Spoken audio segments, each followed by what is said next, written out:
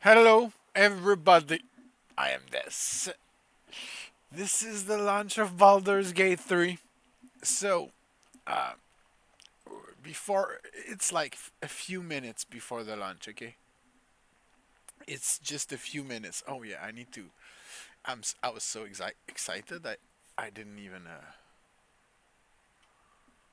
What? It says that I've been streaming for 11 hours. That's wrong.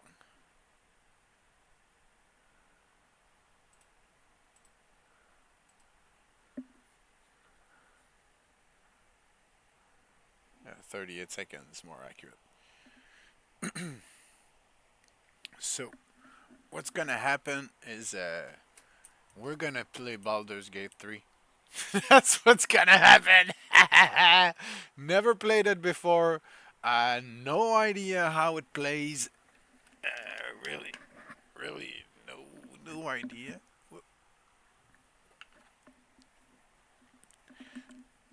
And what I want to do first is watch a couple videos because we still have like a few minutes before it's coming out. Yeah, I want to make sure, you know, I want to make sure I know a little bit more about Baldur's Gate 3. So without further ado, okay, let's do this. Yep, here we go. Yep, okay, let's watch this. My name is Nick Pechenin. I'm lead systems designer. The team of systems designers works on the RPG core rule set. So that means all of the math, all of the roles, all of the bonuses, stats, attributes, etc. What is your best D&D advice and best Baldur's Gate 3 advice, which they're virtually the same thing in terms of each of the classes? And what's your favorite thing about some of the subclasses included? Let's delve into Barbarian. For Barbarian, the advice is very simple. It's don't hold back, right? Rage turn one, rush into the center of a battle. You're probably going to survive it. It's probably going to be epic. If not, it's still going to be epic. Something to tell people about. If you like chaos, we have Wild Magic Barbarian subclass for you. So this is like chaos squared. Barbarians are already really good at just like rushing into the middle of everything and throwing all caution to the wind. And then now, if you're Wild Magic Barbarian, you raging can also trigger these magical surges that will create new opportunities or threats. There is, and this is one example. You I created like it. Wildheart, which is a subclass that you designed specifically for the game. Wildheart is very much based on a book subclass, but we did some tweaks that made sense for this campaign. We wanted to make sure that Barbarian, who is attaining these beast spirit powers, that they had still flexibility. So we know that the campaign is huge, and maybe you really like wolves, and then 20 hours later, you don't like wolves anymore. Now you like monkeys. As a barbarian, it's absolutely normal to change your mind. Nobody expects you to stick with just one wild heart, one beast spirit. So we really wanted for players to experiment. And the Berserker subclass under Barbarian is also the very kind of quintessential Barbarian. It's the most barbarian, right? Yeah. Berserker goes brr. we've seen it. It's a really good class to try to solo the game. I've seen playtesters attempt that. It's incredible to watch. At your own discretion, though. Not advised on your first playthrough, but it's something that I've seen people attempt. So let's delve into the fighter. This is it's a martial class. It's kind of the expert with weapons. Well, fighters are surprisingly versatile. So it sounds like, hey, fighter is probably gonna just smack some people. But because the subclasses of fighter have pretty interesting customization, Battle Master has these maneuvers that give them very wide range of options of what to do with enemies. They can goad an enemy and make them attack you. You can fear an enemy. Battlemaster has that. Eldritch Knight doubles in spell casting. Champion doesn't have either, but Champion is a really great subclass if you are just new to D&D and you want to just jump into it without too much reading. It's probably the perfect subclass to just click Champion, Fighter, and then click Start Game. And you're going to figure out how everything will go. You're going to crit a lot. You're going to see big numbers on the screen. And then when you're going to be ready for more customization, that's when a lot of the magic items that we put in the game are going to start coming in. And then fighters, because they can wear any armor and they can use any weapon with proficiency, they are the most flexible of the martial classes. You can mix and match any features and passives and interesting magical effects that you can find on different pieces of equipment. With a fighter, that's the easiest thing to just put a bunch of loot in one big box and look at it and go like, okay, what can I build from this? How can I make it more than the sum of its parts? That brings us to the rogue. I like rogues quite a bit. What is your advice in terms of if you're playing D&D or Baldur's Gate 3? We've got Arcane Trickster, we've got the Assassin, we've got the Thief. Rogue is kind of a staple in a D&D party. I would say that your party probably needs a rogue or somebody who is going to be very much like rogue. So rogues are great at skill checks, and there's a lot of skill checks. There is quite a bit of crime to be had if you fancy that. There's a lot of stuff to steal, a lot of pockets to pick, a lot of locks to pick, a lot of traps to disarm. It's really handy to have a rogue with some tools on hand, and rogues are really good at stealth.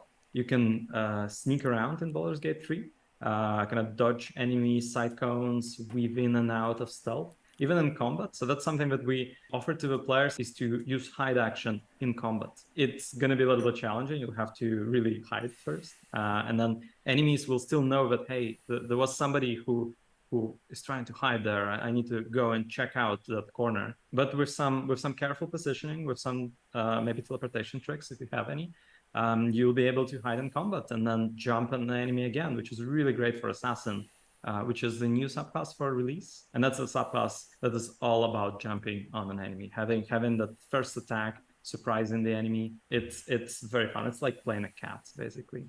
You're in ambush half the time, and then you jump on people. Do a whole bunch of damage very quickly. Arcane Trickster is very handy. The Mage Hand, being able to manipulate items from a distance. Yes.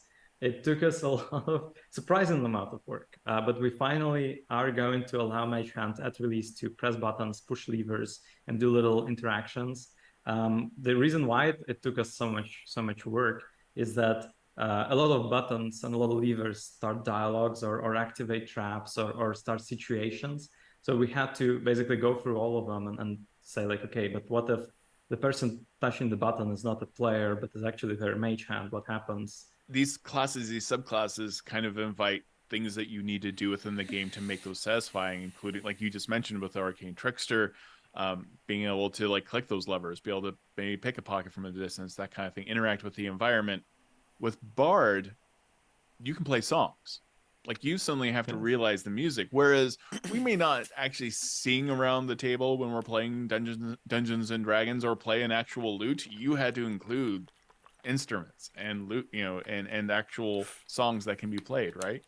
Yes, absolutely. That was another kind of crazy feature that is a minor miracle that it was all created. I'm still really impressed every time it happens. But basically in Baldur's Gate 3, you have multiple musical instruments that you can pick, like flute, violin, lyre. And if you're a bard, or if you're somebody who has the performer feat, so we wanted to make other players be able to do this as well, but bards just do it for free, obviously. They're really good at it. You can play the instrument, and you can pick the song you're trying to play, and what you're going to hear is just going to be just your instrument going through the melody. But then if you have a second bard in your party or somebody who's good with another musical instrument, you can play together, and you're going to hear both instruments together. If you don't have an instrument handy, which is possible, you're kind of abandoned in the wilderness, your character will actually whistle. So bards can also whistle even without any musical instrument. They can make some music. And if you find a bard, I'm thinking about playing the bard, an NPC, they might actually join you. And there's a very prominent bard character, Alfira, who's very, very popular with our community. And we really wanted to make sure that she can join in your song and make you feel like she cares about your music. That's kind of one of the bardic special things to connect over something that is not about dealing damage, not about persuading people, but just music. And what is your advice That's for cool. playing a bard?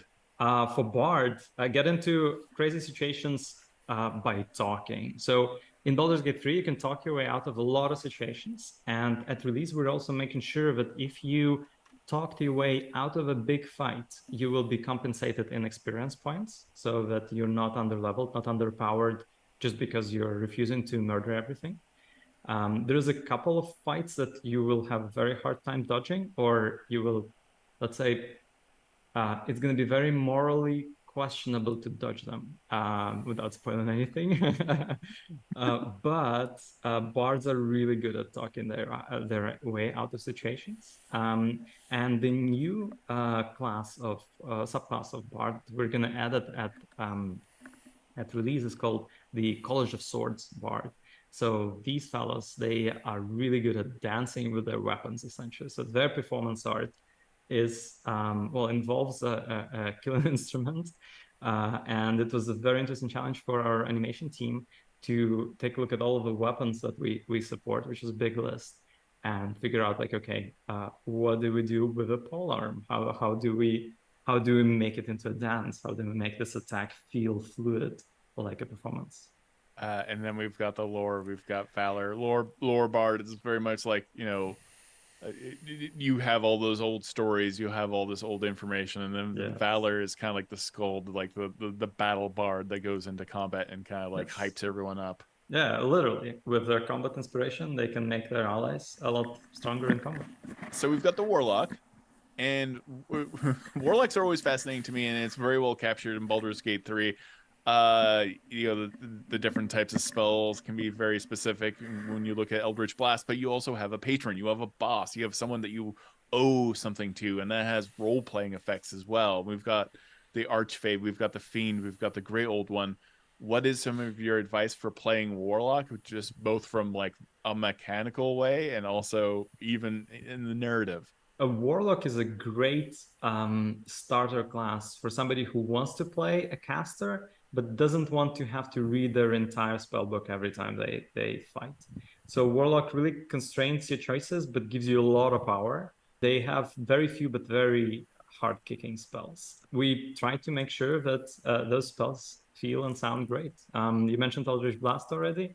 There was a lot of work that was put into making sure that you can cast Eldritch Blast 100 times over your big playthrough, and hopefully it's still gonna feel as juicy and satisfying as your first time. For Warlocks, the choice of patron is indeed very important. Something like the Archfey patron that we're adding at release is going to be the archetype of the charming devil, or charming Archfey maybe.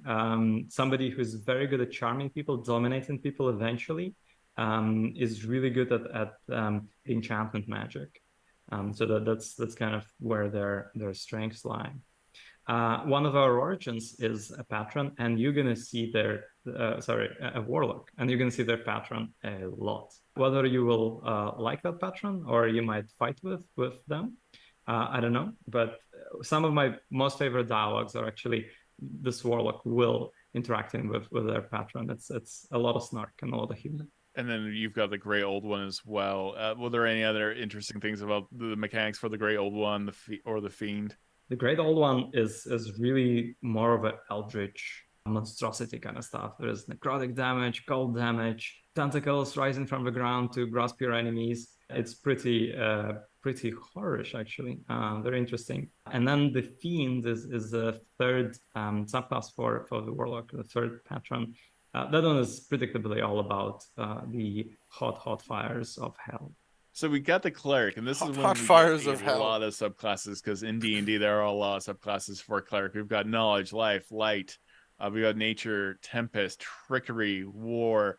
We don't need to get into all these subclasses, but what is some of your advice specific to Clerics, and also what's surprising about Clerics in D&D? A really cool thing about clerics that is unique to them in Baldur's Gate 3 is that they can pick a deity that they're following. And whether their deity is evil deity or a good deity is going to be coming up a lot in dialogues. So as a cleric, your dialogue choices are going to be influenced by your deity primarily. This is kind of something special from your class. It's really satisfying to have a really evil playthrough of Baldur's Gate 3 if you're a cleric of a really evil god. You have a lot of interesting things that you can say to people. On the mechanical side, clerics are probably neck and neck with wizards in terms of how varied and how flexible they are as casters. They have a lot of spells that they can do. Of course, they focus on healing and buffing their allies, but they're packing a serious punch as well. So you're not gonna have any issues with damage if your party has a cleric. They have a lot of radiant spells, which is great because you're gonna be seeing a lot of undead who are vulnerable to radiant damage. So you're gonna be really happy you have a cleric on your team.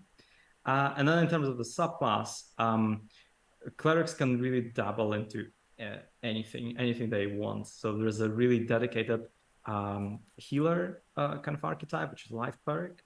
There's dedicated I'm gonna smash some people archetype, which is the war cleric.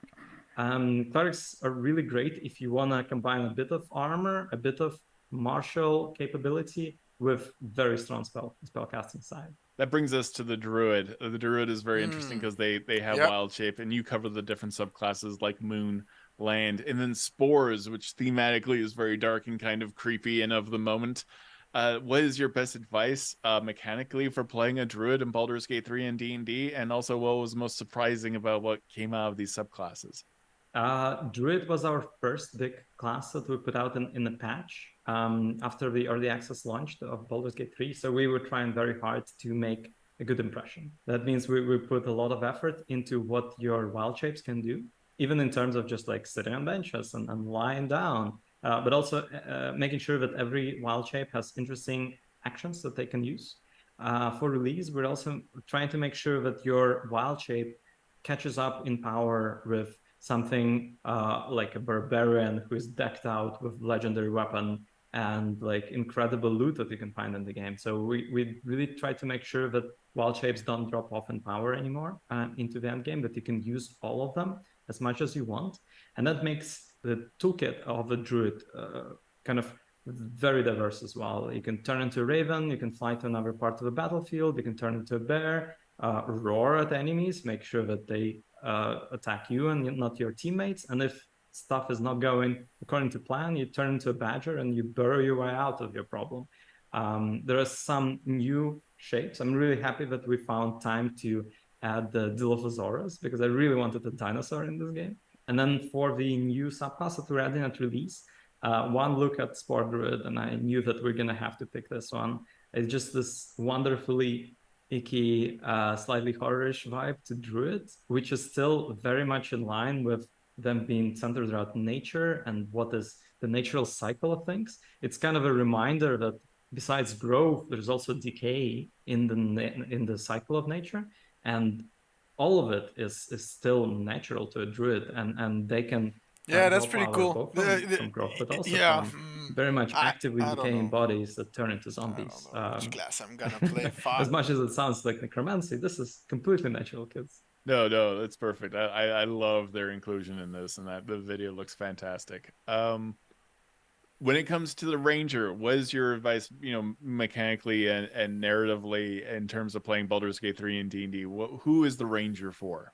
Oh, ranger is there's a great debate inside me. If I'm gonna play ranger, I don't know if I'm gonna pick Beastmaster because I love their pets. Release, we're also making sure that the pet is growing in power with you, so that they're keeping up with what you can do, and they're also changing visually, and even their name is changing because we realize that the player across these tens of hours that you're going to be playing the game, the player has a lot of opportunities to customize how they look, what they're wearing, what paint they put on their equipment, what their weapons are. But the pet kind of always was staying the same. So we really wanted the pet to also change so that you feel that, okay, my overall power is increasing. So that one is just my favorite just because I like their pets. But the new subclass that we're adding is the Gloomstalker, which is really great if you want to sneak and shoot. And then the first subclass is Hunter, of course. Hunter is also very interesting because something unique to D&D, I think, is that D&D allows rangers or like this hunter archetype to stand their ground in both melee and ranged. You can totally make a melee dexterity-based combatant out of a ranger, and hunter is a way to do this. They have features that allow them to both have a whirlwind that attacks all the enemies in melee, and then also shoot at enemies at range. So they can really combine these two hearts. That brings us to the sorcerer. I'm very excited because I have been playing Wild Magic since 2nd edition. So having that Wild Magic table suddenly included in Baldur's Gate 3 and having that Wild Magic surge happen automatically is so fun. And tell me about the different origins we have for the sorcerers and your advice for playing each of them in the game and how it kind of influences, like some of these even influence your look while you're playing the game. Oh yeah, indeed. So the one I think that most players are familiar with is the Wild Magic Sorcerer. It's a sorcerer whose source of power is the chaos of the multiverse. They are going to create these magic surges when they cast, or at will eventually.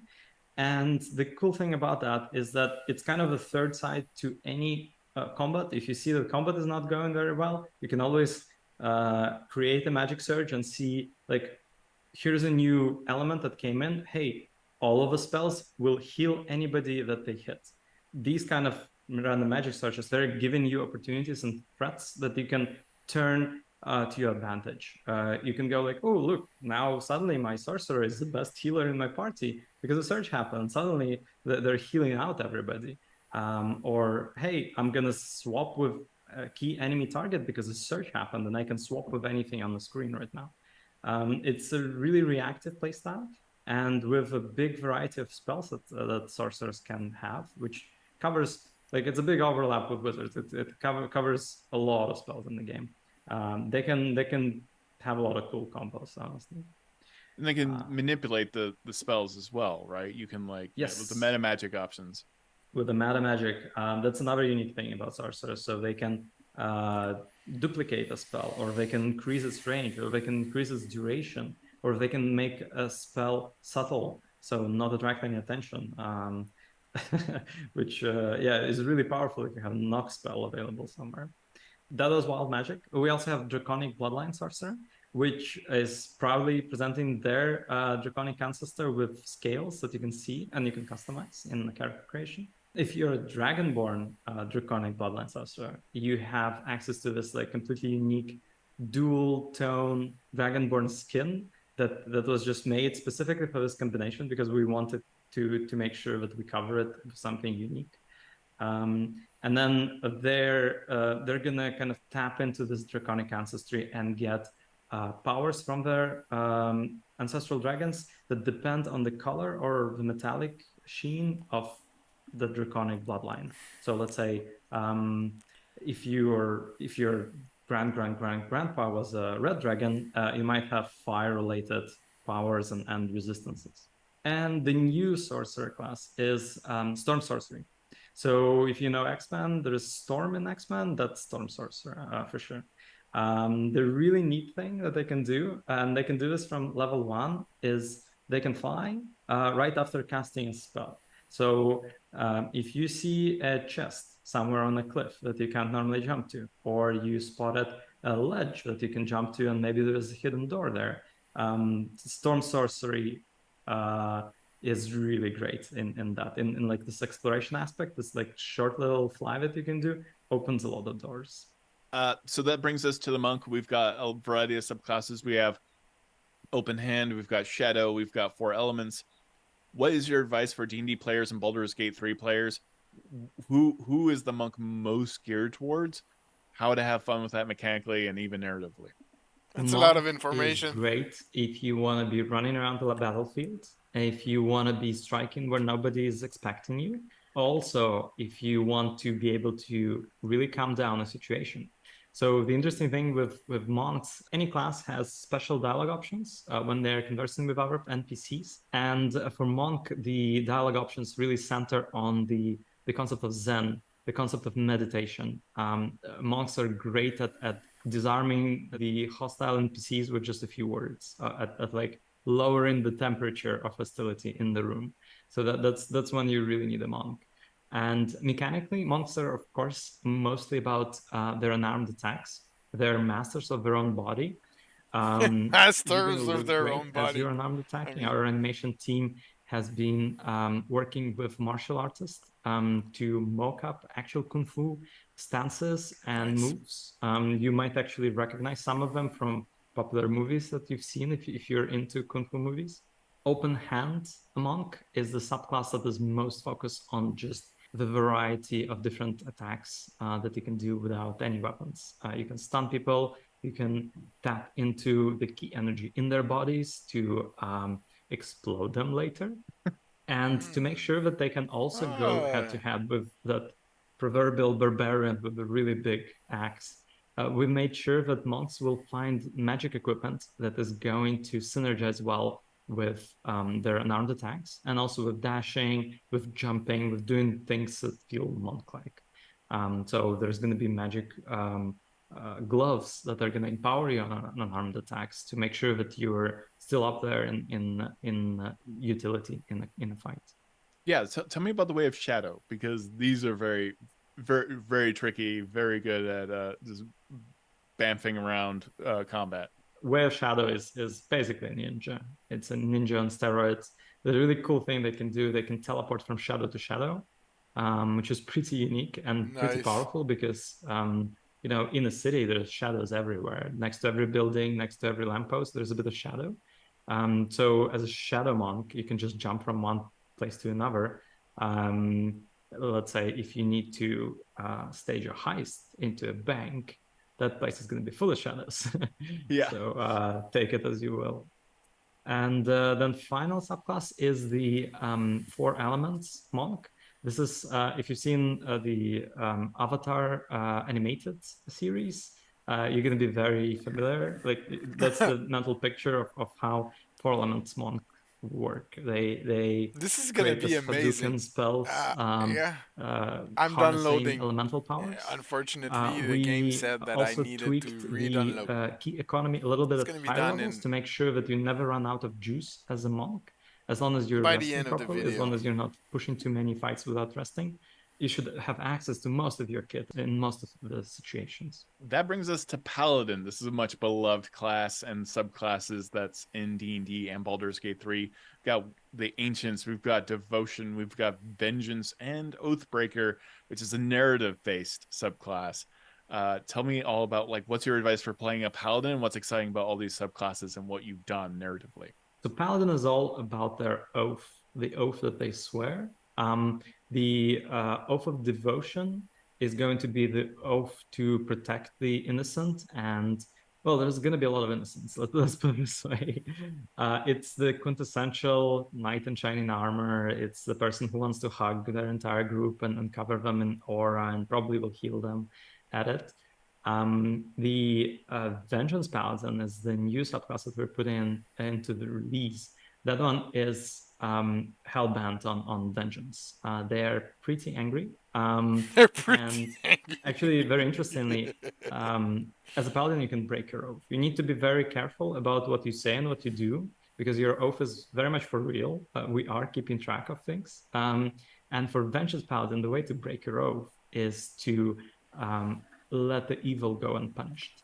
So in a lot of situations, it might feel like, hey, I'm just not gonna say anything in the situation. It might be dangerous for me to speak out right now. But for a paladin, that's going to be breaking their oath.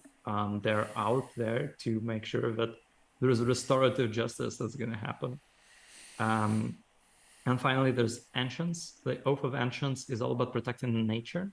Paladins of that oath are a little closer to druids, and they understand nature and understand the desire to protect it from meddling, from pollution very strongly, which is great because we have a huge storyline about druids in Act 1, and then a huge storyline about nature being cursed and destroyed and polluted in Act 2. So there's a lot of kind of juicy narrative content to get into as an Oath of Ancients Paladin. If your oath gets broken, you will become the Oathbreaker Paladin. It's going to be the most subversive of all of these, of all four of these. It's going to be probably the preferred choice for somebody who wants to really lean into an evil playthrough. And an interesting thing about Oathbreaker is that we also have a feature that allows you to reset your character and restart their class, because we wanted you to continue your playthrough no matter what. We know that there's a lot of big choices that you need to make at early levels in D&D. And we know that a lot of players will kind of jump in blindly and just try things out. And so if things don't work out, there's a very powerful being that you can talk to that is going to help you to reset your class and reallocate all of the levels. But then we realized, like, hey, are we just gonna allow players to like respec out of being an Oathbreaker? Which, of course, we can't possibly do. So you have to atone for your sins before you can respec. That's the only subclass that cannot just go and change their mind, like restart. They will have to do some. They're really taking it to the next level. Last but not least, we have the wizard. We've got a lot of subclasses. This is going to be amazing. Abjuration, Conjuration, Divination, Enchantment, Evocation, Necromancy, Illusion, and Transmutation. So we don't have to go into every single subclass, but tell me what was challenging about creating the wizard? What's your advice for playing a wizard in Baldur's Gate 3 and D&D? Wizards have access to most of the spells in the game, except the tiny exception of Bard, who can just steal spells, but doesn't matter. Yeah. You know what I mean? But anyway, on paper, wizards are the most versatile of casters. You'll probably have the biggest hotbar full of spells. You will be able to pick up scrolls in loot and buy them from vendors and learn them, kind of memorize them, and be able to cast these spells forever. Since wizards are so in tune with magic, with how magic works, their subclasses are actually each corresponds to a school of magic. My favorite one, and one that I enjoy the most, is Divination, which was quite challenging to create technically for us. But the way we are adapting Divination is that when you rest, you have a bit of a omen, a premonition, which allows you to roll 2d20s and save the results for later. And maybe one of those d20s is going to be a high roll, maybe one of them is going to be a low roll. You will be able to replace rolls going forward with these dice. So you, if you're in a tight situation in combat and you really need a crit, but hey, you predicted that somebody is going to roll a d20, you're going to put that portent d20 dice and say, like, now I'm going to crit. I foresaw this. I had a dream about this. Or if you really need an enemy to miss you, you can always go like, hey, you just rolled a 2 because I foresaw this when I was sleeping last time. Divination is probably one of my favorite wizards as really well. Good. I'm very, and Evocation I have to bring up just because my wife Megan loves Evocation wizards and just blasting enemies to cinders. It's definitely the most blasty of all the wizards, the most glass cannon. How do you handle illusion magic and illusionists and necromancy as wizards? Necromancy is fun because we wanted the player to have a little necromantic army. That's kind of the stereotype, is having a lot of buddies that are less than fully alive. So the necromancy wizard will be able to raise additional undead, and their undead are going to be a bit beefier as well. This paired with some high-level necromancy spells will allow you to have quite a few necromantic minions, and also different kinds of mummies, ghouls, zombies. There's also some very rare magic tomes that are going to allow you to summon even more undead characters in the city. So check it out. Try to make the zombie apocalypse happen. I've seen some stuff. Let's put it this way. And for like illusion, magic, like, how does that work in Baldur's Gate 3? The illusions are tough, and we leaned into our crime system with illusions. The illusion is something that you can use to distract guards. Illusion magic is really great if you're not trying to get into trouble right now. If you're trying to sneak around, maybe you're going to be a sneaky wizard.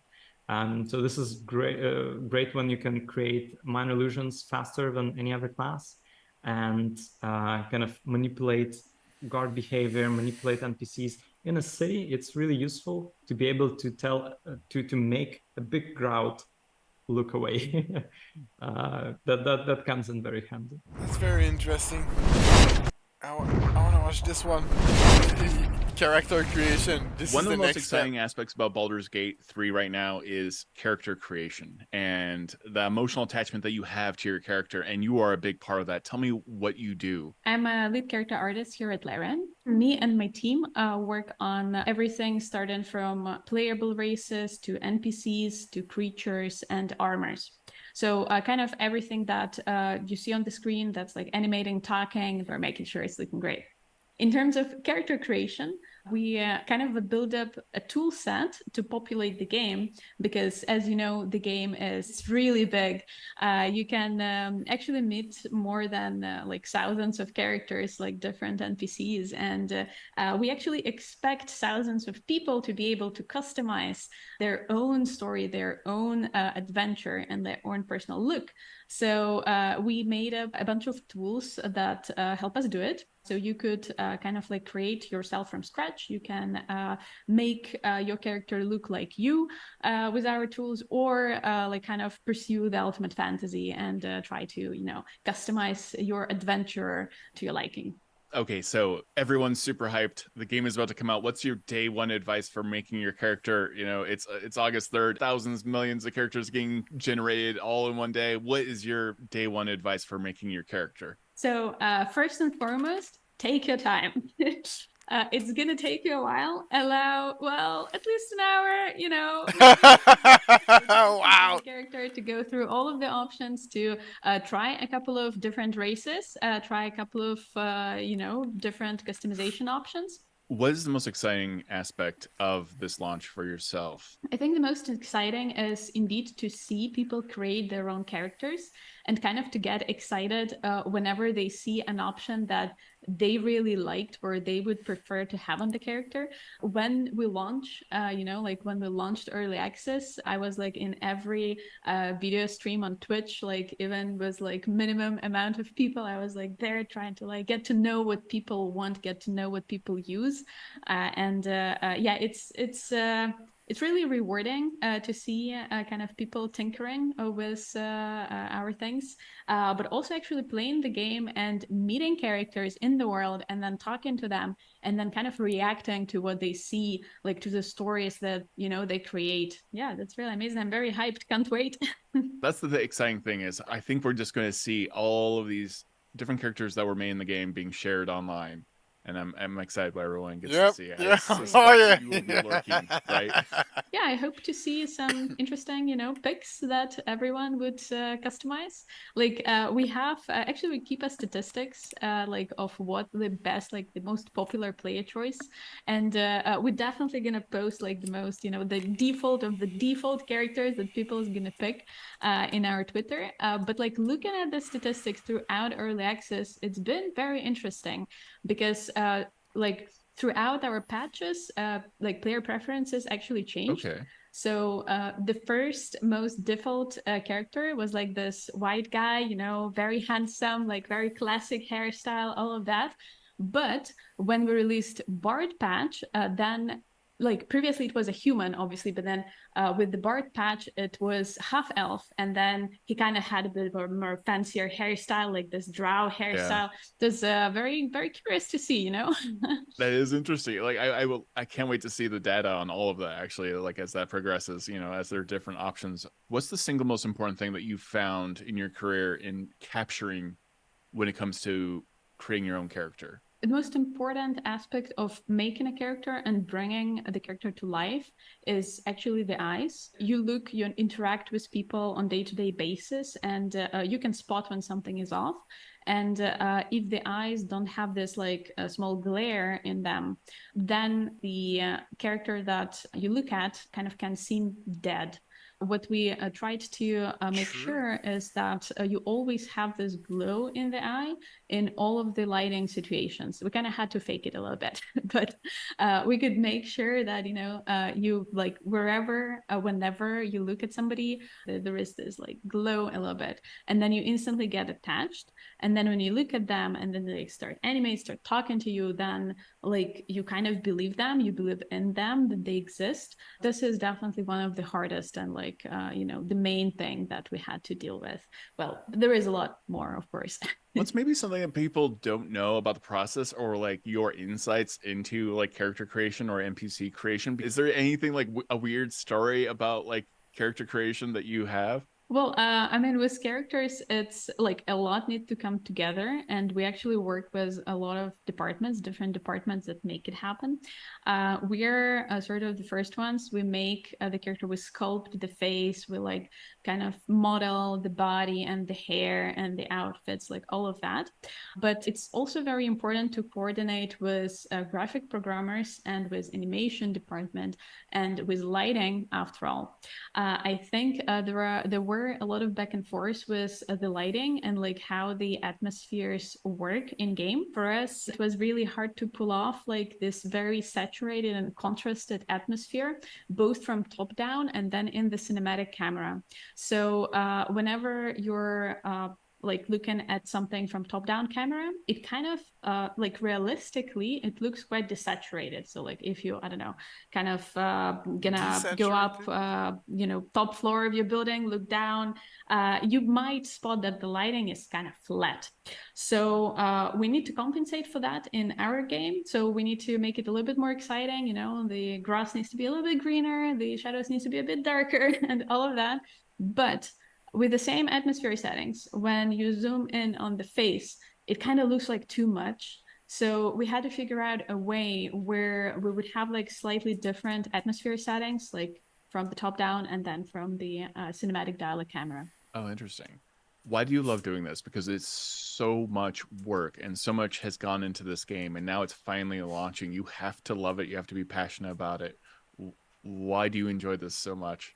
I mean, it's really exciting to bring something to life, and in my case, literally someone to life, and you can see the process. Like if you look back at what we had like at the beginning of our early access, and I personally look back even before that, at our first like proof of concept shots, it was much more similar to DOS 2 kind of quality, and then we try to push it, and we try to really like embrace and achieve like this next generation kind of realistic, really flavorful look of the characters.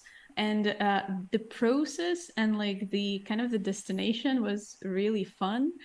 We had lots of ups and downs, we had lots of things that like were breaking constantly, we had to fix it, we had to like make more stuff, make new things, but at the end, when you kind of look back at the journey and then you look back at the results, you look at all of the characters that we've made, it's so rewarding. It's like, I can't even tell you how happy I am, to see the characters online and to see people like being excited about, playing with them and like romancing them and, creating their own little stories with the characters that we have.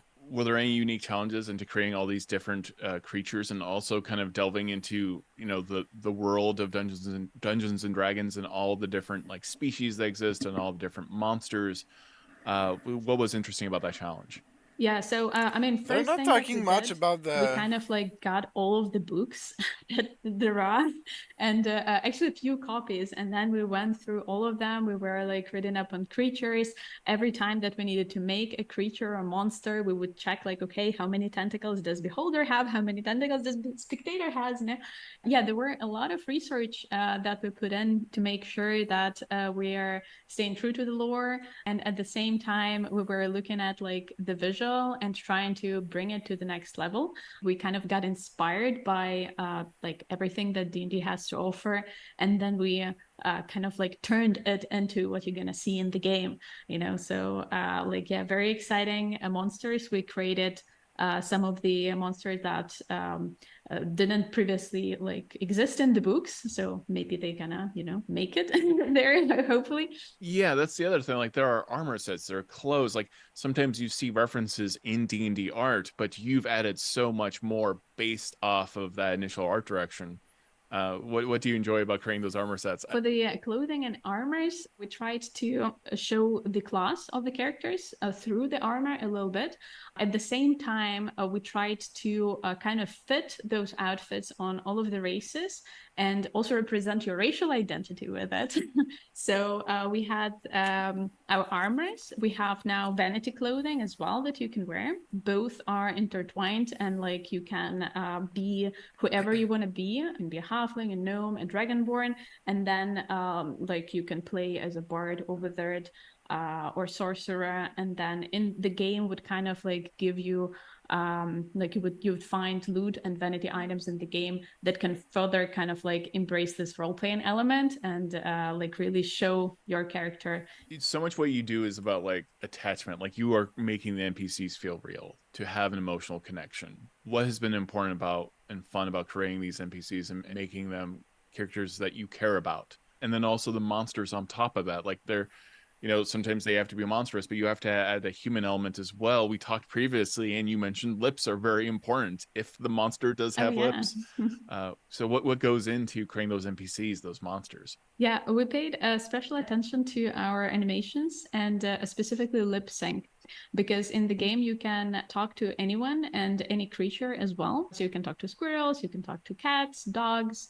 So one of the things that we had to deal with is how do we have animations, like how do we lip sync the creatures that don't have lips necessarily, like dragonborns actually, because dragonborns are dragon lizards. So it was really hard not to just make the open and clothing mouse animation like kind of like a doll. So we had to kind of like force a little bit of a lip animations in there, and we tried to kind of put in as much emotions as possible. So usually it's lips and eyebrows, even if you know, those creatures in real life, they don't necessarily gonna like have expressions with their lips and eyebrows. But yeah, we tried to put it in because actually then you can feel like if they're like happy, if they're smiling, if they're angry. So it needs to show like without actually like understanding what they're saying. Do you have thoughts? I know this is a bigger question, but like the attachment of choice, because you are the very beginning of making choices in the game. What is it about choice that makes us so connected? I guess we're just defining and honing. Like what you do is, to me, very much inviting the player to have input into the experience. And then there's dialogue after that. Then there's choices of where you go. But you're the very beginning of this. Well, what we try to do is kind of sit back and check if we kind of give or can give the option to more people, to anyone really, because a lot of times when you're making something, you kind of can find yourself creating it for yourself, you know, like making what you like, kind of projecting your personal tastes on your work. But as a lead, I kind of try to step away from it a little bit and really ask for opinion, ask for opinion within my team and outside of my team, and listen to what people have to say. Because a lot of times you just might not necessarily think about something. You know, we have a couple of channels with like where people can share feedback and requests sometimes. And sometimes I see some people saying like, oh, hey, like it would be cool if we had that, or like if this character was looking like this. And we pay attention to that because a lot of times it's just, actually, it's a really good idea. Nobody had thought about it, you know, nobody kind of paid enough attention to like spot it in the NPC that like that's actually like their character, that's their story, you know. And we do that a lot. So a lot of times we're like, okay, this option is kind of funny. It might not be like, you know, the most pretty or the most, I don't know, beautiful option out there. But there's going to be somebody that would really like it. And we're like, okay, you know, if we see that in our options in character creation, we just like add it in, you know. Is there anything within the game that happens without spoiling anything that can also affect how your character looks like other than armor types? I know at the character creation stage, if you choose a draconic bloodline, the scales will be influenced on your character, and even if you're a dragonborn, there will be a melding of different scales on top of that. Can we expect any alterations afterwards? Yeah, there's going to be some instances, some small quests that could affect how your character looks. Sometimes it is temporary. So like, you know, your like character can get affected temporarily and sometimes permanently. So there are certain things that you can screw up in the dialogue, and then you're gonna have a permanent altered look of your character. It's not going to be like, you know, game breaking, Right. I hope, but you can always save load. But that's exciting to see that your character Save is load. influenced by that world as you progress. Okay, but this is my final question. Is there one thing you are the most proud of that you just absolutely nailed, or something that was just something you were chasing and trying to get right? And right before launch, congratulations, by the way. This has to be an immense feeling. Or maybe you're just relieved. You're finally shipping it. I mean, there are a lot of things that, you know, that did exactly that. Like, it's origin characters. We had like a lot of back and forth, a lot of work put into them. Dragonborn race. Oh God, that's like, yeah, the most technically complicated race that we ever made. Very proud of it. Yeah, I think we did a good job, and like animation and technical art, like everything. And maybe the last and final thing is the genitals. We spent so much time trying to hide them. Like, would you believe that they always like popped up in the most weird places, shall I say? Yeah. Perfect. So that would be my top 3. That is the perfect note to end on. Congratulations so much. Now I'm all on hype the up. launch of the game. I cannot wait to see how everyone reacts. Thank you. Thank you for having me.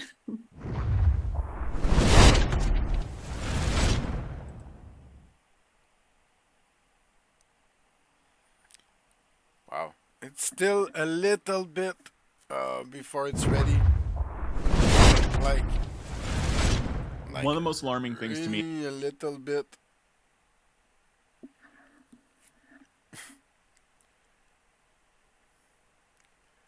Okay. So, let me see. I'm going to go here. As you can see, there's still a little bit to go. First of all, I saw some news about the game saying that there is no microtransaction. What? No You mean a game that respects your wallet? They're like, yeah, this is how it costs. This is the old game. Yeah. Really? So these are not only a legend from the past, but they can happen. Huh. Nice. Well, I'm glad to hear that. Let's see if we cannot watch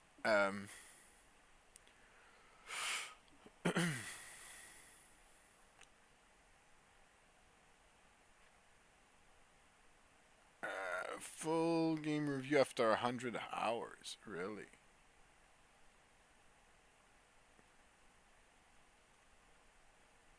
The people are already going blinding, no metagaming, no nothing, all roleplay. Yeah, this guy downloaded the game before. I did, but somehow I needed to re-download it. So, no thanks.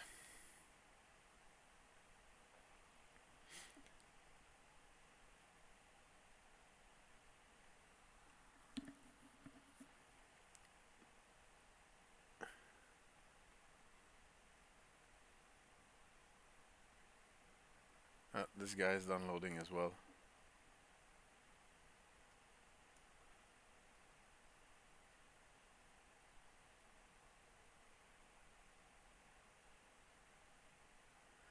Lord of the Ring Online just changed MMO forever.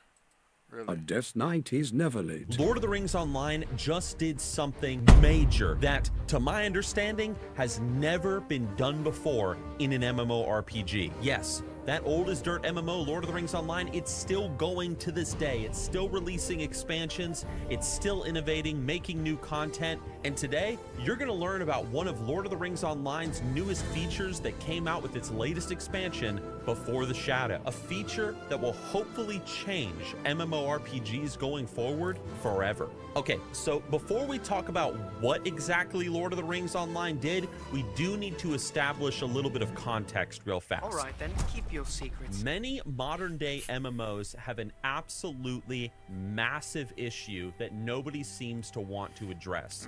Specifically, we need to talk about that long-neglected, abused, and frankly sometimes spit upon element of the MMO, the early game. If you're a new player to an MMO that's been around for a little bit, or if you're just somebody that really enjoys leveling in MMORPGs, you're kind of screwed these days. Most MMO companies have thought it prudent to just leave their early game experience as simple and straightforward as possible, abandoning them entirely in favor of focusing on the end game. Most expansions for MMOs will have very little to do with the early game experience, questing, professions, low-level dungeons, whatever. All the focus and the emphasis is always put on making the veteran players happy, not addressing the needs of the newcomer to the MMO or to the person that just wants to level a new character. This, of course, leads to new players trying out these sorts of MMOs, giving them a shot, and then being severely disappointed with how lifeless and dull the world can feel. Early game doldrums have been an issue in modern MMOs for so long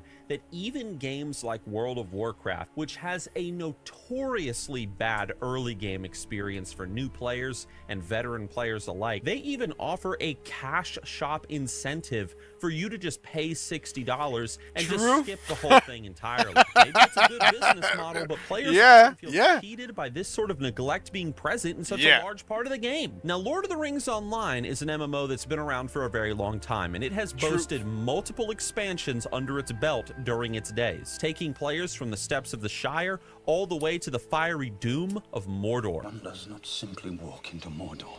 And like with every other MMO that's been around for a while, Lord of the Rings Online has also faced this issue. New players, of course, want a fun and engaging early game experience to delight in, and veteran players don't want to be bored running the same content over and over again. Does that sound like you? Because it certainly sounds like me. You know, the level up in the early game should be fun.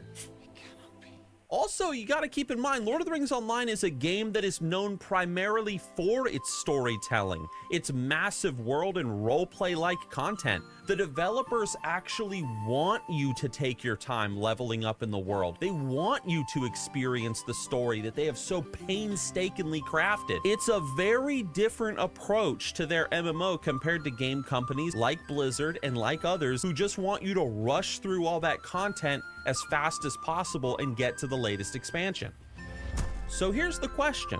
How do you fix this problem? How do you make the early game experience fun for new players without making it overwhelming, enjoyable for veteran players, and just make it overall a really good and fun and memorable time? Well, with Lord of the Rings Online's newest expansion, Before the Shadow, they tried something new. And it has brought a lot of attention to the game and has been bringing players back to Middle-earth in droves. And let me explain as to why. So this new expansion just brought to the game 2 new zones for people to explore, new quests to do, dungeon experiences, and a whole lot more. But there's one thing that Before the Shadow brought to the game that has gotten the most attention, and it is called the adventure system. Let me explain. When you make a new character in Lord of the Rings Online, after you create them and go through the little tutorial, you can approach a specific NPC just outside of the new town of Mossward. He's standing just outside the city gate. Now, if you talk to this NPC, he sells to you some very peculiar items. He sells to you everything from potions to even new emotes that you can buy and use on your character. The only problem is, how do you buy this stuff? Well, it takes a special currency, and the only way to earn this currency is by participating in what's called the adventure mode. No, wait. We do not want any adventures here. Adventure mode is a system that has multiple tiers to choose from, ranging from simple adventurous all the way to heroic. And what happens is when you choose one of these options, the entire world is going to scale up in difficulty for you and your questing experience. This means that enemies are now going to take less damage. They'll use special abilities like gaining the power to shield themselves. They can lay down traps and a whole lot more. Those formerly simple and easy to kill mobs, you shoot them like 2 or 3 times and they're dead. It ain't like that no more. The world suddenly becomes dangerous and scary. And by doing this, by choosing higher levels of difficulty to level in the world with, you will get rewarded with bonus experience points and virtue experience. And this amount that you get increases with every higher tier of difficulty. Now, I know what you guys are thinking. You're thinking, man, you know, I've been playing MMOs for a while. I'm just gonna ramp it up to the highest difficulty, go out and quest in the world. I know what I'm doing. I suppose you think that was terribly clever. If you do this, be ready, because you're gonna get 2-shot by the tiny piglet outside of town. So you have chosen death. You're gonna quickly realize that this super high level adventure tier of difficulty is impossible to do on your own. And that's the point. You are going to need a group, a fellowship in Lord of the Rings Online. You are gonna have to group up with your friends, take care of each other, and you will be going throughout the world together, desperately trying to survive. And guess what? Everybody's gonna benefit from it because everyone's gonna get those experience bonuses. You really are gonna go on a dangerous, unexpected journey together. Or if you don't have friends, you can do a lower level difficulty that's still manageable as a solo player. That's fine. Let's put it this way. Me and my friends have been checking this out. We're even talking about doing an entire leveling series in Lord of the Rings Online together as a group, something I've never done on this channel before. The whole world suddenly feels like a dungeon. That little like outpost of bandits suddenly becomes terrifying. You need to lay down traps, use crowd control, use the terrain to your advantage, or you are going to die. Throw on top of that a little bit of hardcore action where if you die, you delete the character. Death equals the way. And you've got a grand good time. Suddenly, the questing becomes more rewarding because you're doing it with your friends. Suddenly, the gear that you get becomes more impactful because it actually helps you out in the open world and has a real difference in your survivability in the world. You can't just turn your brain off anymore. It feels like... I mean, it's really cool, and to me, it sounds like what Baldur's Gate is doing with the co-op game, which is gonna be crazy. And let's face it, it's now installing. It was patching somehow, so yeah, it's going as fast as it can. Like a proper adventure, and this is a brand new system that Lord of the Rings Online has just introduced that they haven't even fully expanded on yet. Maybe right now, yeah, you can earn some emotes and level up pretty quick and have a really good time and get some extra little perks here and there, but in the future, who knows what they could do with this system. Imagine if other MMOs did something like this. Imagine if games like World of Warcraft, Elder Scrolls Online, Star Wars The Old Republic, and other big popular MMOs did a system like this where it actually encouraged friends to make alt characters together, to level up, or even if you want to play solo, that's fine. Play solo, but you're going to be going through a much harder, more challenging, and painful world experience than the brand new player that's just came to the game and he doesn't know what he's doing. Ever since this came out, it has been such a fun, fantastic, and enjoyable system to play with. The only con is the fact that so many people are playing Lord of the Rings Online right now that sometimes during peak time, the servers are lagging because there's too many players on the dang servers. And that's great. I love it. The point is, if you're a big fan of MMOs like I am and you want a big breath of fresh air, Lord of the Rings Online is probably where you want to go right now, because a lot of people are checking it out. A lot of people are trying out the adventure mode. It's just a fun system to do with your friends. You're going to have a lot of laughs because of it. And if you decide to undertake the adventure mode, play it smart. Don't be a fool. because otherwise you are going to die. I recently talked about Lord of the Rings Online and whether or not it was worth playing in 2023. That video is linked on your screen right now. If you've never given this game a shot, I highly recommend it. Dive into Middle-earth, enjoy the storytelling, get into the roleplay, be a bard and play some custom-made music, and just have a good time, guys. My name is Nixium. Thanks for watching the video, and I'll see you. That was a good one.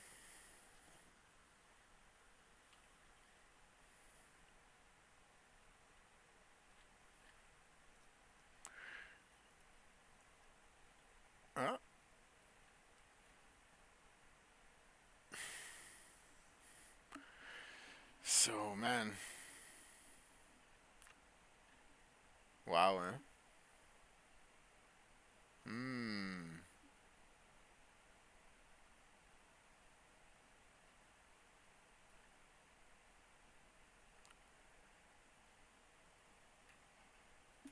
I really want to, it's like in 10 minutes. Shit, eh? In 10 minutes. Okay. Whoa. Boys, don't get an idea.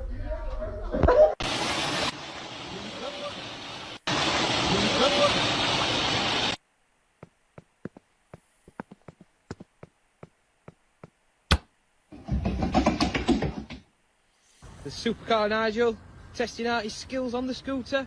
Oh! What's wrong?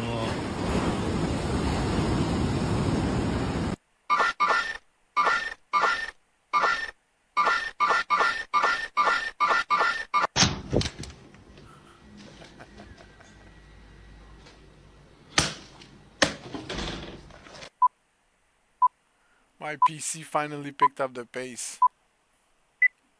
I'm Kiko, I'm 23, I go to UCSB, and I also bartend. My name is Optimus Prime.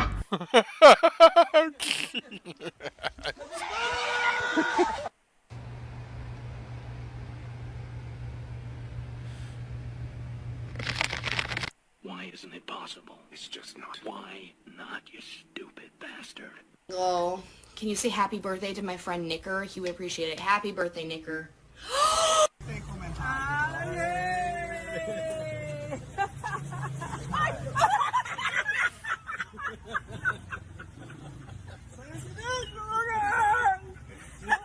Where's my salad? I forgot to order salad. Oh my god.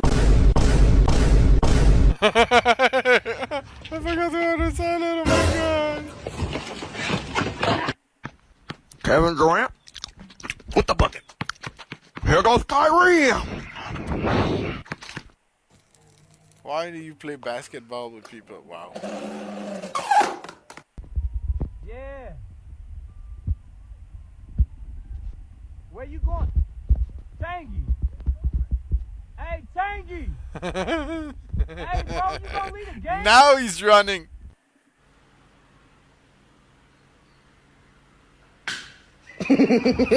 When I'm not with you, when I went with you, send this to your best friend. It's 1:15. I'm all alone and I need you.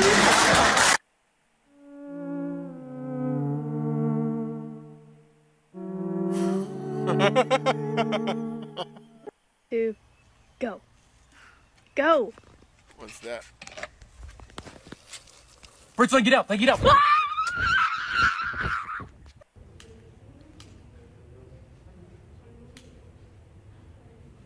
What's he doing? Oh my god! You already know I had to get my boy right with the homemade soup. You know what's crazy though? He probably can't even taste the rat poison. Oh, it's a joke.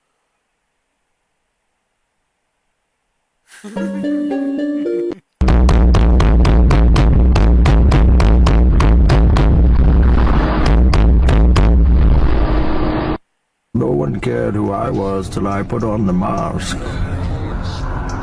I pull that off, will you die? What the hell?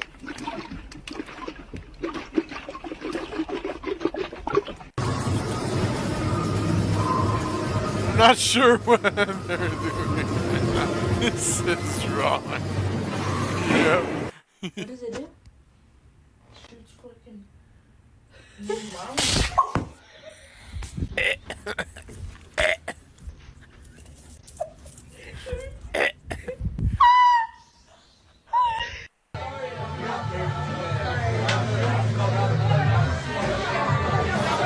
Together we're stronger. Together we're stronger.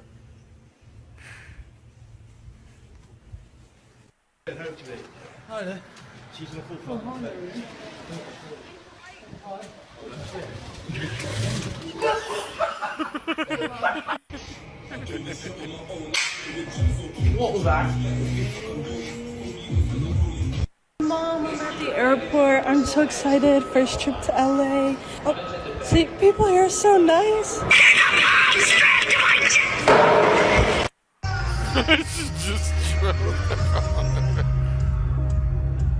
Someone going to stand on an egg. stand on an egg.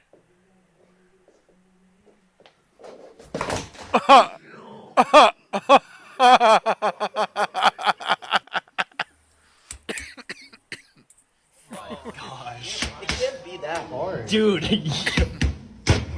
Yo, he's doing the same spot. It can't be that hard. Bro, you messed.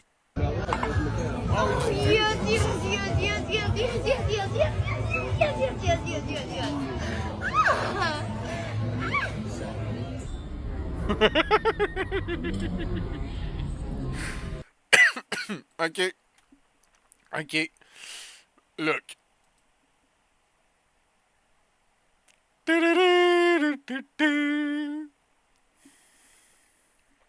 Let's go.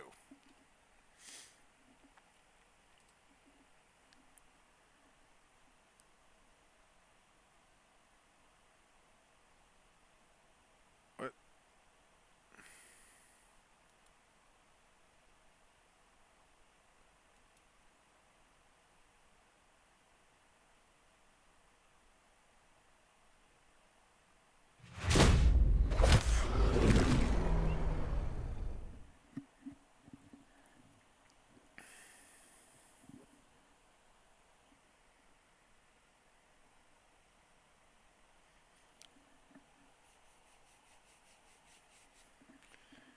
Is it gonna be amazing? That's the question. Of course! In combat, you can also target the enemy by clicking their portrait in the initiative tracker.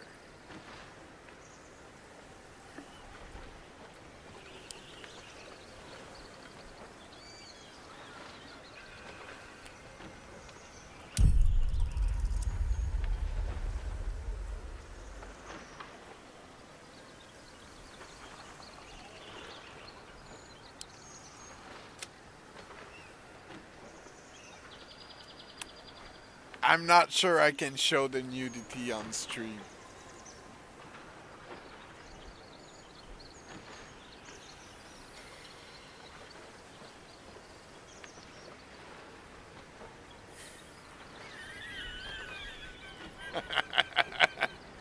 I cannot show the nudity on stream.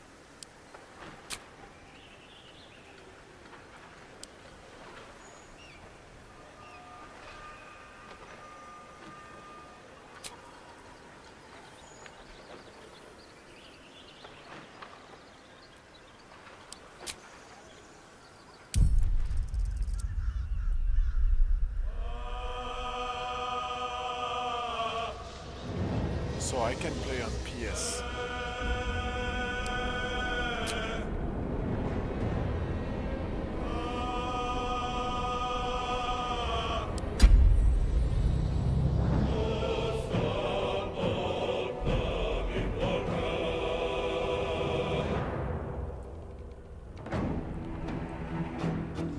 I never played a Baldur's Gate game before, so I'm gonna go balance I never played it. I'm not gonna go a tough one because otherwise I'll be pissed.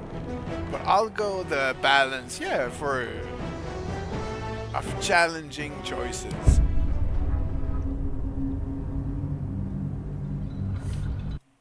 I have to authorize the access.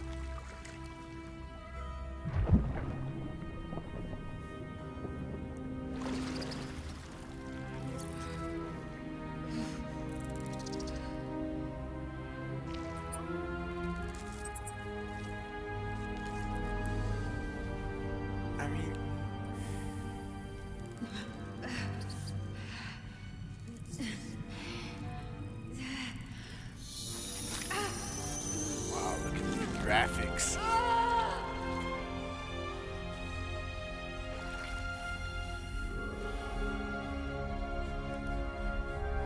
There's a V-Sync problem somewhere.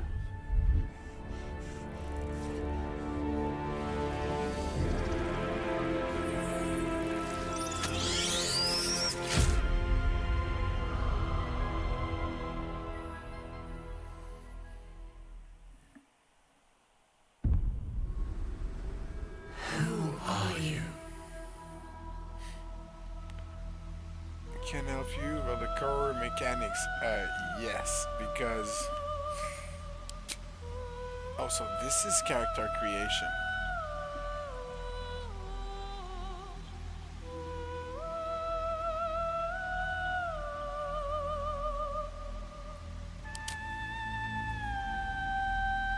What is this? Oh, I could invite friends like right off.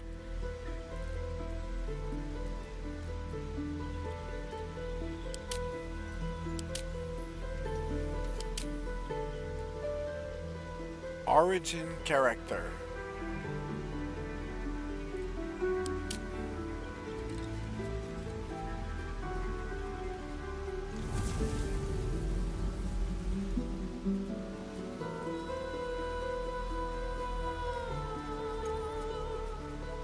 Listen to this character story. We're gonna listen to the story.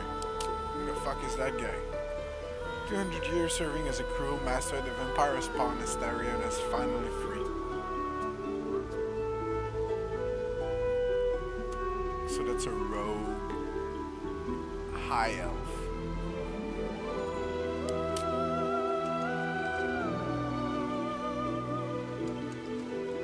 It's a fighter.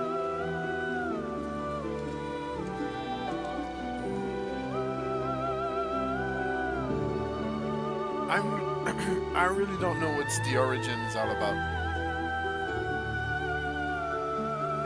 That's really, yeah, I really don't know about that.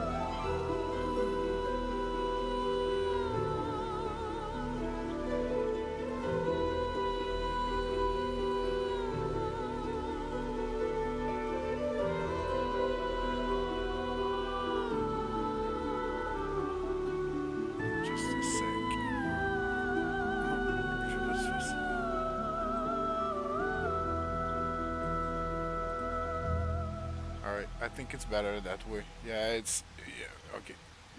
I really don't know.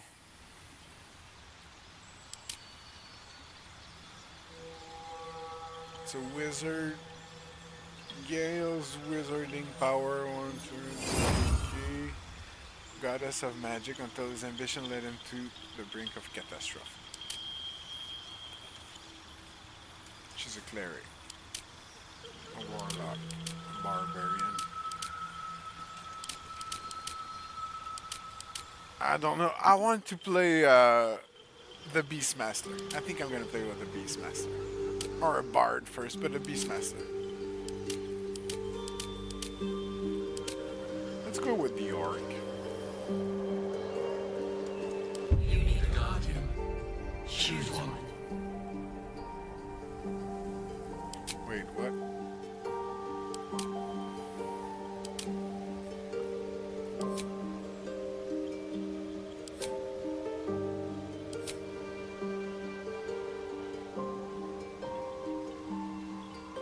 Why is there origin characters and not origin characters? Like, that part I don't get.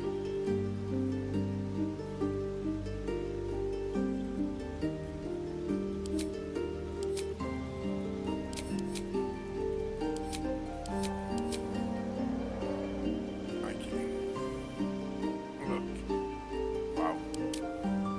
I'll go with this guy because he's a rogue.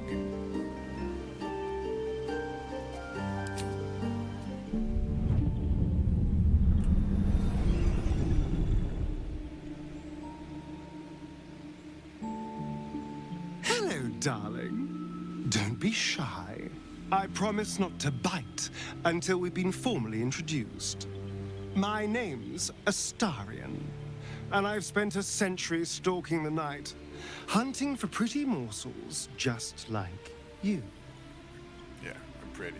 A man called Cazador made me what I am, kept me like a pet, forced me to do his bidding. No more. The Tadpole's influence broke his dominance over me, and now I can finally pursue the one thing I've hungered for these long, dark years. Revenge. Revenge. I'm going back to Baldur's Gate to track Cazador down in his lair. I'll be the last thing the bastard ever sees.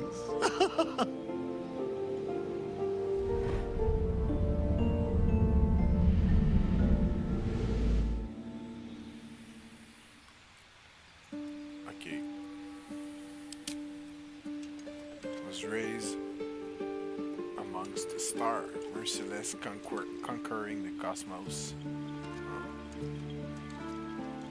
She doesn't understand. Find a way to serve people as a plain spice or militant kin.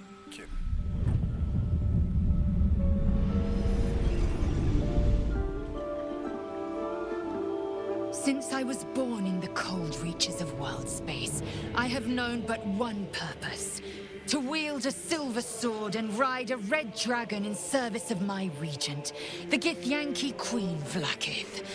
My first step on this path is to slay a mind flayer and bring its head to my queen. There is no flesh I will not carve, and no barrier I will not shatter to see it done. I am the one who sunders. I am the Undying Queen's most unshakable warrior. I am Lae'zel of Kalir.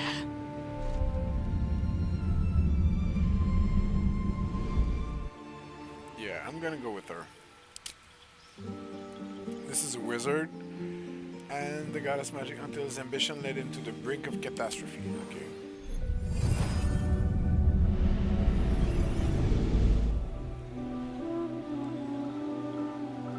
Well met, stranger. You find yourself in the presence of the renowned wizarding prodigy, Gale of Waterdeep. Please, no need to be intimidated. My virtuosic talents once caught the eye of the goddess of magic herself, Mystra, who named me her chosen, and her lover. Thanks to a slight miscalculation on my part, that relationship eventually soured, as did the greatest of my powers. Now I'm merely a humble wizard on the road to redemption. Unless I can find the path to something greater.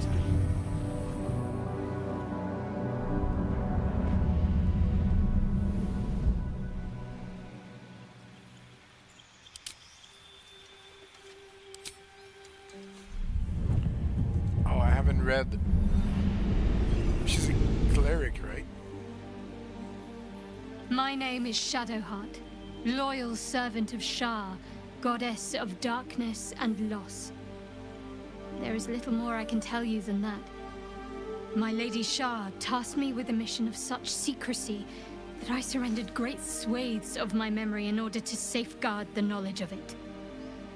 All I know is that I must bring the artifact I hold to Baldur's Gate, and that Genie Hole says, can stand in my way. I have a magic card for this character. Is what Genie Hole says, I use it regularly. Nice. Hey Genie, first, what's up? And second, Baldur's Gate is up.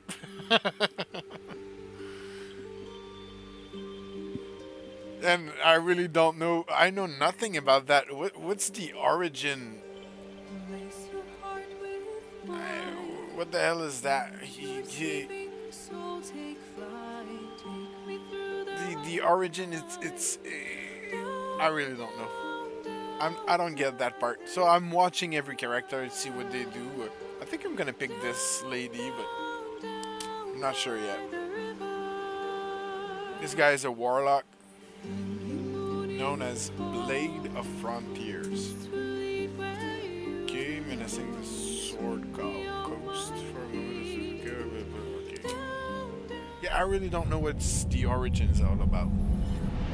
Is it like the story that we're gonna follow? 7 years so ago, your character is not the main character. He's just like a support actor. I'm not sure. But the people of the Sword Coast call me the Blade of Frontiers. Genie Hole says, most of these characters have magic card representations now. Isn't quite so simple. Okay. But they're right about one thing. I hunt monsters, and I watched a video about how the multiplayer will be like. Man, we have to have a group. We have to have, I think it's 4 people. We have to find 4 people who wants to make a static group that we can play together.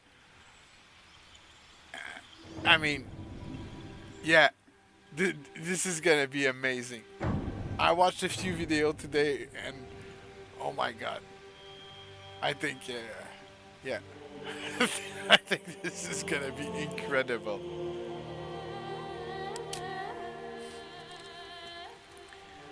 She's a barbarian. Yeah, I do want a barbarian. Has escaped 10 years of service in hell with nothing but her axe on her back. Nice. I do want a barbarian in my team. And I don't know why this is there. Like 10 years ago, I was sold to the Archdevil Zariel. She put a Hellfire engine in my chest and made me her prize soldier. But I've escaped now. Thank you, Mind Flayers. And I've got a few scores to settle. If this engine doesn't burn me to ash first, I'll need people I can trust. An infernal mechanic and a serious amount of luck. But you know what? I'm not worried. After 10 years in the Hells, I can take on anything. I've got my chance at freedom, and believe me, I'm going home.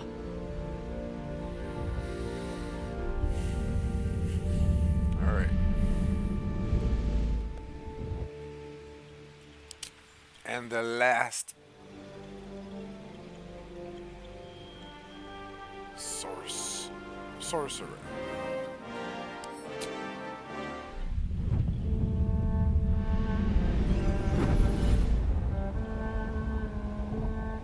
My rancid blood whispers to me, kill, kill, and kill again. My ruined body yearns to reap death in this world. And when this foul urge calls, it possesses my whole being. Injured, beyond repair. I know nothing besides this. I must resist the dark urge, lest it consume my mind. I must discover who I was and what happened to me before my twitching knife hand writes a tragedy in blood.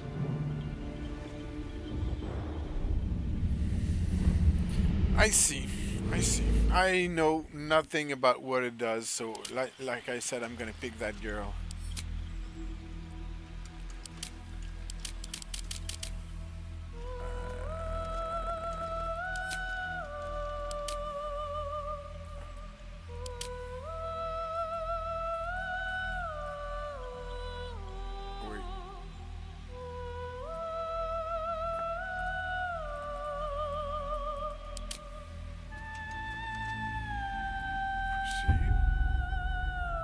Need to choose a guardian. What the hell is a guardian? Is it I'm the guardian or what?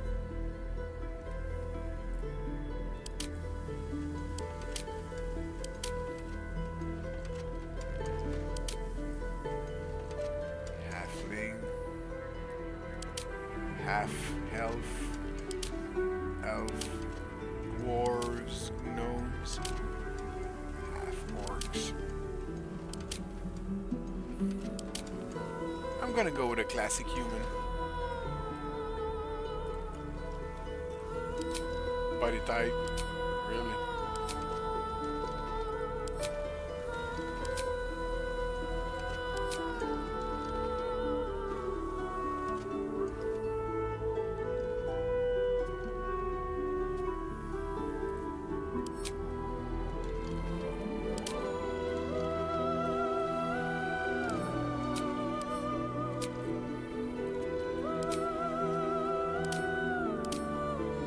Non-binary.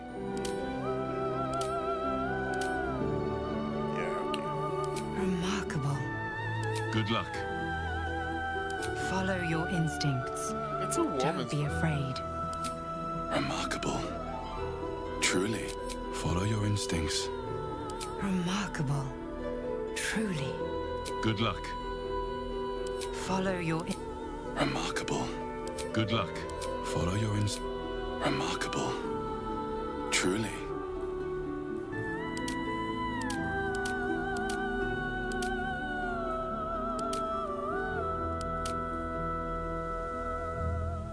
Is there one that kind of looks like me?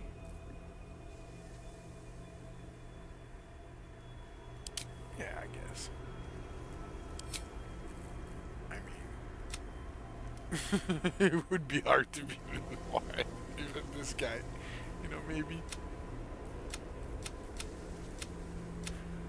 A little bit. Hey.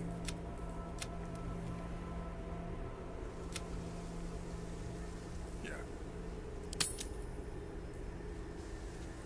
Scarring.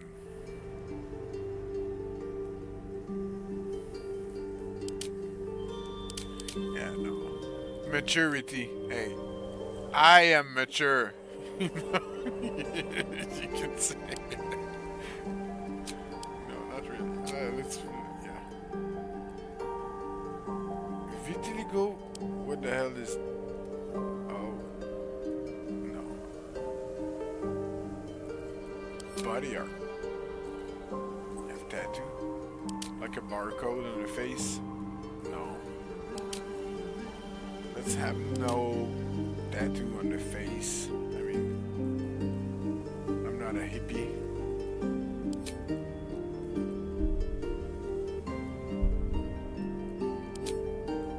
My eyes are like this.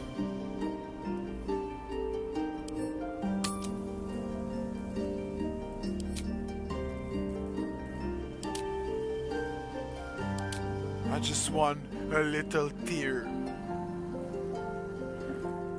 It's no why? Oh, the hair. Huh?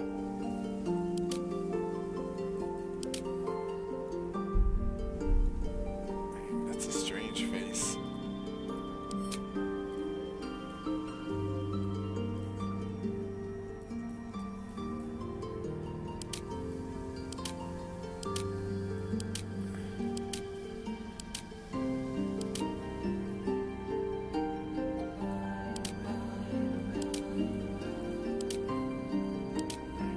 Kind of look like me. I mean,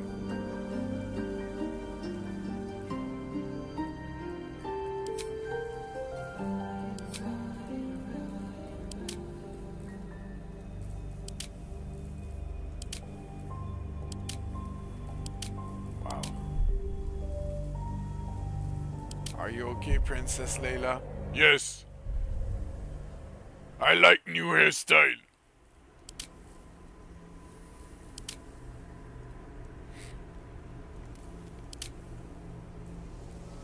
This kinda looks like my hair.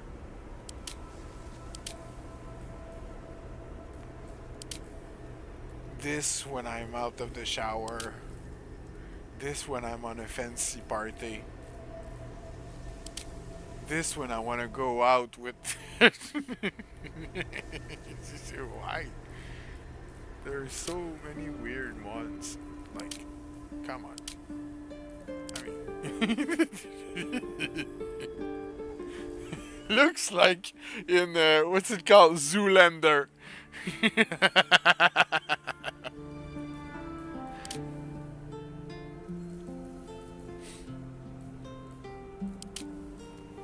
Yes, I have beautiful hair. There's a lot of hairstyles. Let's go with like normal hairs. Well, yeah, no. Doesn't matter. My hair is like...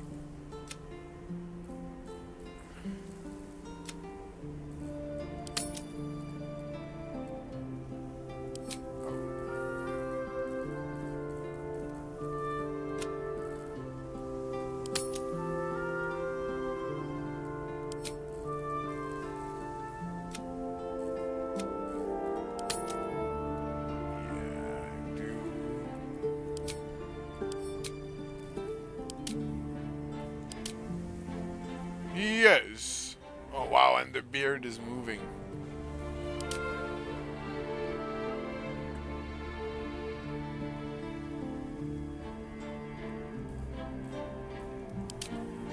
What a distinguished gentleman.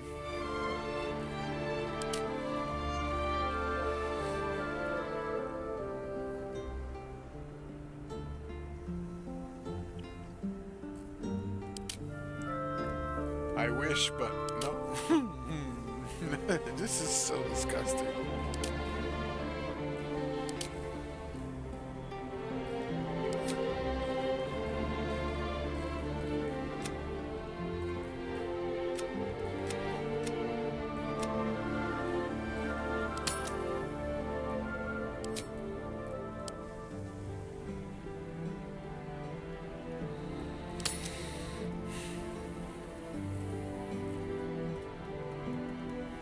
I didn't even choose my class.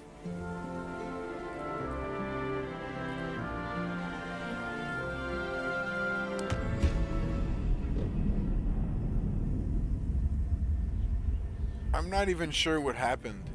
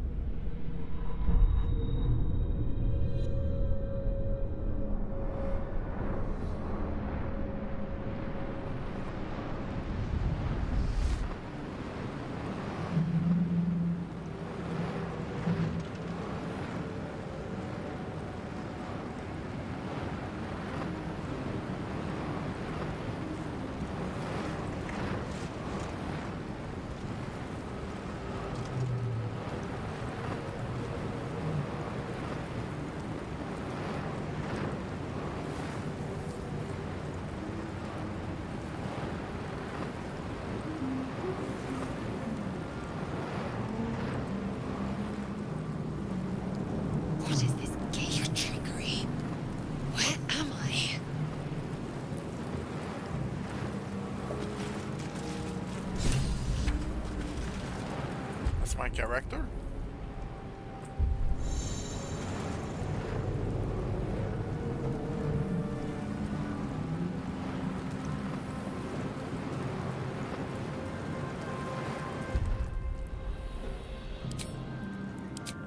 Well, that's not what I wanted.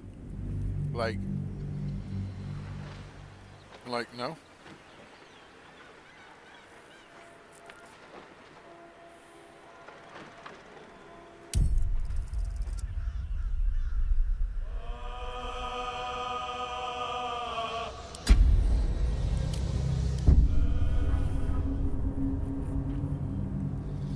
I don't want to play that girl. I want to play my own experience. Maybe I misread something, but... Who are you? No.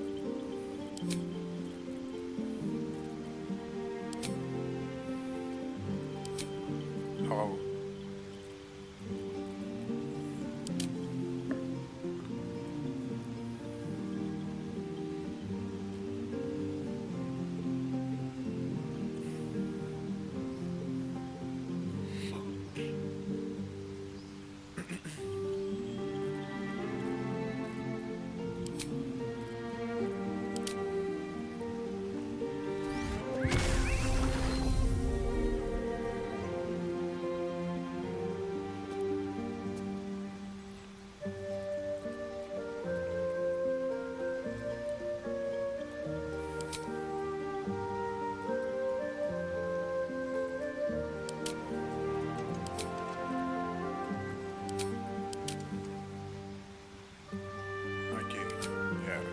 Genie Hole says. Make a gnome wielding dual nunchaka. Dude. Did you watch Unforgotten Realms? That's why you want me to play a dual wielding nunchuck wizard?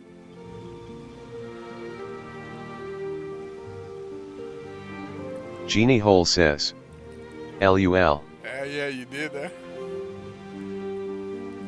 And now I get it, because you have, because I didn't know you could pick one of these characters to start the game with, or you could custom.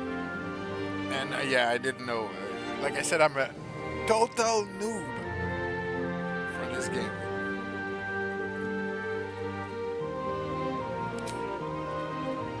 I don't know, a gnome dual wielding nunchuck. A beautiful gnome.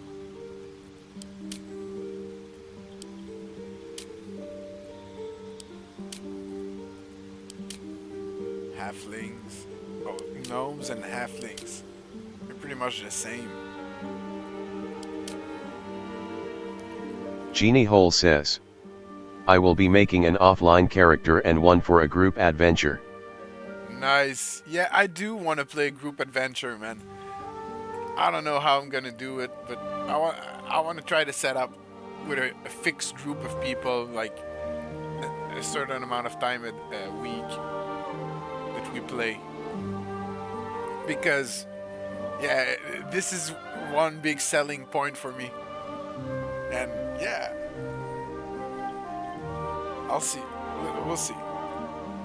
So each race has traits. Okay.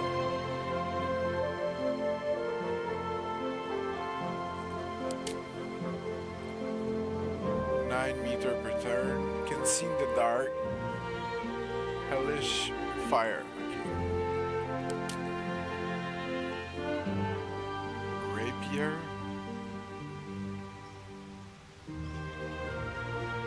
Hand crossbow. Oh, okay, I guess these are good assassins. Ish.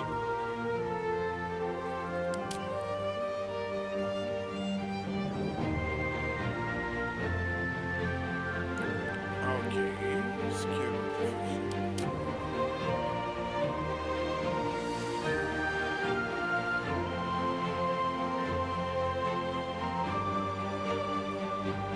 Can manipulate and interact with objects. Okay, racial features.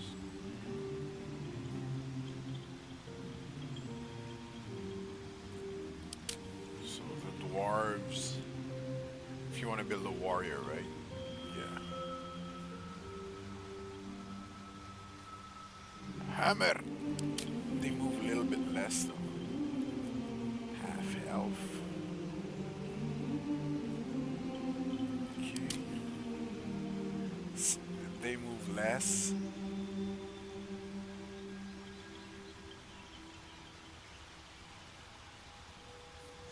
Okay, so they have like a saving roll.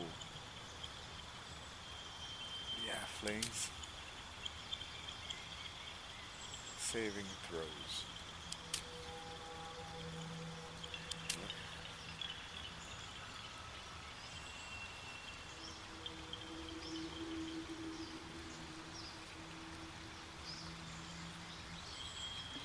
So this very good barbarian. Okay, but I think I'm gonna make. Well, I hesitate between a few things. I want to make either a beastmaster, like a with a beast, a druid because it's a druid, or a necromancer because it's a necromancer. I don't know. I really don't know.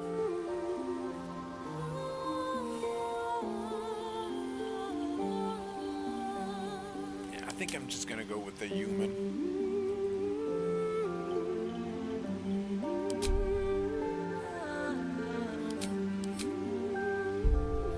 Body type.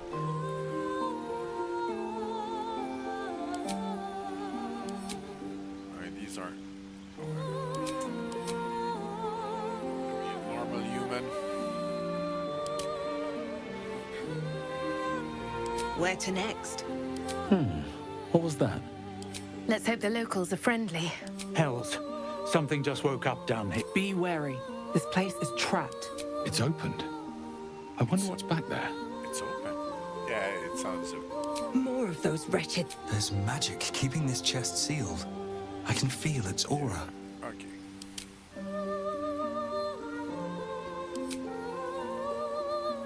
Not that fancy.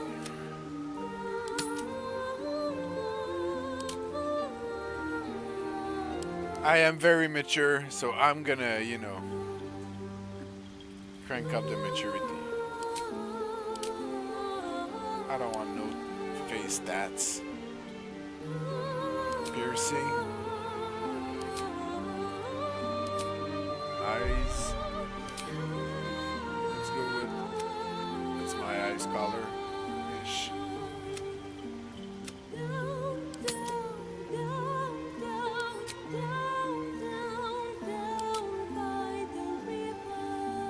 Down, down, down by the river.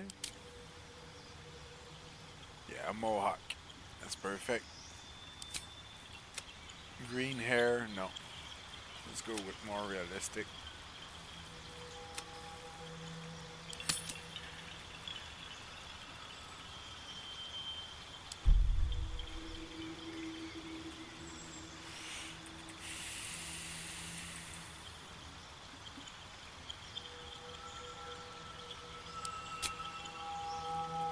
I don't want a fighter, I do want a ranger. Yep.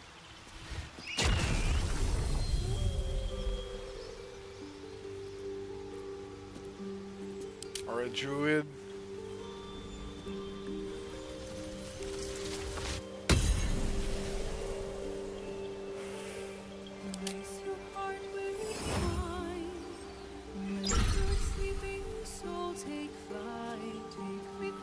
I could go for the necromancer.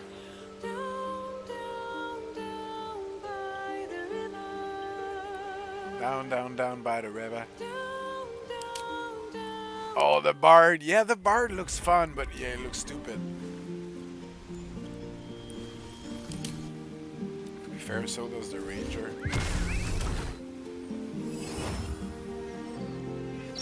Alright.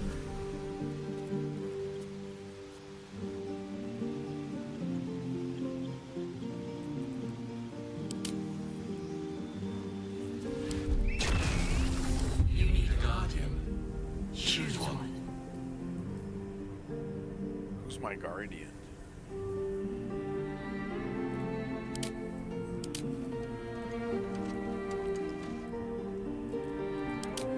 Yeah. Can you have a relation with your guardian? Because I'm gonna have a gnome then.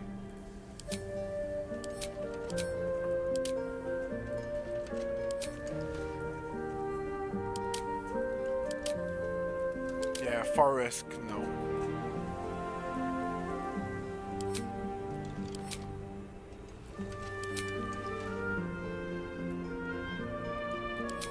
Remarkable. Follow your instincts. Don't be afraid. My guardian is a gnome.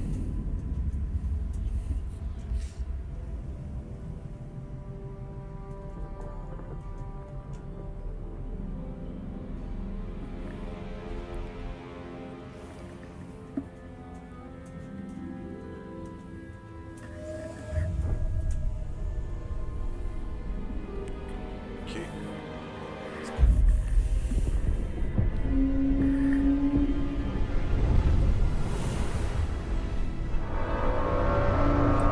We saw that one already.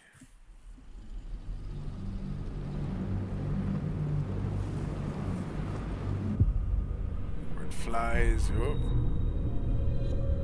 Okay.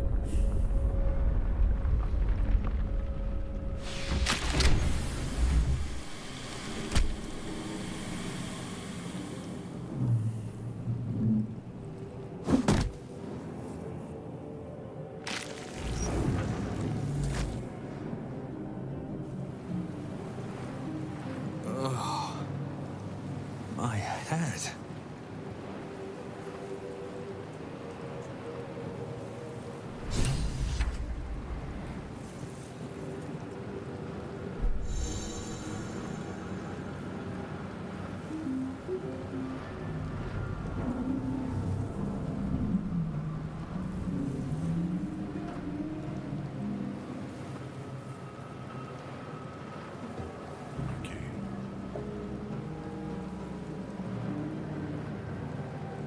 Hidden or invisible.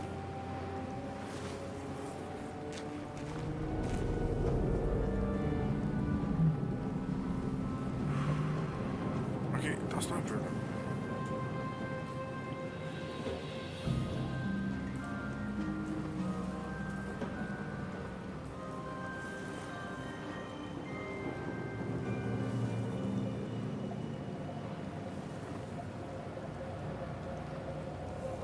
Taking an island for you of choosing.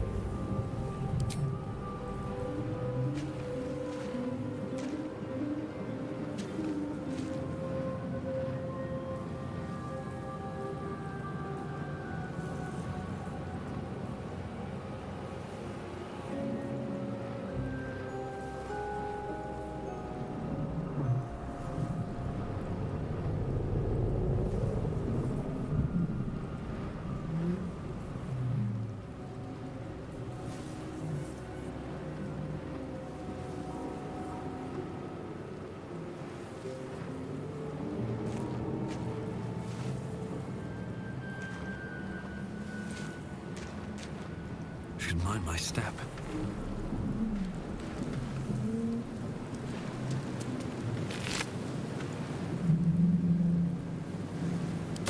Dead. Good. Turn base mode, camp and resting menu.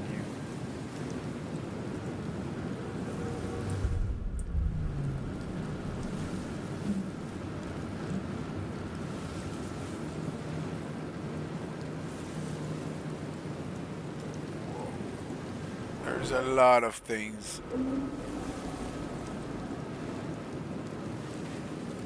This is the pool that thing came from.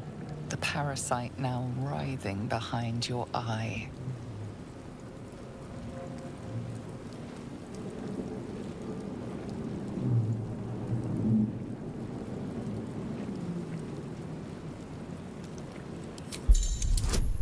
Some dialogue require option.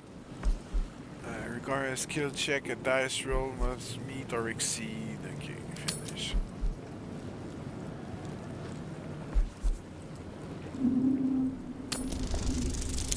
higher than 10. But -1 because I'm a dumbass. The casing is fragile. The slightest touch could cause it to crumble.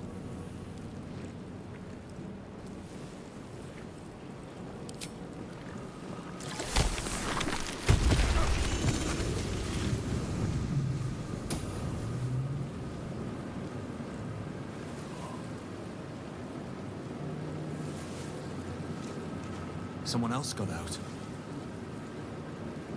Might be other survivors.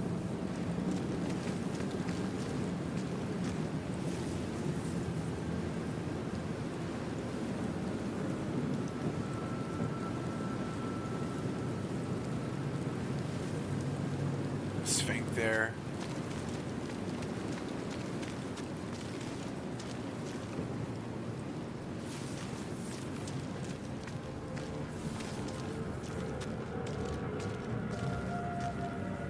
Wonder who's inside. Made it out.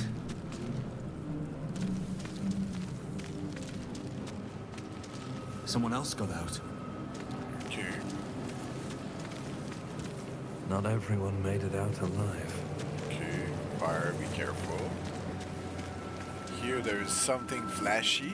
Lord, I feel better. The Sphinx there. Nice. Hey, I'm mature, by the way. Rotate. Use the middle mouse button or E or Q.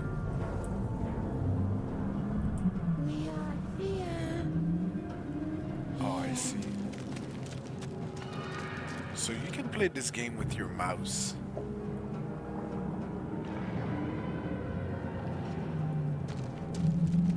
Images of goblins, their habits and histories flash into your mind.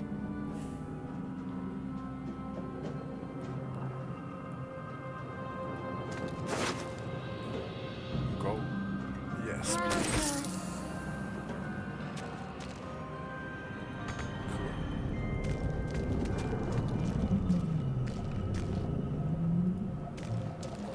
The schematic of a nautiloid flashes into your mind. Nerves, sinews, as much living being as ship.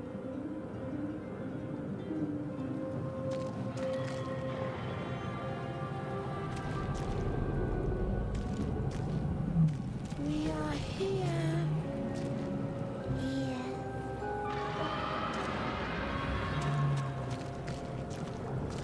Mind flayer horticulture. 1,000 years of humanoid history, elves, dwarves, humans, and more flash behind your eyes. Okay.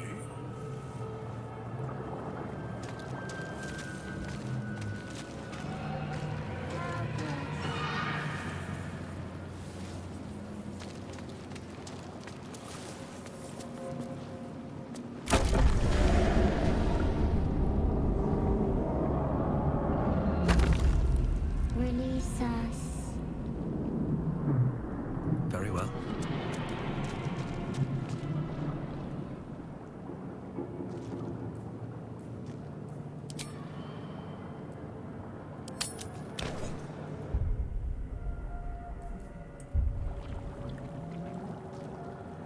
Yes, you've come to save us from this place. From this place, you'll free us. The exposed brain quivers in expectation. Please. Before they return. They return.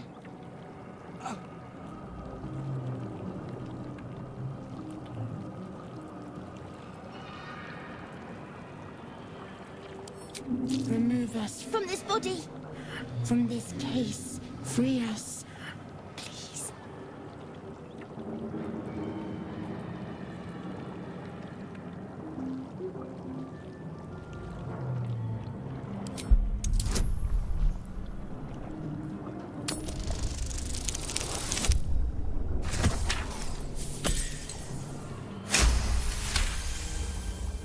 You notice edema A swelling of the brain causing pressure where it strains against the shell of the skull.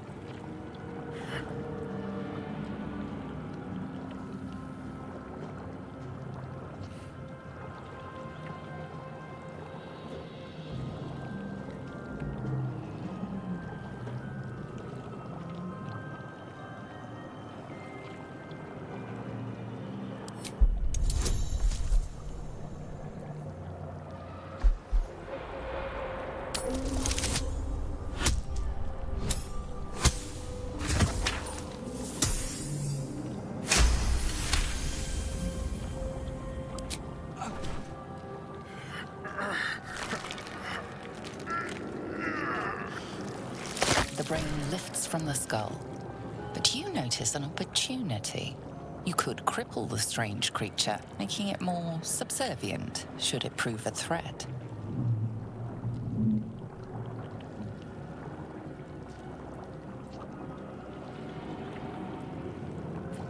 You could cripple this, making it more subservient should it prove a threat.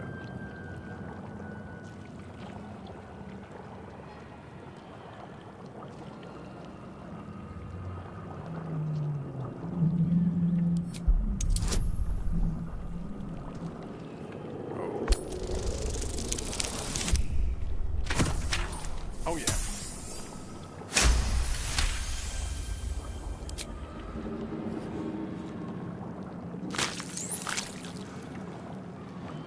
The creature seems unaware of your interference. It relaxes in your hands.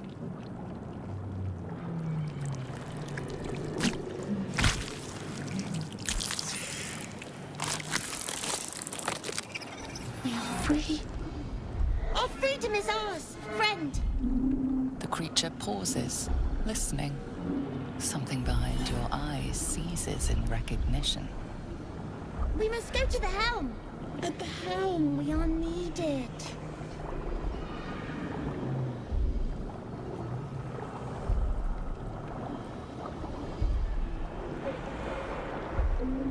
The brain tenses, as though querying an unseen advisor. Do you not hear it? We will not survive here. We are needed to navigate. We are needed to leave this realm.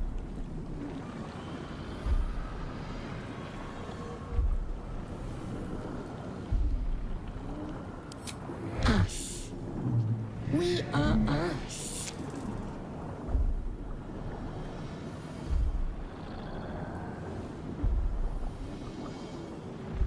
To the helm we go.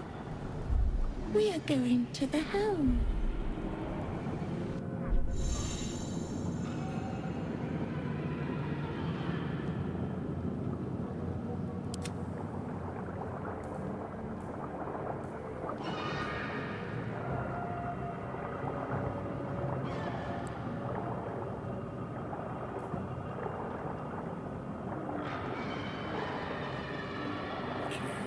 Shouldn't have wished to live in more interesting times.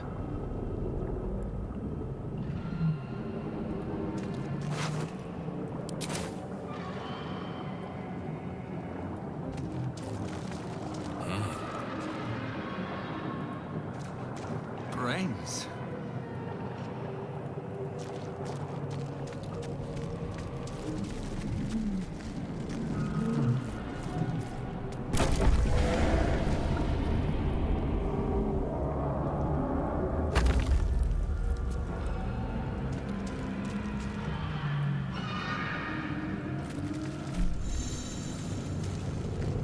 Once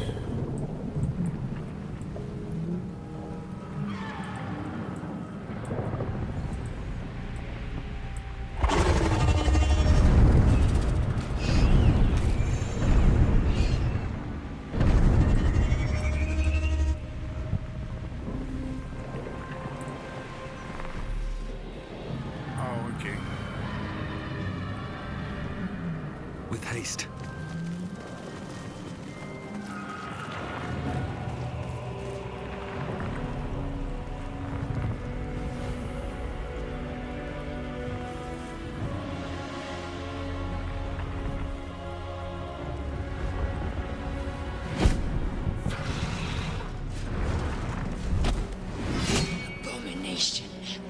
This is your end. Your head throbs and your skin tingles. Visions rush past.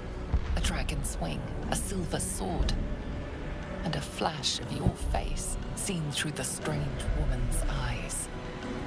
Oh. My head. What is this? Skvar. You are no thrall. Vlaakith blesses me this day. Together, we might survive.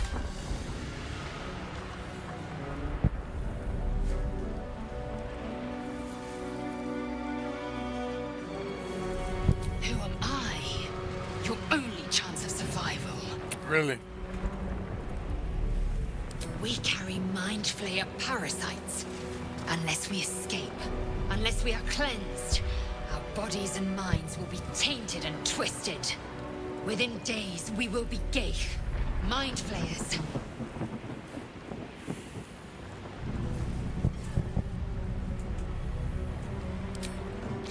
First, we exterminate the imps. Then we find the helm and take control of the ship. As for that thing, it will remain tame as long as it believes we are thralls. It may be of use in the fight to come.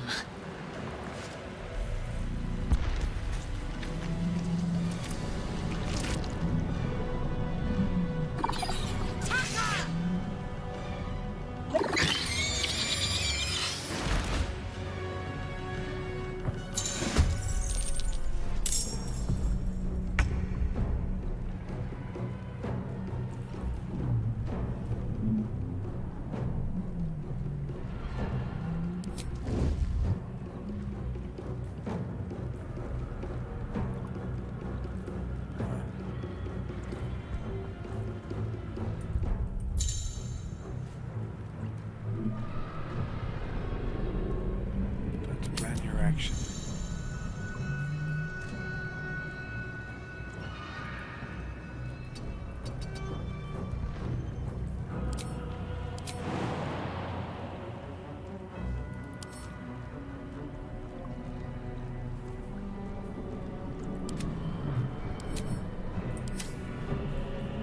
I am fury.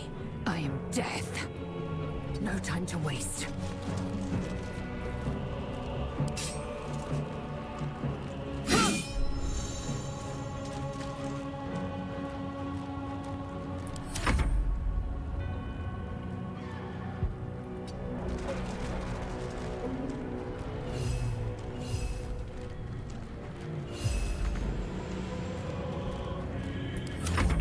Worth the cost.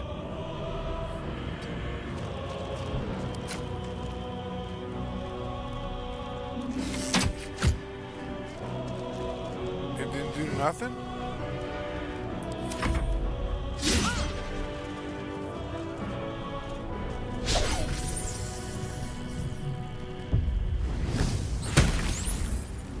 Oh shit.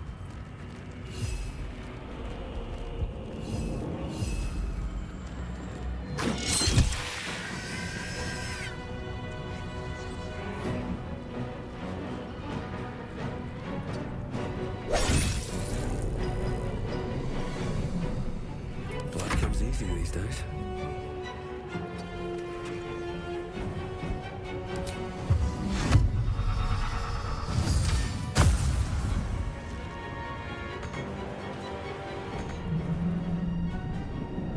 Where do I see my resource? Time to strike.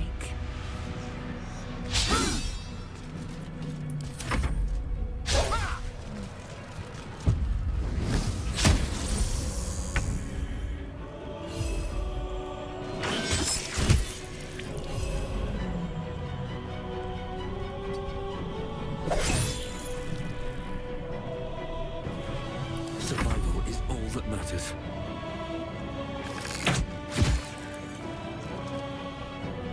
Time to strike. Oh, here.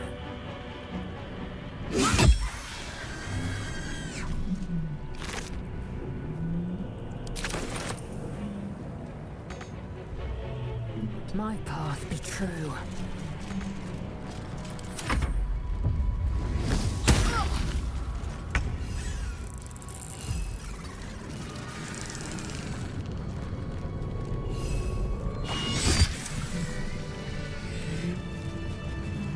proved surprisingly adequate in battle. Now, to the helm.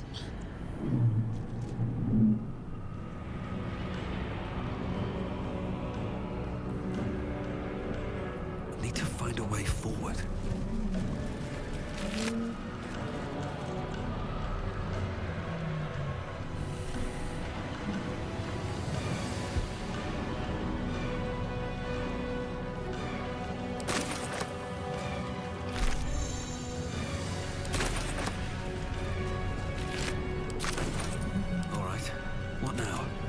Still alive, so that's progress.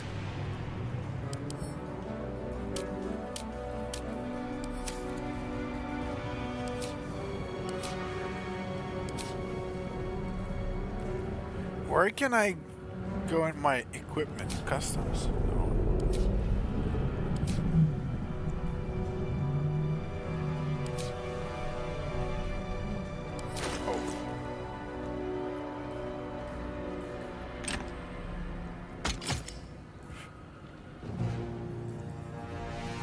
Assume nothing.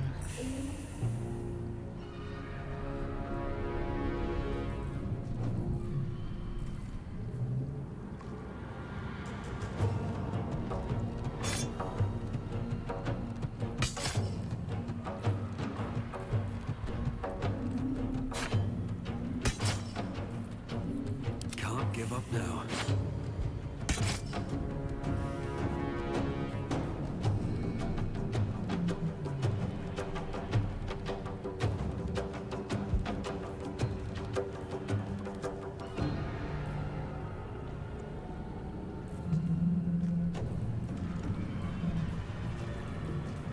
Eager for battle.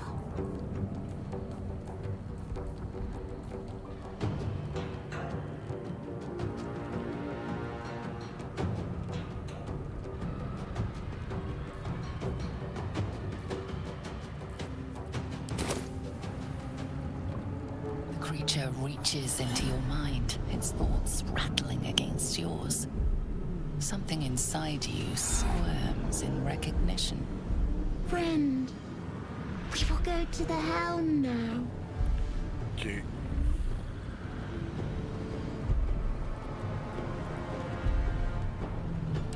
To know you. To love you.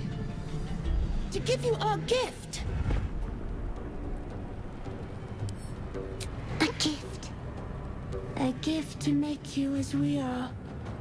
Sephiroth 2552 says, "What up, Des?"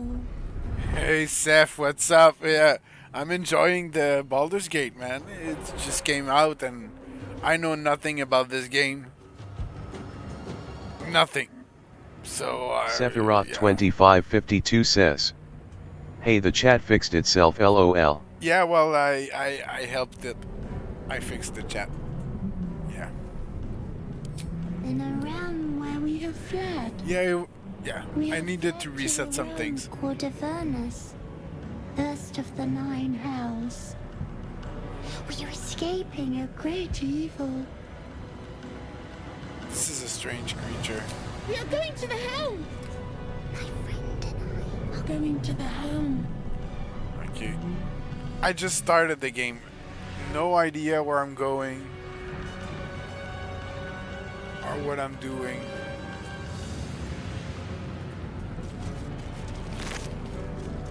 Potion of speed, okay.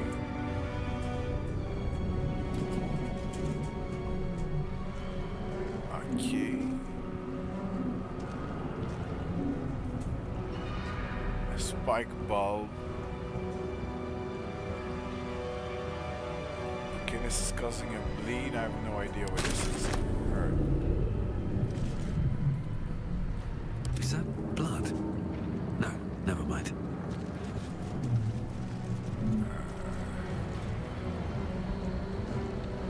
Dead troll, dead troll. Let's loot the dead bodies. Yeah, give me the gold.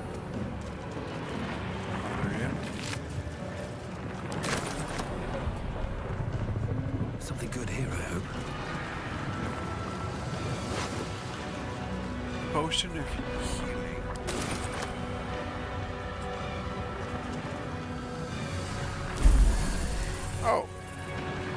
are like healing pods.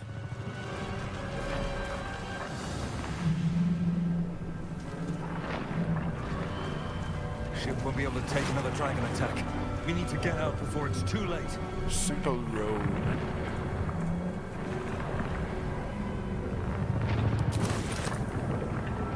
Okay.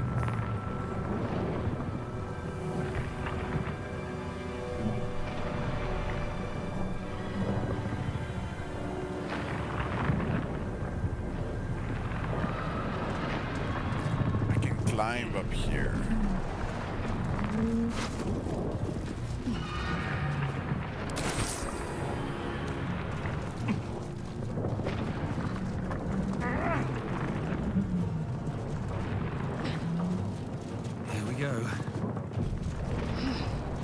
I am opening the sphincter.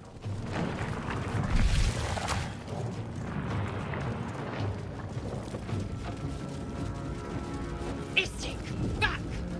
Touch nothing without knowing its purpose. Touch nothing without knowing its purpose. Is it a challenge or what?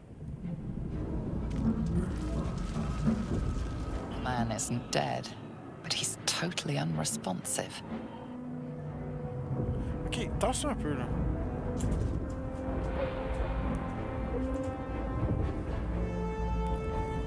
Okay, this is not dead, but it's unresponsive.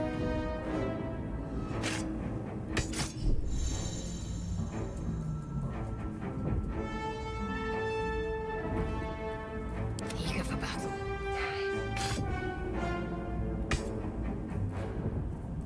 No time to rest. Oh, action, not reaction. So, oh, she can do a wheel. 6. Yeah, let's see.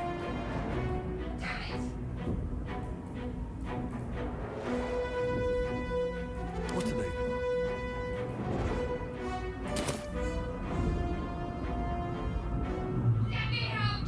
Let me out! Oh, let's see this one. Hope your soul is in Damn you! Get me out of this damn thing! That's a cleric. We have no time for stragglers.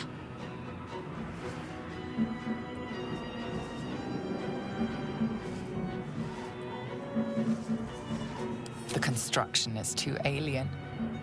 Nothing looks familiar. This ship is crashing. Do you intend to die for a stranger?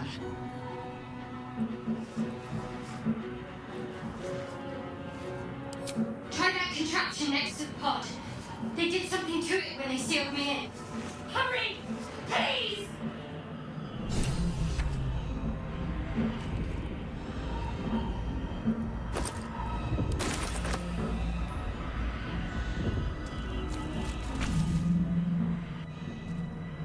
The console appears dormant.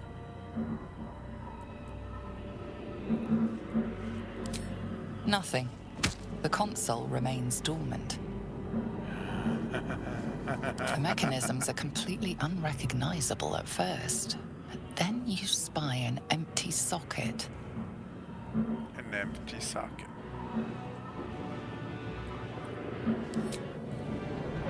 Whatever fits in that socket must power this thing.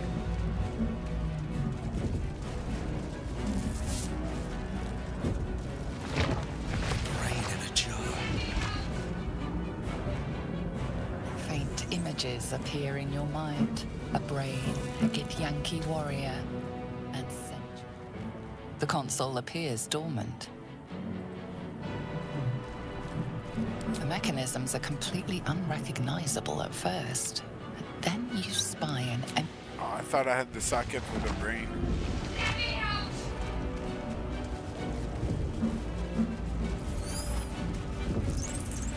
Light flickers in his eyes, but he seems totally unaware of his surroundings.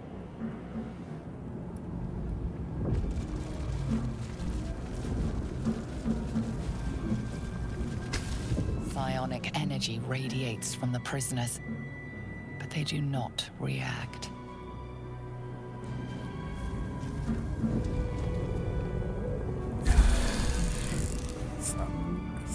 should have used.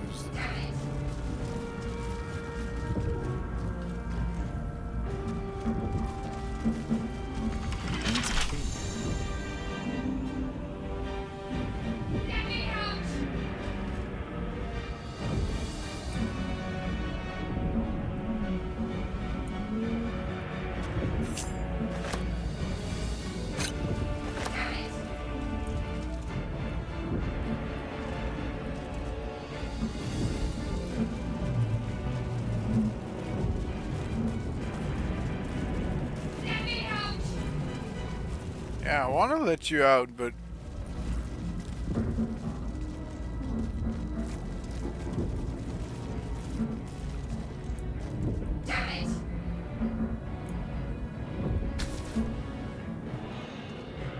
The console appears dormant. The mechanisms are completely unrecognizable. Nothing. The console remains. Light flick. okay.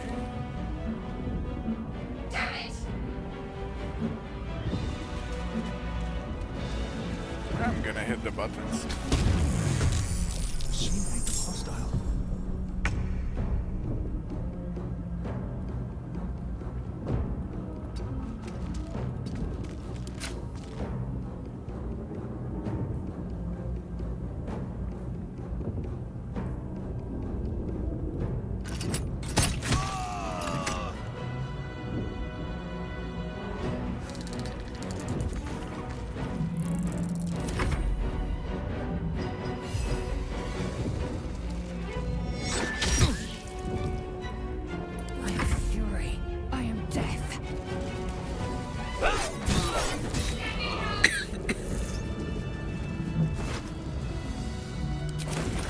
Inside.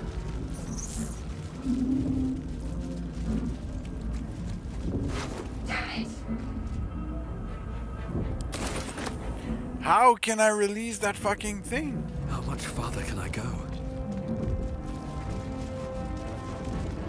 Let me out!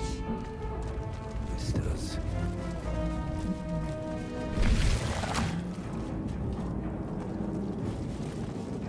Another brain.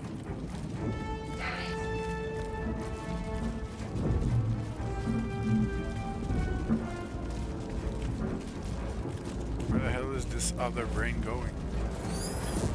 Let me out!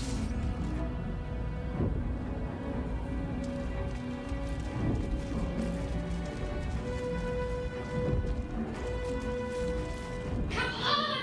Get me out of this thing! Keep looking!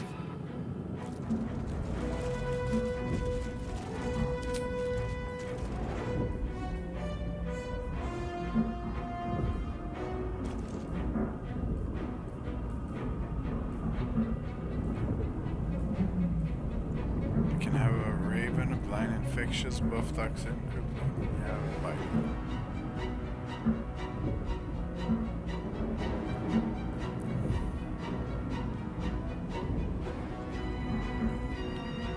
What kind of familiar are we gonna get? I mean,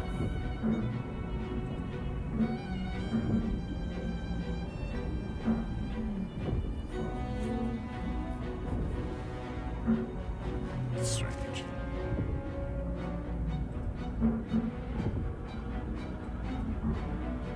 Doesn't matter. Let's have a crippling bitch, meow, a cat, a crab, a frog, or a rat. I mean, I'll have a cat.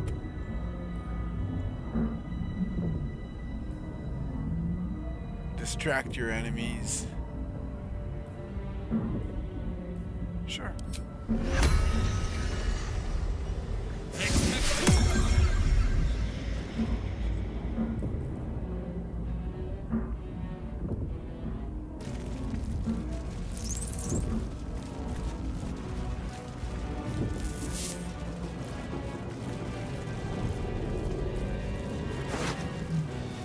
Gold key. Ah.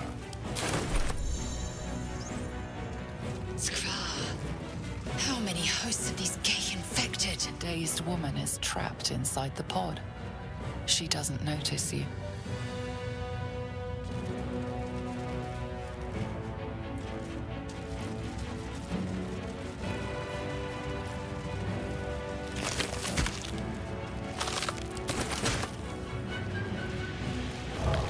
Another brain. This might unlock those controls next to the pod.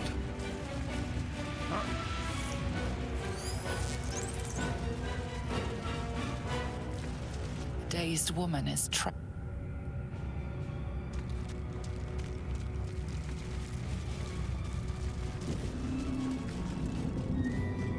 Is the stream down?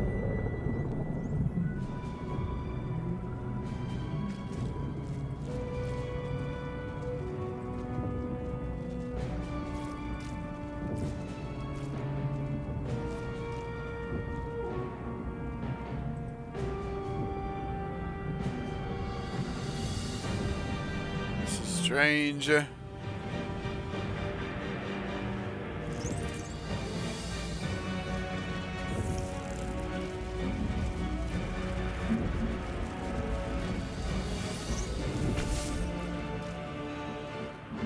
The console appears dormant. Insert the rune. Ah. The console hums to life.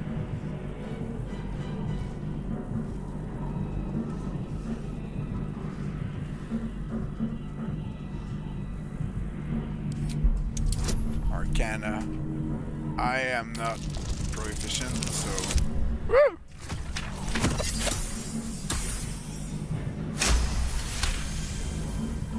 The pulsing glow and organic lines of the device make it seem more like a beating heart than a machine.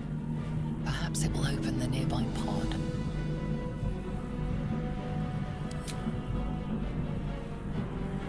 Suddenly, you feel a hideous squirming in your head. A parasite. Then discomfort fades, and another sensation washes over you. Connection. Authority.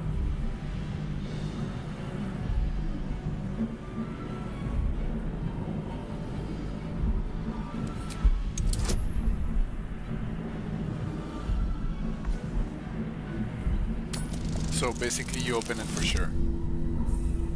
What? You feel the biomechanical brain of the console process your command and reject it.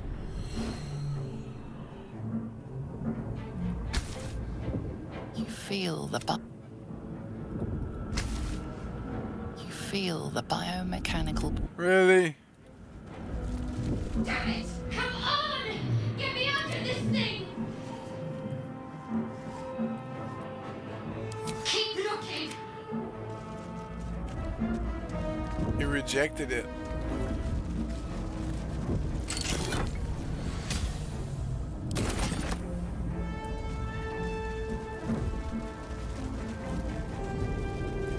So basically you're fucked, lady. I did a critical fail. Odd things. Oh, what plane there? We're nearing the helm. Once inside, do as I say.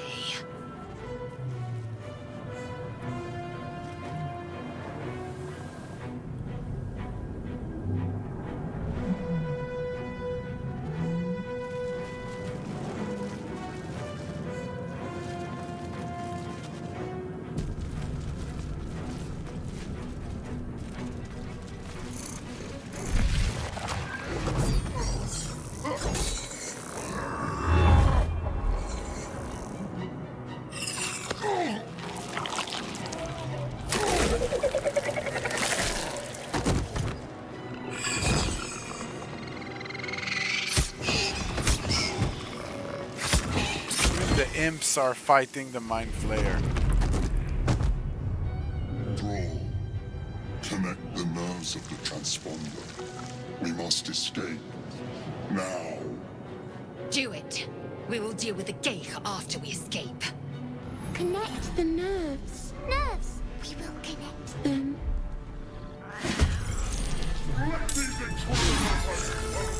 We need to get out of here, now.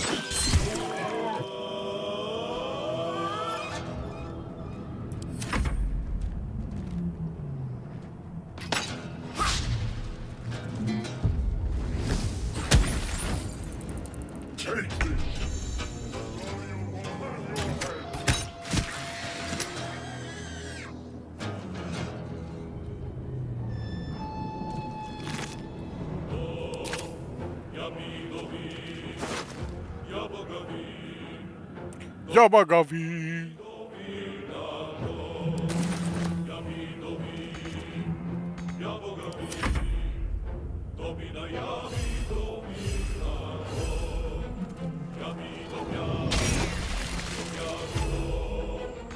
I will ascend.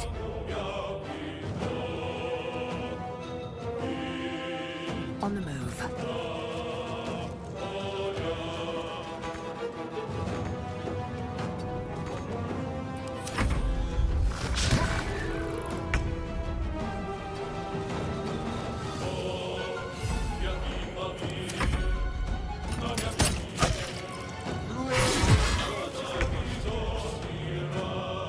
With haste.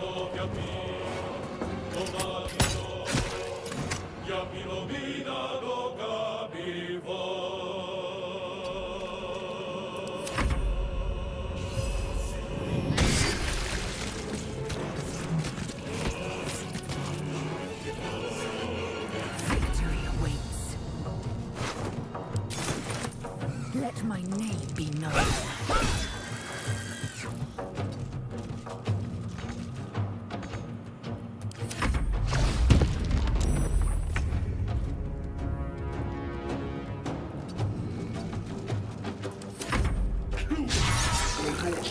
This ship hits the ground, we're dead.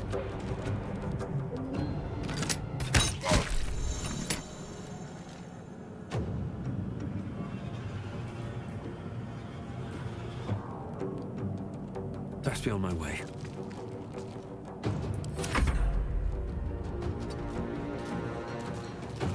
I will ascend.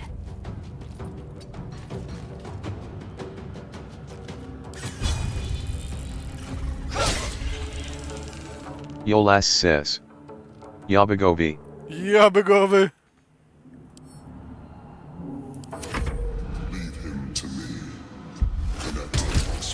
C'est compliqué, mon gars.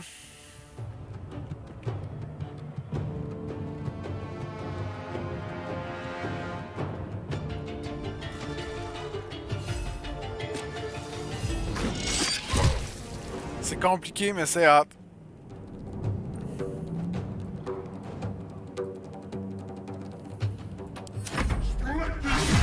C'est vraiment du tour par tour par tour, là. We must take the transponder. Must take the transponder.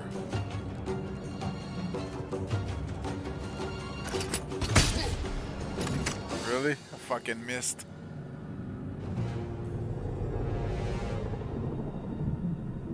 Maybe not the best time.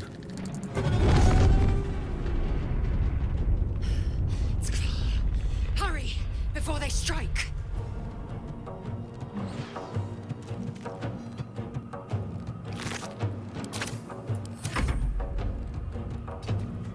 J'ai un chat avec moi.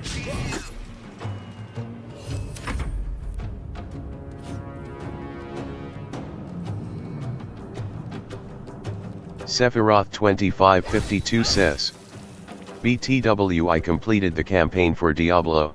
Nice, congrats, Seth, man. Are you, have you tried the Capstone Dungeon? This is the dungeon in Kiovashad. There's like a cathedral in Kiovashad. There's the dungeon inside of that. And this is how you unlock the next world tier. Have you tried it?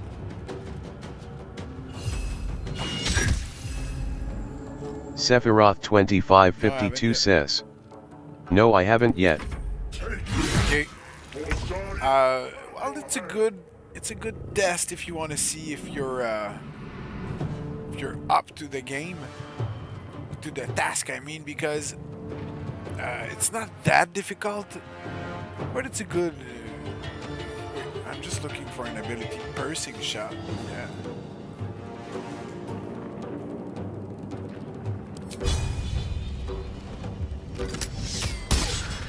Fucking miss. Yeah, no, it's a good way to test out your skill if you're ready for the next world tier. Otherwise, yeah, no, it's not that bad. Sephiroth 2552 says, after attempting a world boss last night, I hopped off. Okay. I am death. And how did it go, the world boss? Did you die a lot, or you got a hold of the mechanics? I keep missing.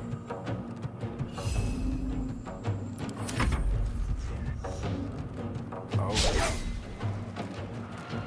Oh, they're moving.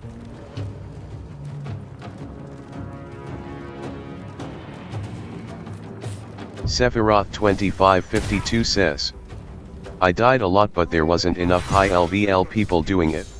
I see.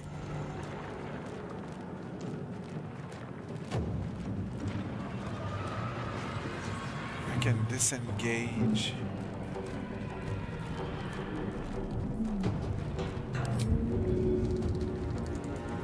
Sephiroth 2552 says, so we ended up failing cause only one person was LVL 56. Oh, I see. Yeah, this is what happens on lower. Come a little closer. What the hell?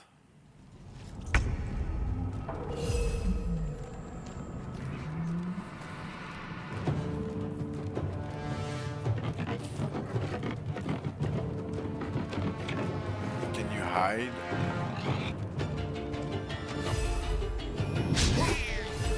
Yeah, yeah.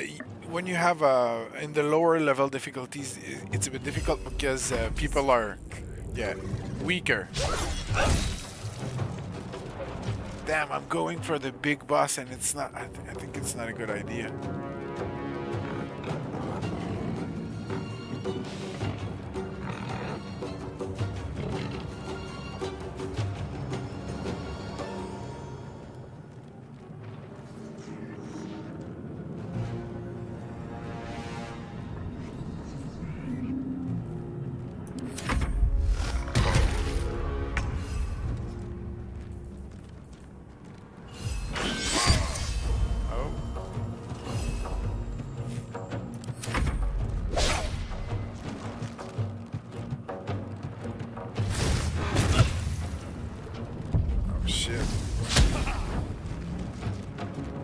Shit.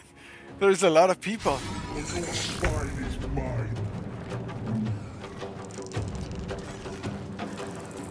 High defense. Fuck you, man. Just take it. 95%.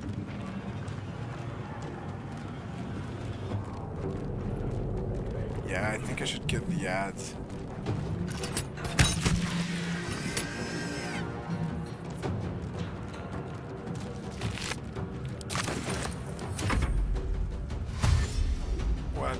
hell, those ads. 82 hit points. What? I have like 10. What? Look, cat. What? You killed my fucking cat?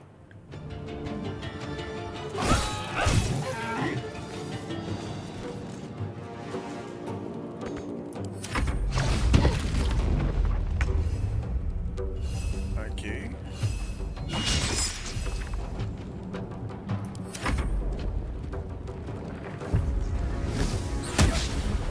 He killed my cat. Let these intruders open! The furnace is ours!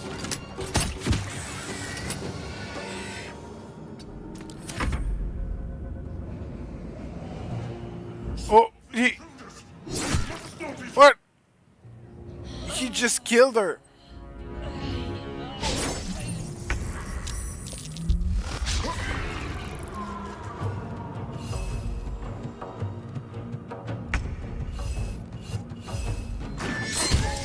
You are no longer required.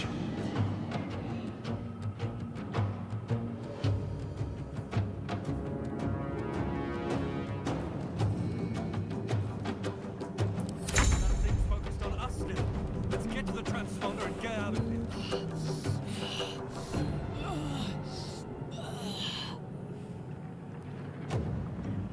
On 2 successful roll, they become stable. 3 failure, they die.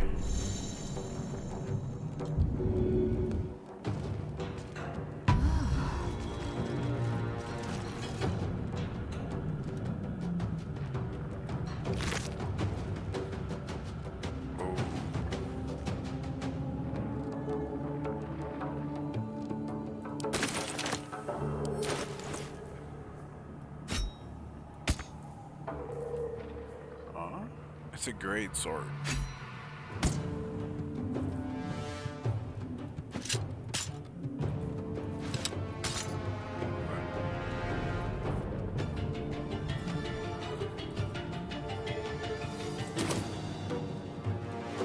These boots have seen everything. Oh, they killed her again. Now they killed her brain.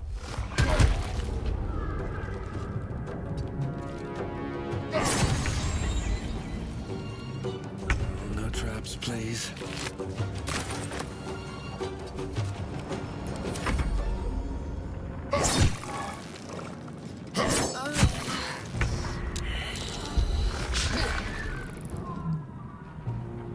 Better not be cursed. The Helm's alien transponder. You've made it in time.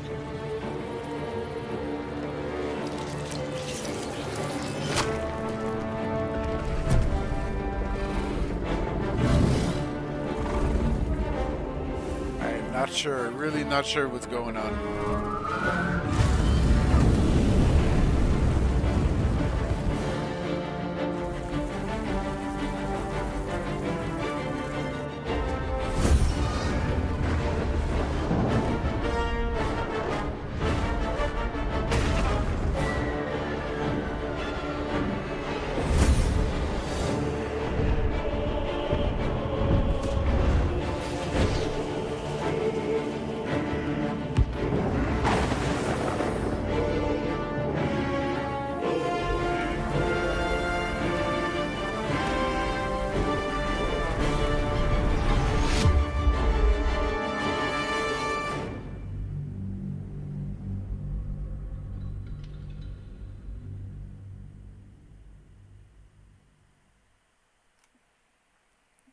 That's...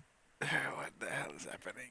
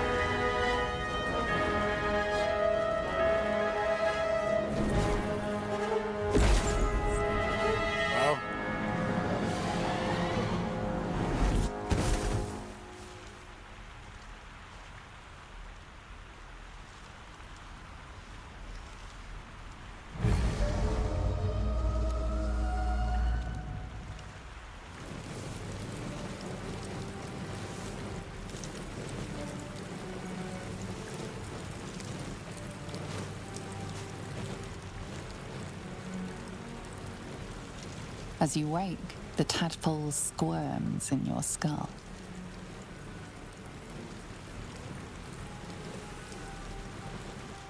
The chaos of the crash site confuses the landscape. You'll need to find a settlement or landmark, and you'll need to do it quickly. The tadpole is a death sentence, and the clock is ticking. You need a cure.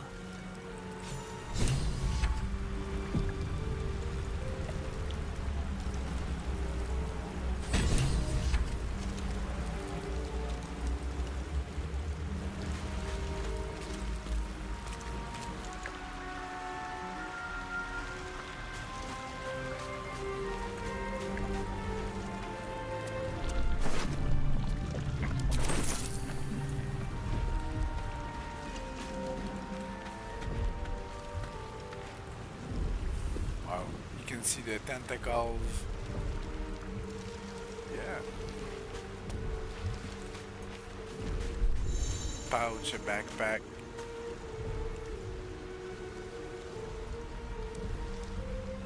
Yeah, I figured that out. Old floppy hat. Out of sight, out of mind. Oh. Can't risk being in open view.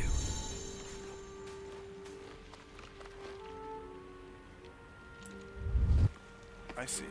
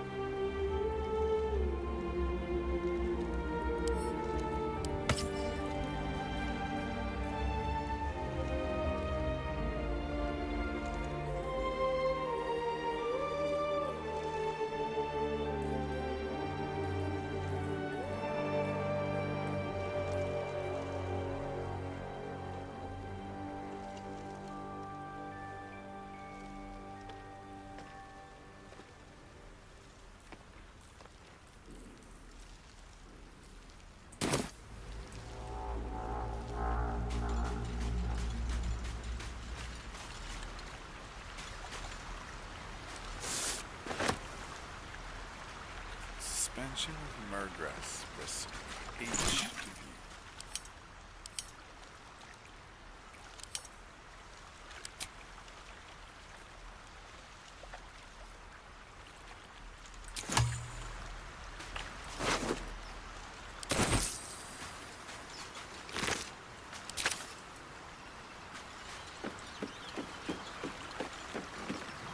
Fresh water. There must be a settlement nearby.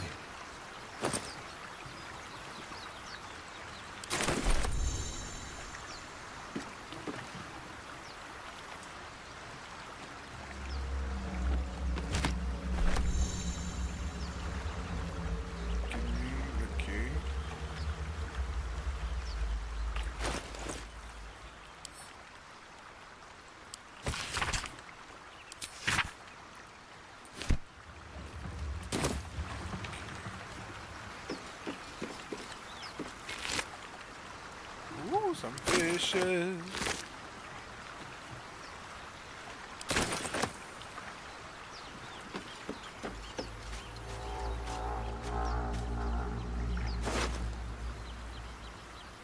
Perfume leather.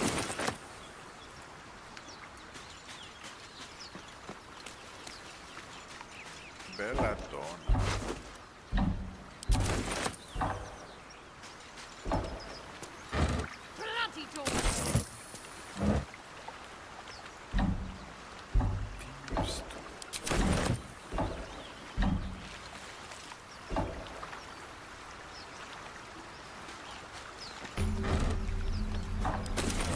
They can't hold forever.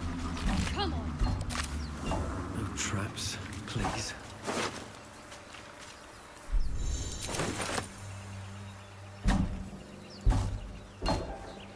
need a quick word. Shadowheart. It's the lady at the beginning. Blasted door, right? What? Stop! Not another step or I'll... Wait. It's you.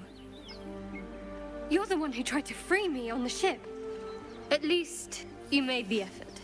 Suddenly you see what she sees, feel what she feels.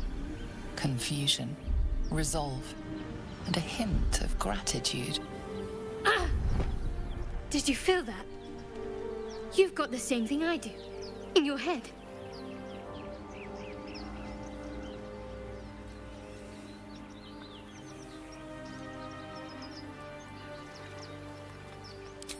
The same.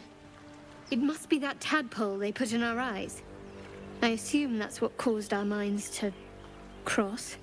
These things are going to consume us from the inside and turn us into mind flayers. You know about mind flayers? Tell me. I don't know 'Cause I much, don't. but enough to be afraid. This is how they breed. We host their spawn, and once they're ready, they'll tear right through us.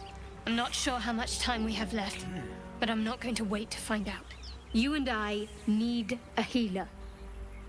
Finding one won't be easy in this wilderness. We'll need supplies. I'm hoping something of use might be behind this door, but I've barely made a dent in it so far.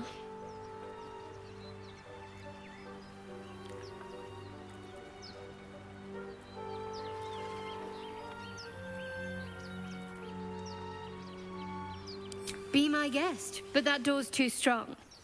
Maybe there's another way, up the cliff. Hopefully there's no more of these things.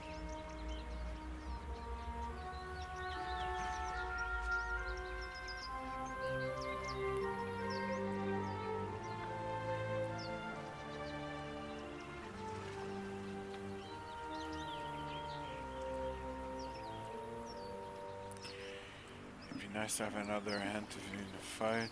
No, unless you count these monsters. You're the friendliest face so far. Or just company for our final moments. But you're right. Whatever lies ahead will be a little less daunting with support. You can call me Shadowheart.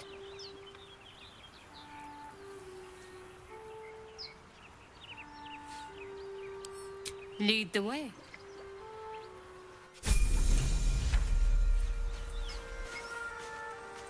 I level up. Looking ahead. Go to the level up screen.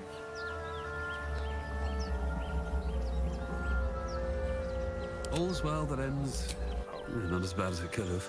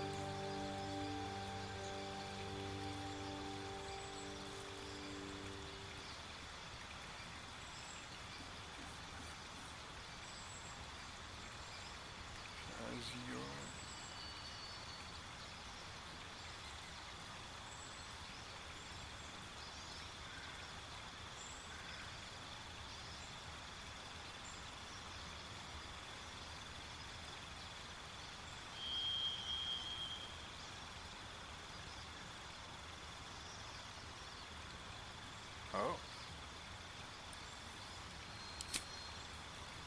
No. I mean...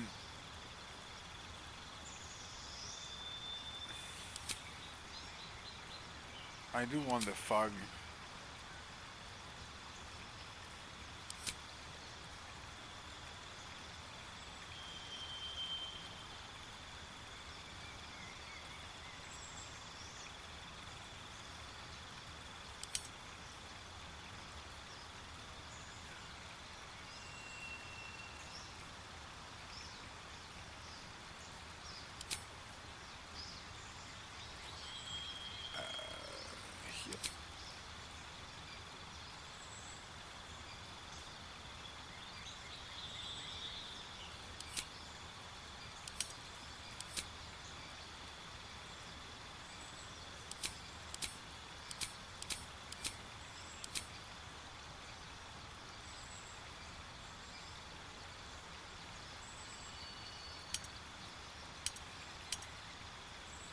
archery.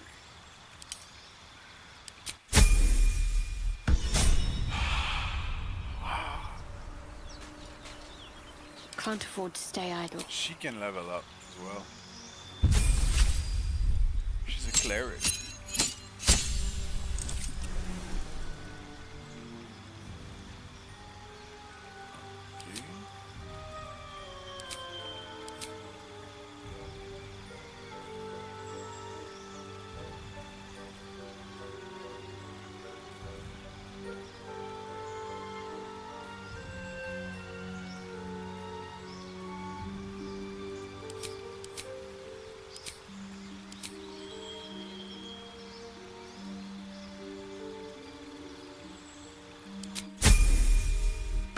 I didn't choose nothing. I've got a long road ahead. I've tried already. Damn thing won't budge.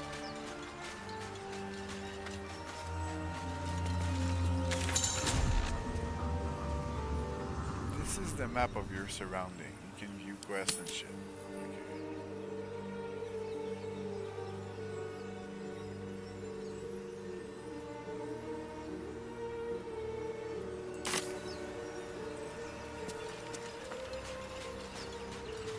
I thought I have tools.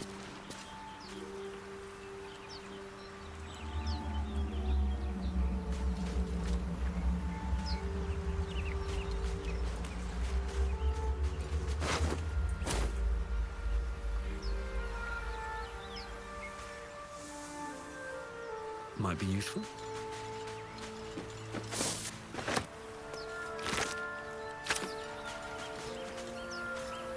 Breathe deep and move.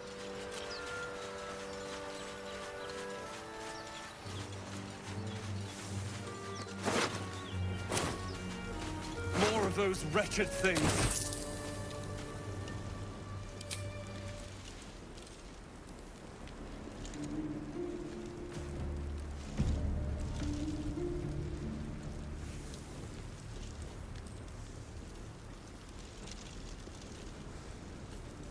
Yeah, let's have a raven.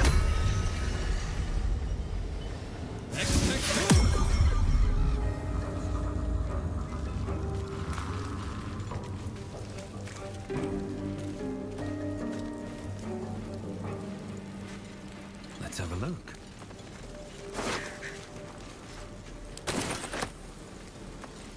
Okay, I really don't know what I should or should not do. No idea.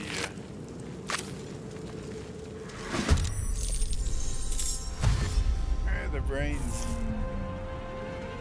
Positioning is important. Range attack Better from stay above. back. One strike could That's be lethal.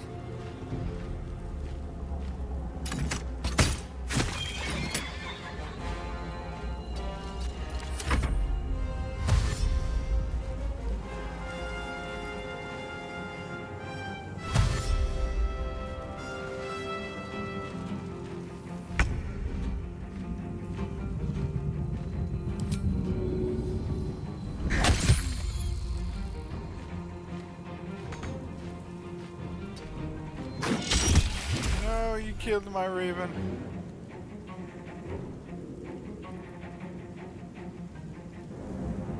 Let's end this.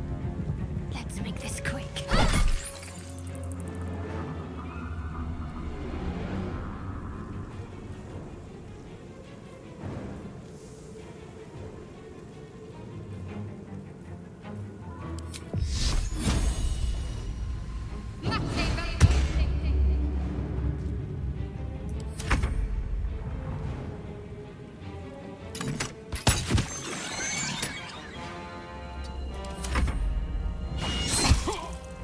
Ouch.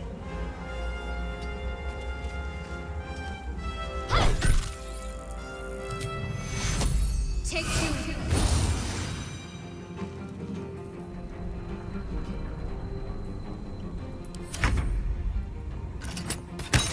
You fight well. Perhaps our survival isn't such a distant prospect. Let's move.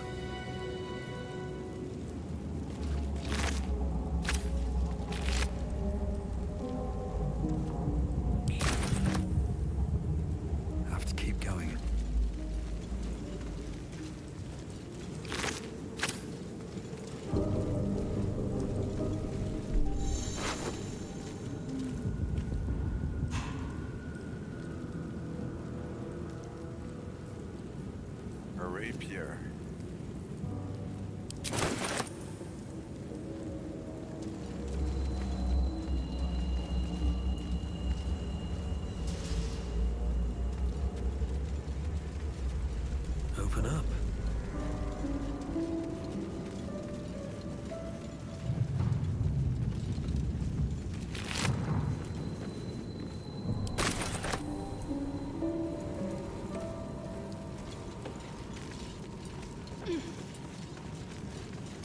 What's in here?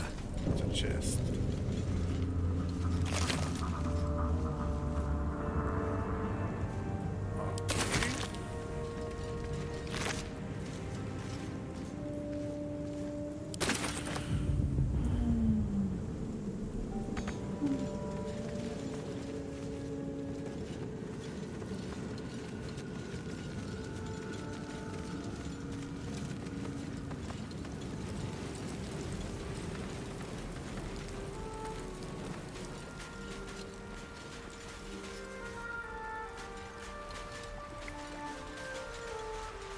I mean, it's a lot of information for a beginner, but I believe this is gonna be very good. It's locked. Something the matter?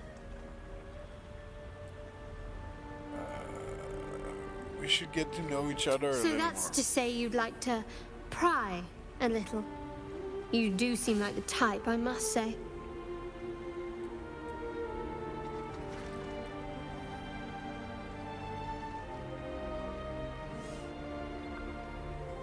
Inquisitive, looking for connection. It's every man for himself, and you're looking to make friends. Admirable, I suppose. Or desperate. I'm not quite sure.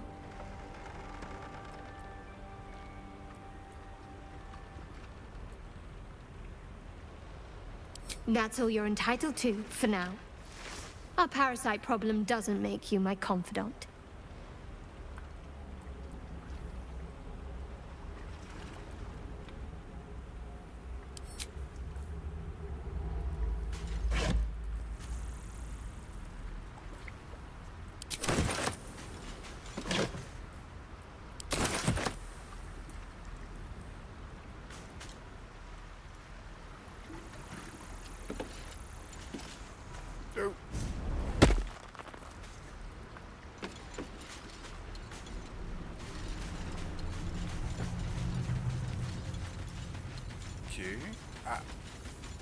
Let's see where we're going, because what's this? I have a path to choose. It's not only a line. Seems like a good moment to talk. I've got one of those brain things cornered. There, in the grass. You can kill it, can't you? Like you killed the others?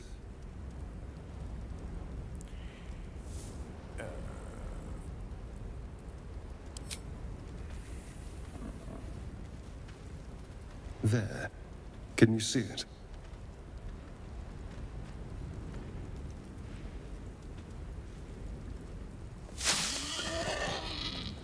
Just a dumb boar.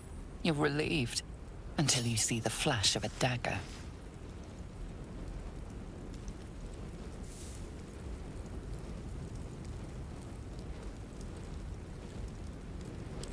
I just need information. I saw you scuttling about on the ship. You're in league with them, aren't you? Those tentacled... Ah! Your mind twists. You're looking out of unfamiliar eyes, prowling dark, busy streets. You try to hold the memory, but it fades to the worm. The light. The fear. What was that? What's going on? Is it the Mind Flayer's worm? Okay. The worm? Of course. That explains things. Somewhat. And to think, I was ready to decorate the ground with your innards. Apologies.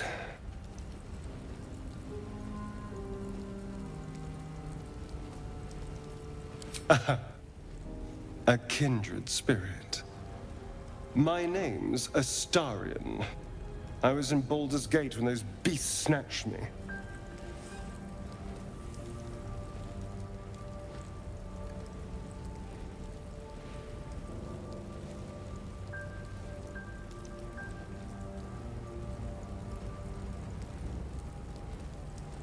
Is that so? We clearly move in different circles. So, Do you know anything about these worms? I know we don't want them in our heads. Turn us into...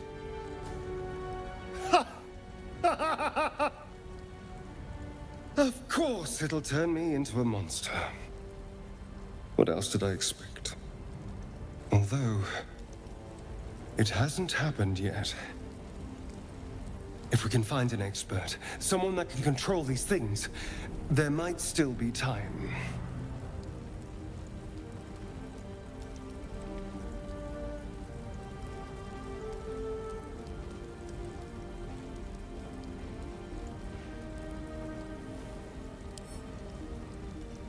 Well, yes, of course.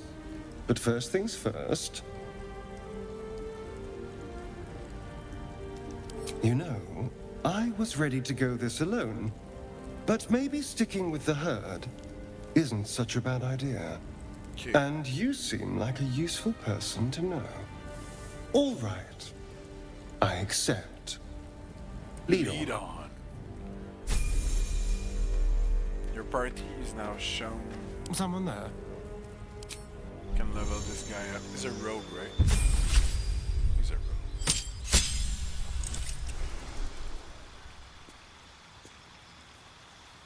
There's nothing I can choose or do or whatever.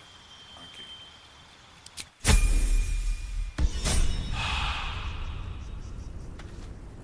At least things have stayed interesting. Can he pick locks?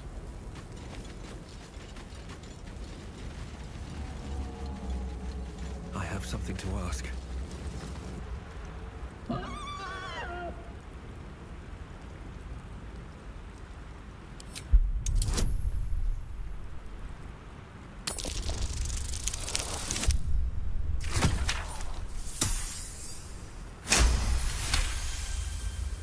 The boar grunts and eyes you warily with its beady eyes. The boar shuffles its trotters, unsure. Then it dashes away into the wilderness.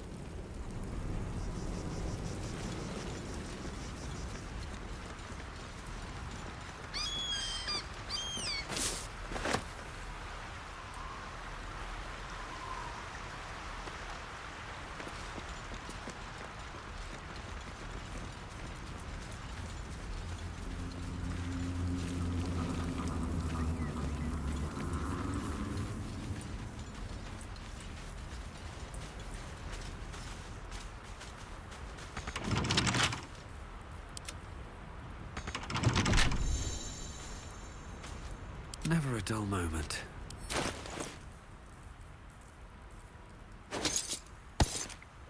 Well, hello.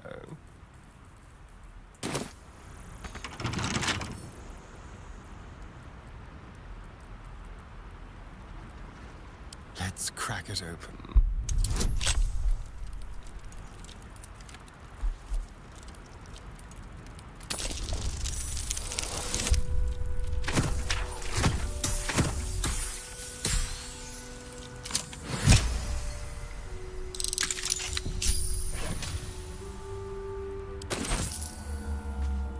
Let's get going.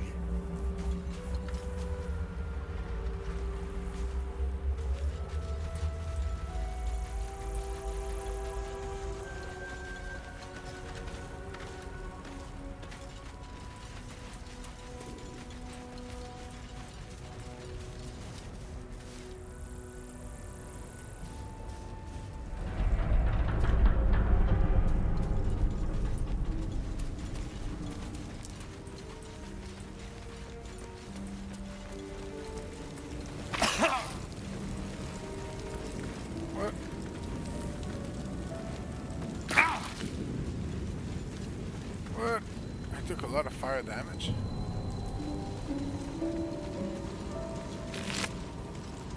Potion of healing.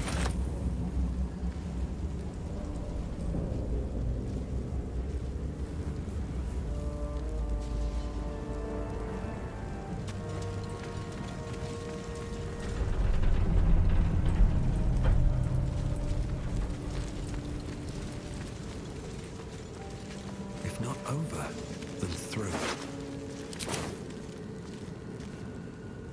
I went there.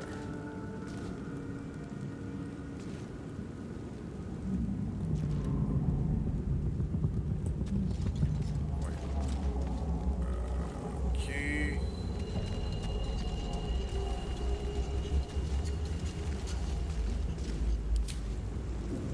Why? Let's take a short rest.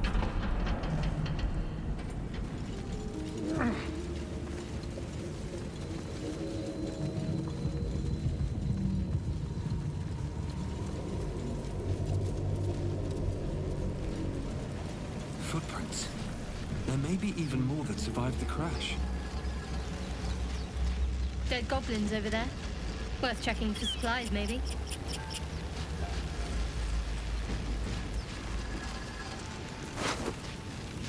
Oh, the boat supply package.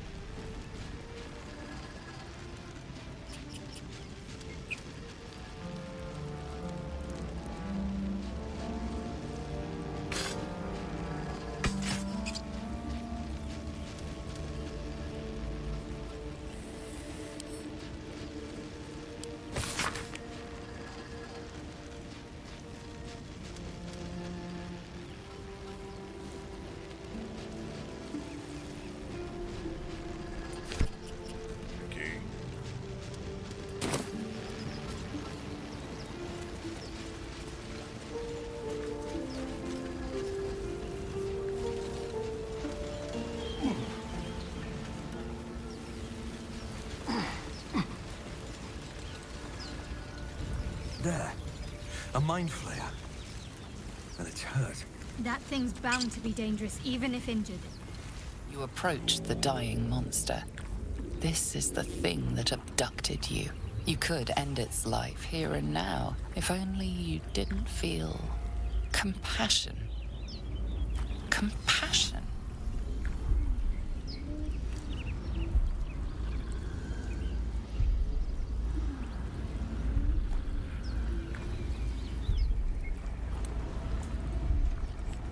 The poor creature is on the brink of death, but there's still time. You'd give your life to save it, to nurse it back to health. But then the feeling slips. The creature's mind seems to focus elsewhere. Oh, it's a roll.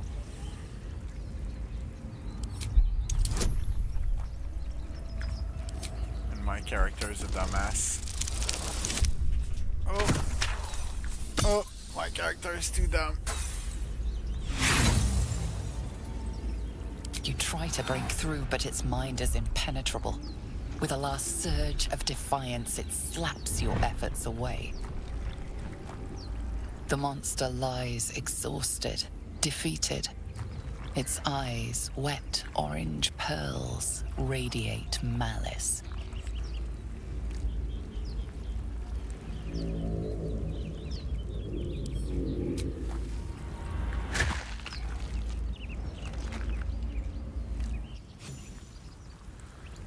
Monster. Death is too good for it.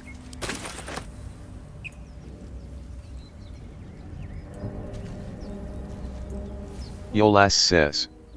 Tez C'est mentioned. méchant! Je sais pas. Ben, je pense pas, là.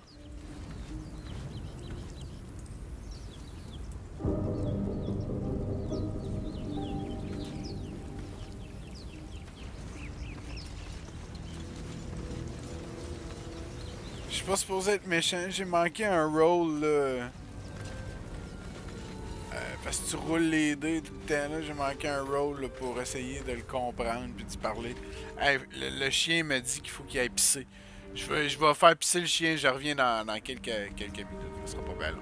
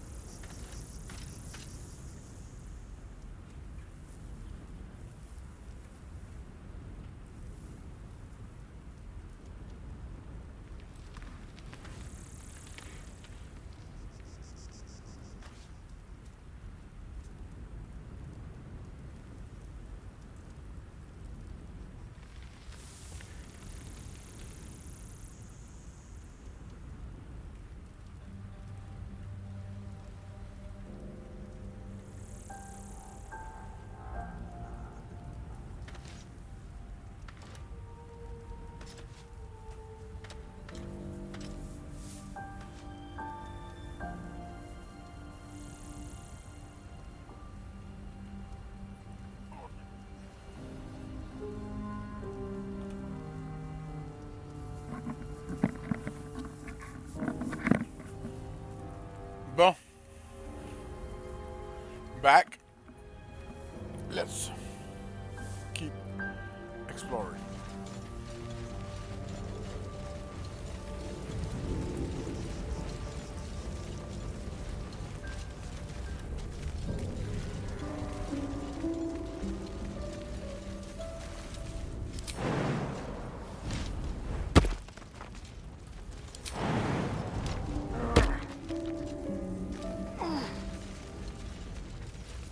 So you can Parker!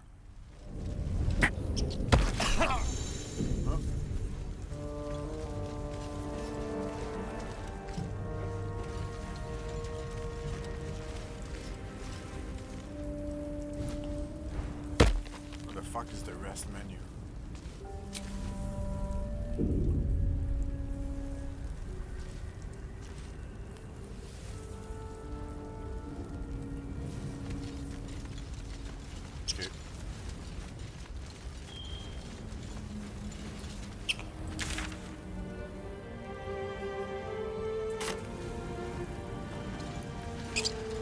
Fire.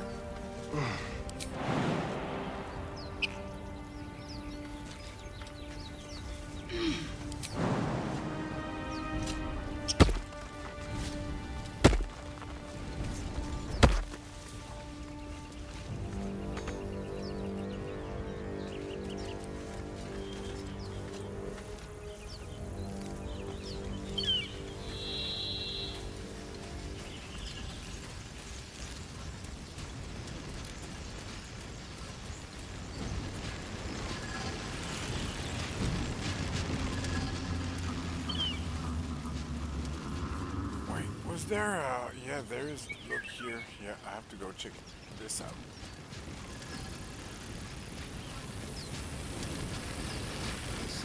What's going on with that room? Approach the sigil on the stone. Magic glitters and swirls from it erratically, as if malfunctioning. It looks slightly dangerous. It looks slightly dangerous. Well, danger is my middle name.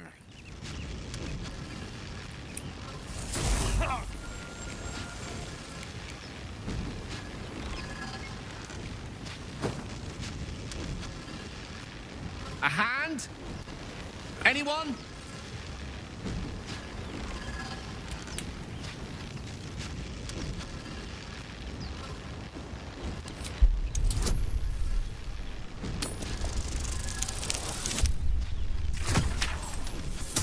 Barely.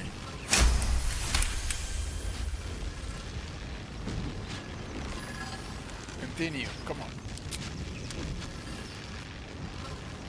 That's it! Go on! Keep pulling!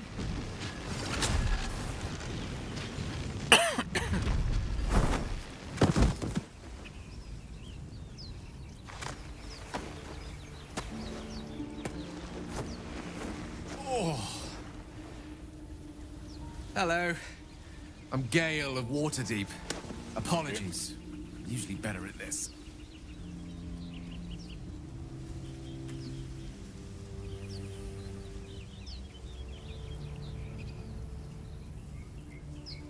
A bit shocked, but friend, it's a relief and a pleasure to make your acquaintance. Say, but I know you, don't I? In a manner of speaking. You were on the Norse Lloyd as well.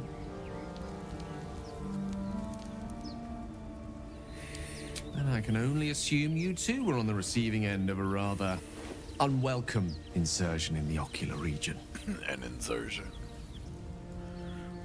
Uh-huh.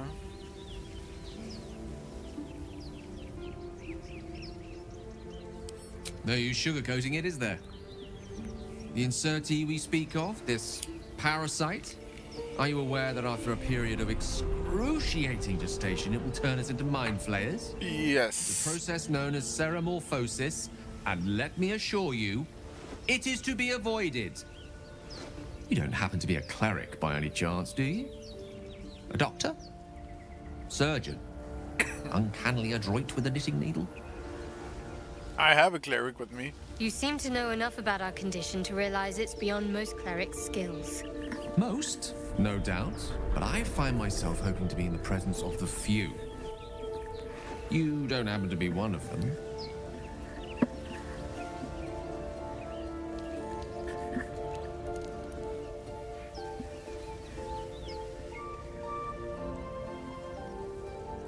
As we've established, few enough can.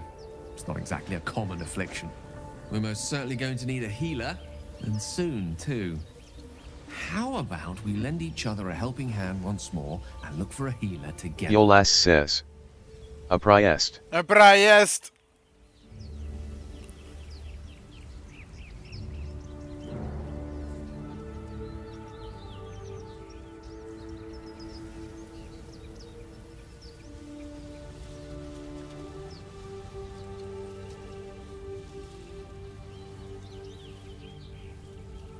Wait. This guy's a mage, right? Sounds like a plan. But do I want the mage? Okay. Most excellent. Parasite shared is a parasite halved. Or something to that effect. Oh, but before you think you're about to embark on a journey with most ill-mannered a man, thank you for pulling me out of that stone. It was an act of foresighted kindness, I assure you. For I have the feeling ample opportunities will present themselves for me to return the favor. So this guy is a wizard. Library.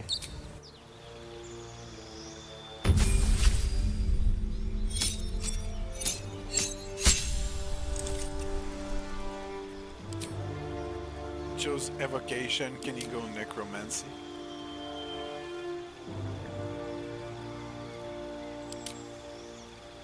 Evocation, powerful attacks. No, I do want necromancy.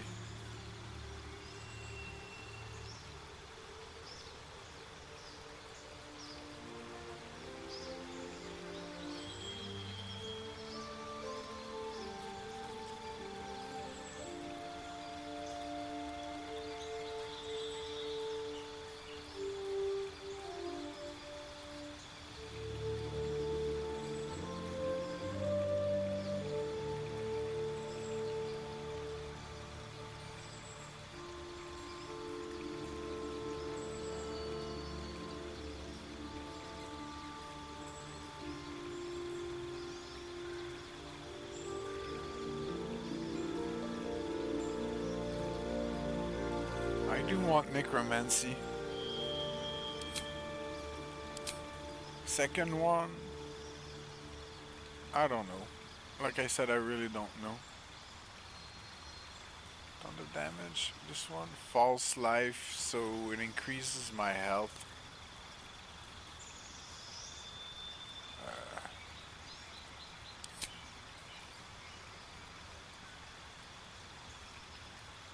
Grease, mage armor, witch bolt, sleep, thunder wave.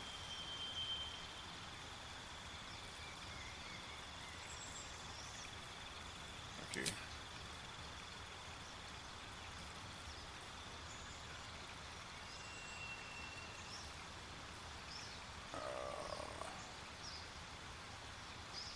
They always hit their target. Yeah.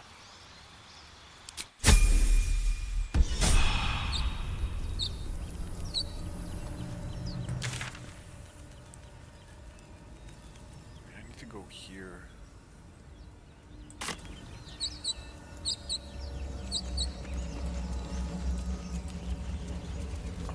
Still breathing, despite everything.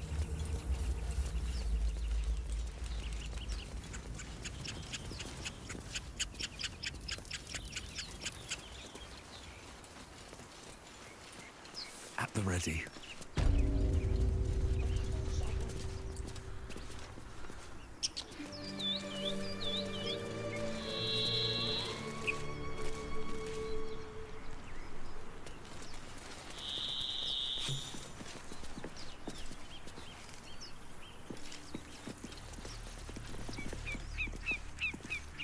Better not be cursed.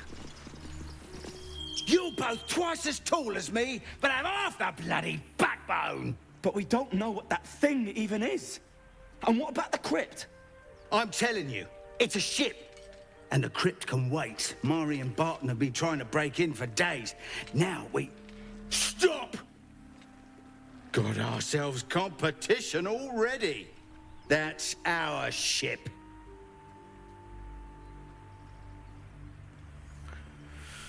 Okay.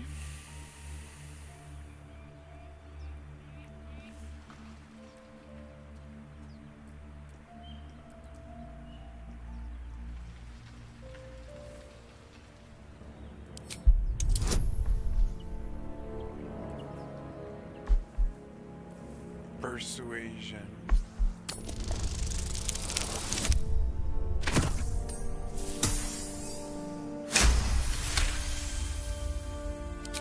Well, in that case, come on you lot. No point in getting killed. Second worm gets the cheese and all. Second mouse gets the cheese, no? Nobody's getting any damn cheese! Now move it! You're more cunning than you look. I thought we had a fight on our hands.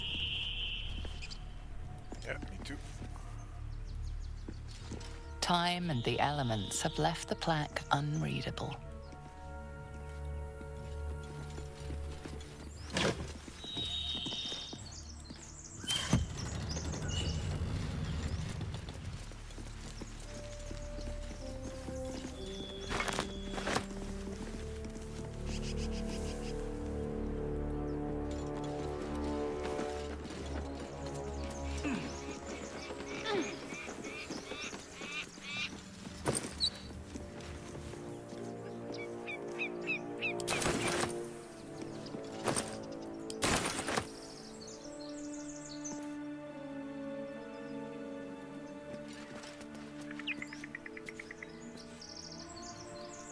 Okay, good. For the bedroll, thank you. What?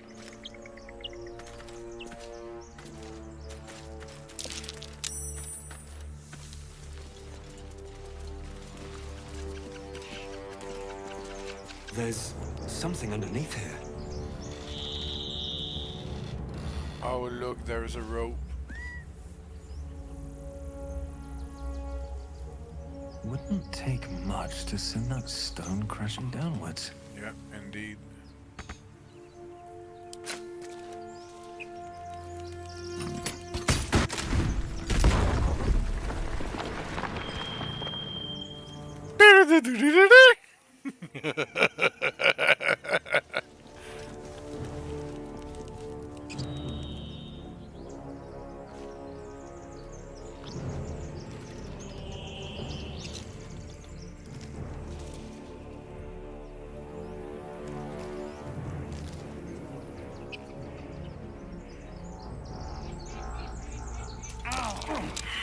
Come on.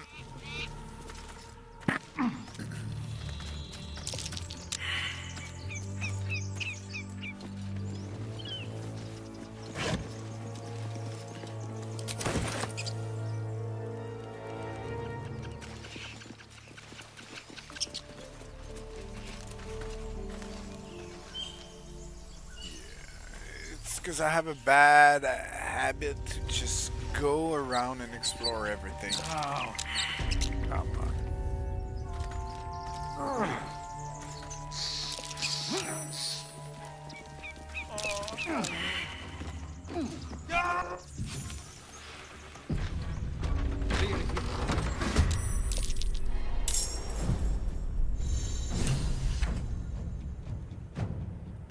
Time to move.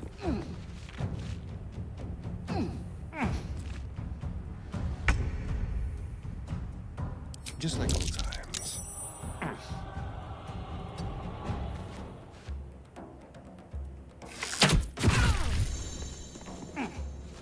Where do I go from here?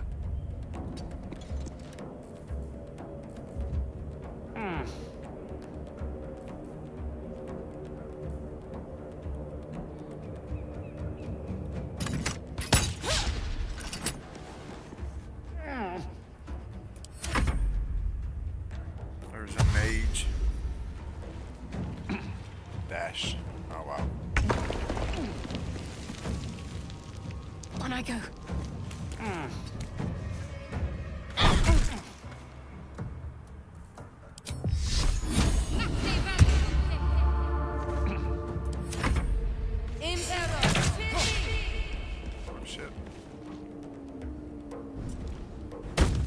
What? What?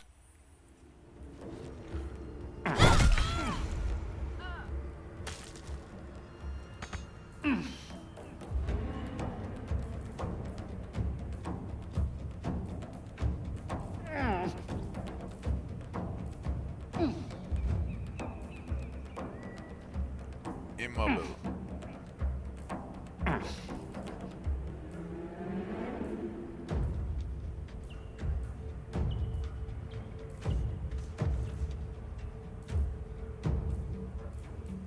Yeah, you go for a fireball.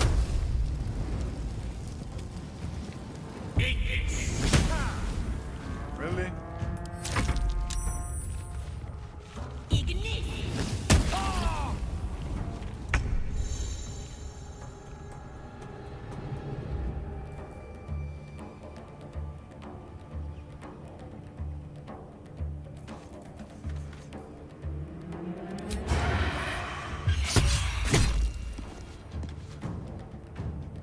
Nothing will stand in my way.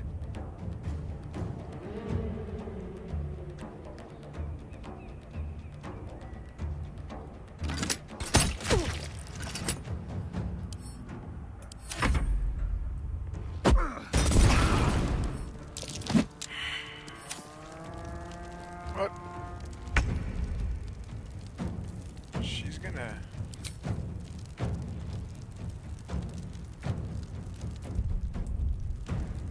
Wait. What?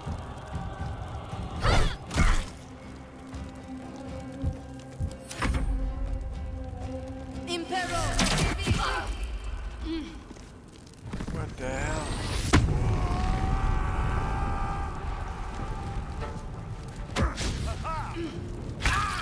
They're burning somehow? Dude. Eat this.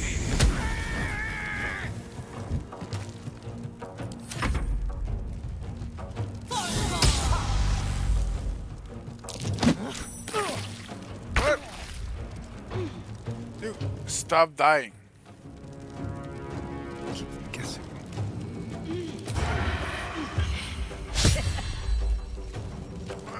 Missed. Another fight. Let's go. Thank you.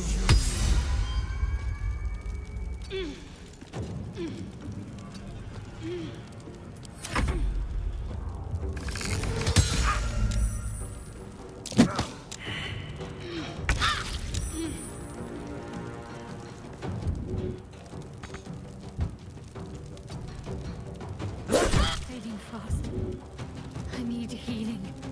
Yeah, fucking heal yourself.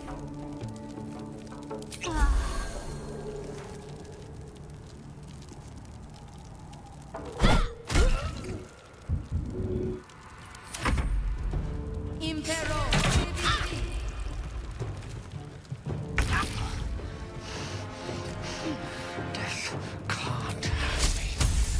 Not yet.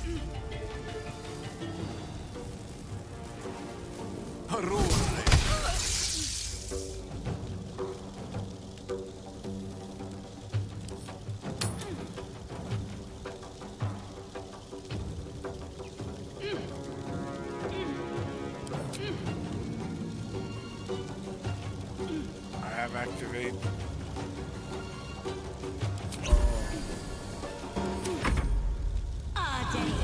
Heal me, daddy!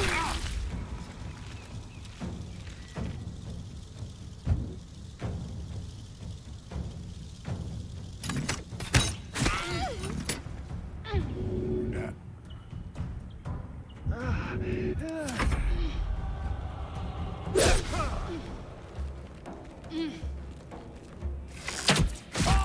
Fading fast. I need Holy healing. shit.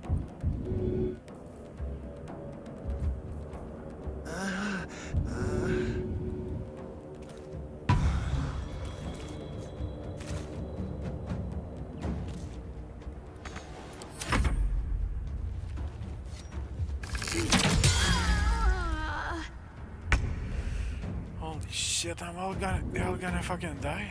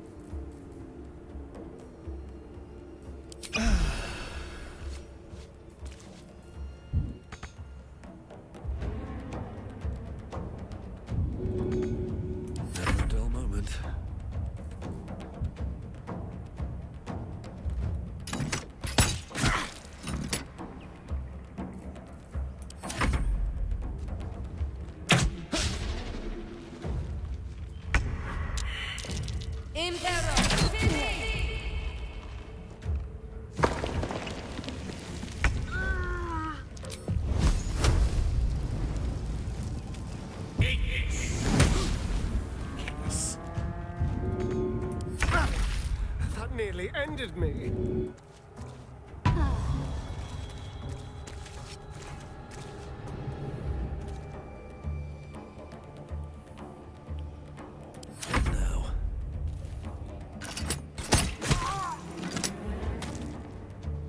What's in here? Really? I cannot loot him. Can't afford to let up. Heading there.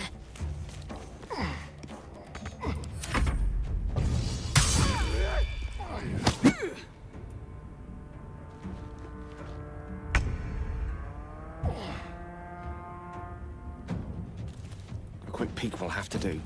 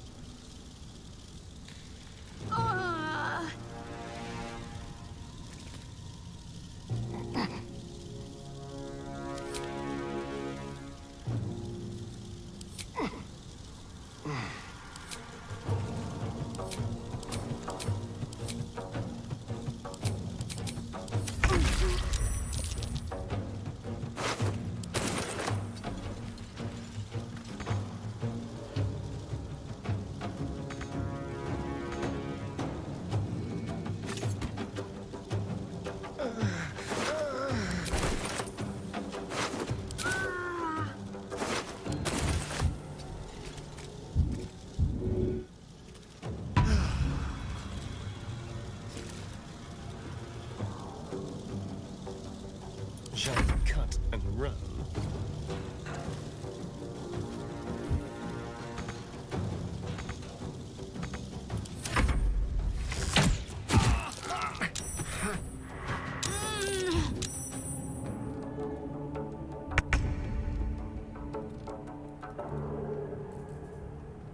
Nothing important is ever easy.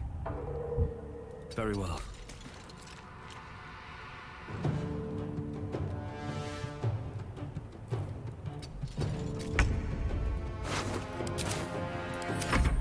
Why can I... Oh.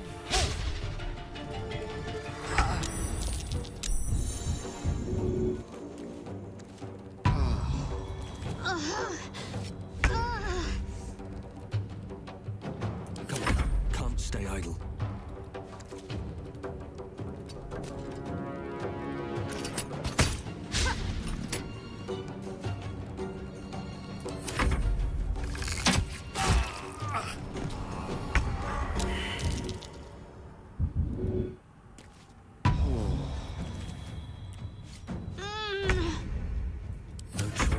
Going.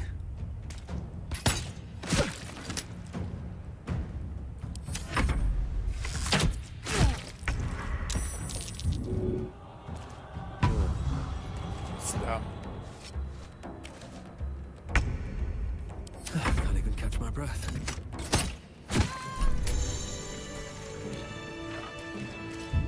Well, that's not good.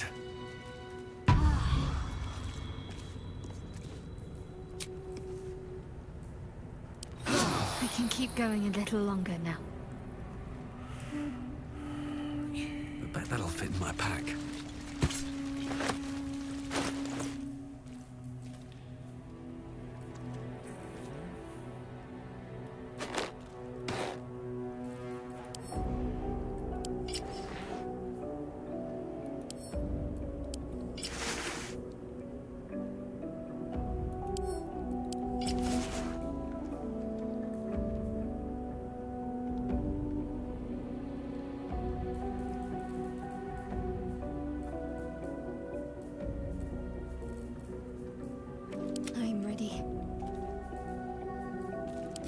On my mind and, well, in it.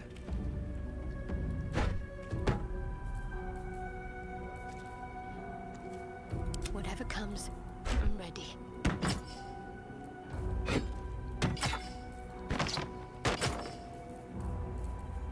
No one back home will ever believe this. Don't touch me. No one stopped me yet.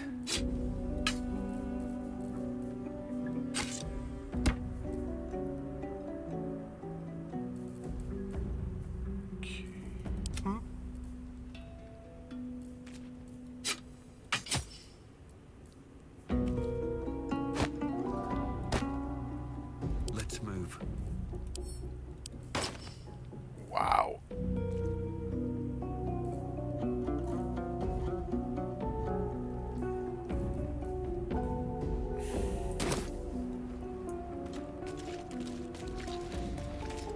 I've heard you can't get blood from a stone, but apparently you can get a wizard from one.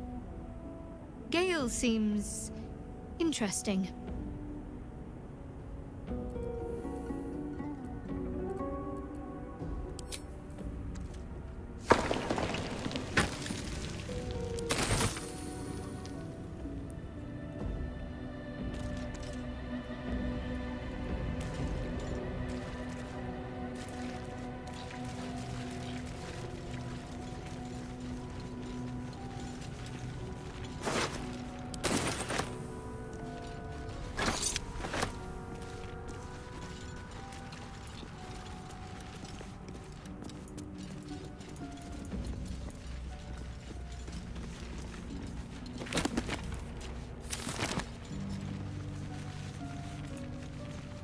Anything of use? I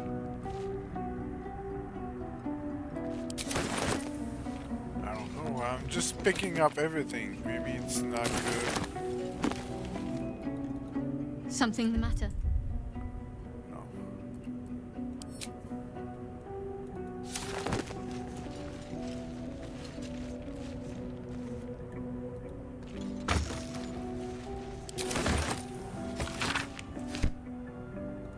You do not recognize the language. Something the matter? Dude, get the fuck out.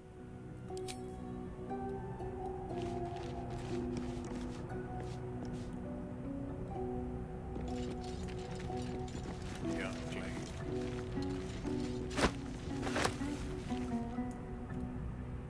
I don't need any attention right now.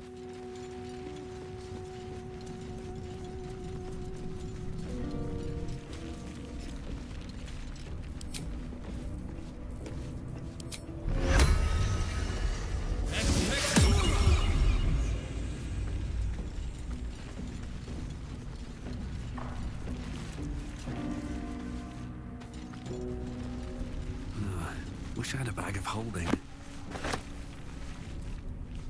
These boots have seen everything. Better be cautious. Oh.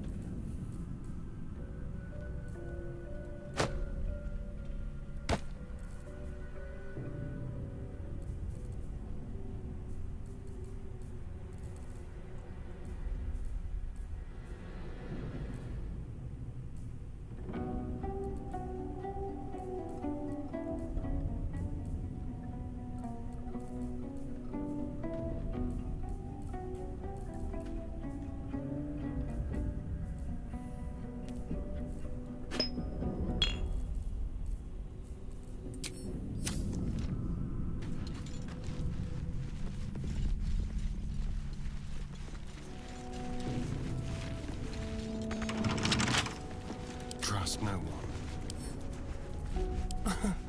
Easy.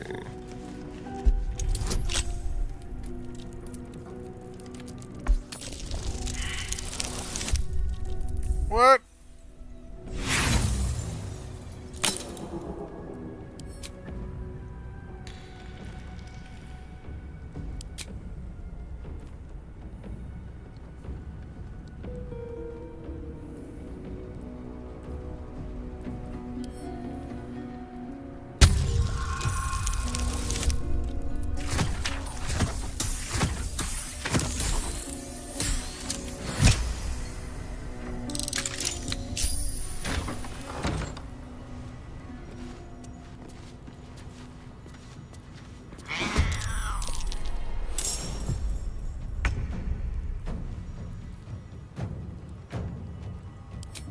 subtle approach.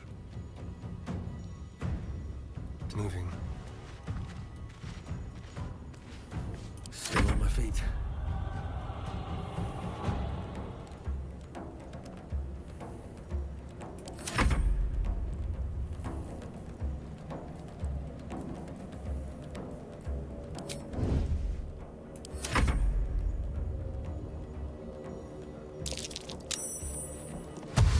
Over here! We got company! Step to it.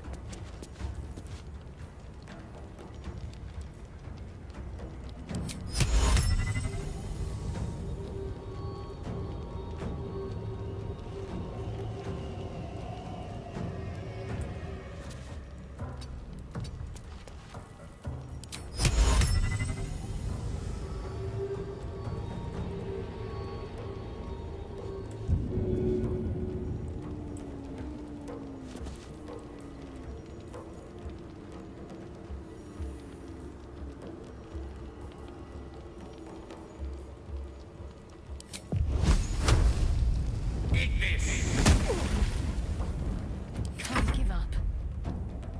On my way.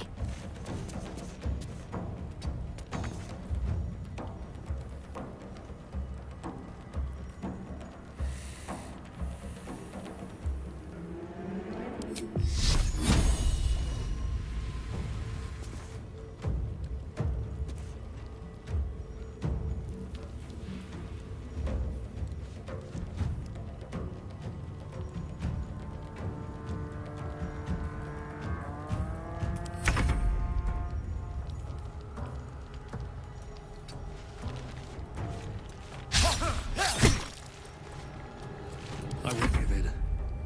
Breathe deep and move.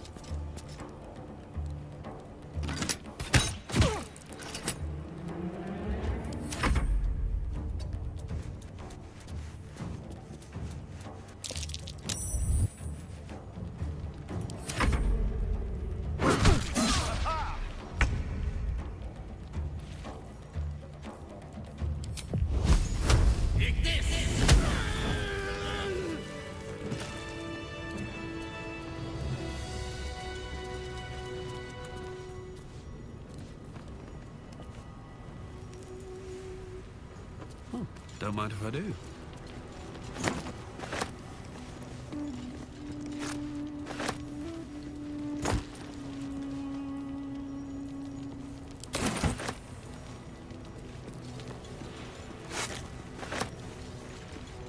I'm exhausted. Shit. We'll find somewhere to camp soon. It's been centuries since any prayers disturbed it. Who are those prayers for? Normally the patron god.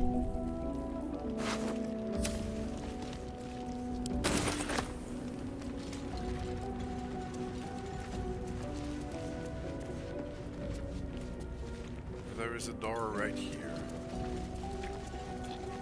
But I want to make sure.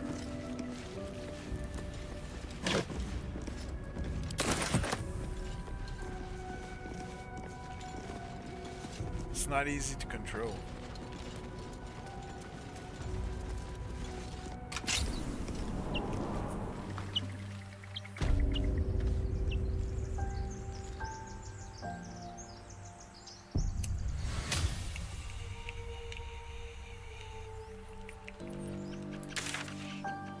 Oh, that's where I was. Okay.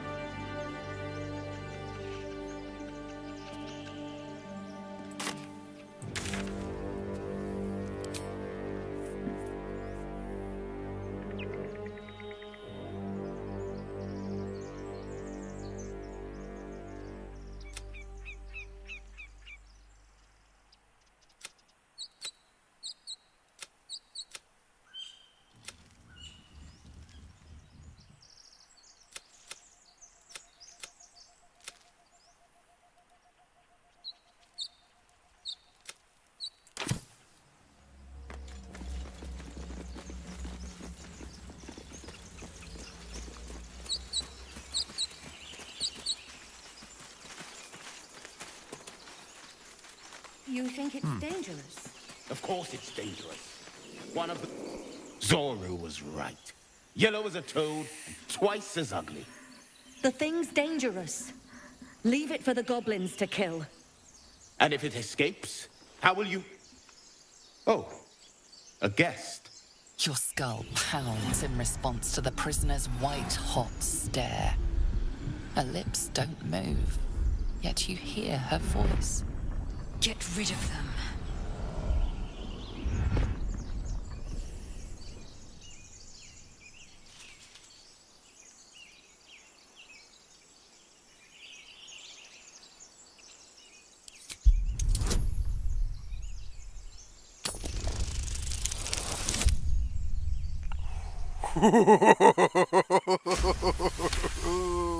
Success! He's right. Let's go. We need to check out that blast. You didn't hear it? Shook our camp good, so we came for a look.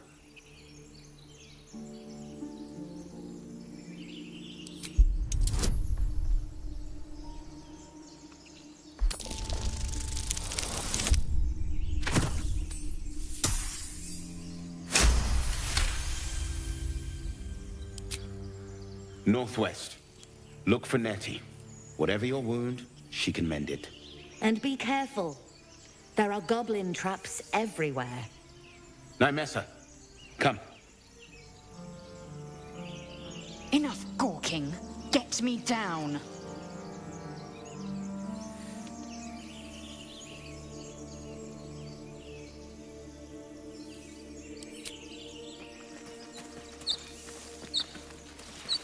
Questionable intellect. Unsurprising. Release me, or enjoy a future as Geich.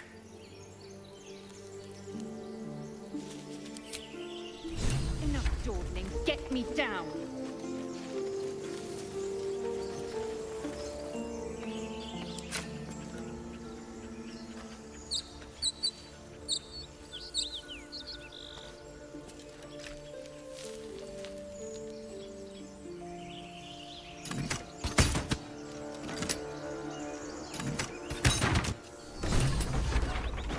The tadpole hasn't yet scrambled all your senses. Auspicious. But the longer we wait, the more it consumes. My people possess the cure for this infection. I must find a creche. You will join me. Careful. She obviously sees your kindness as weakness. Don't let her take advantage.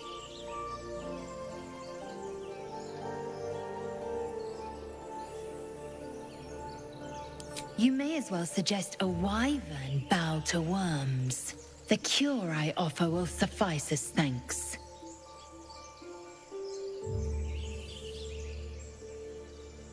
It is many things. A hatchery, a training grounds, a shelter. Githyanki protocol is clear. When infected with a Geich tadpole, we must report to Augustil for purification.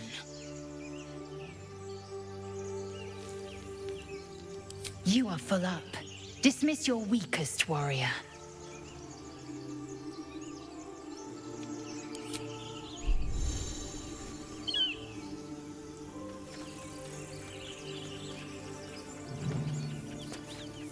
So, we've picked up a wizard who managed to get stuck in his own portal.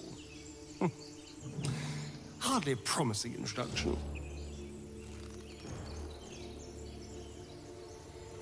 Oh, darling, I'm hurt. I thought we had something special. Well, you know where to find me. Has the error of your ways become clear?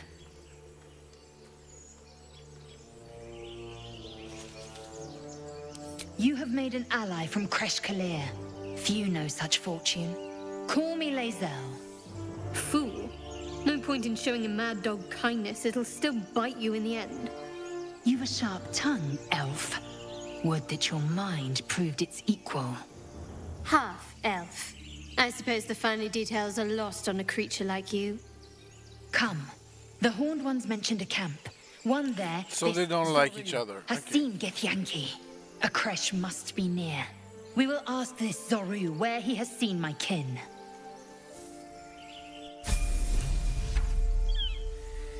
Assume nothing.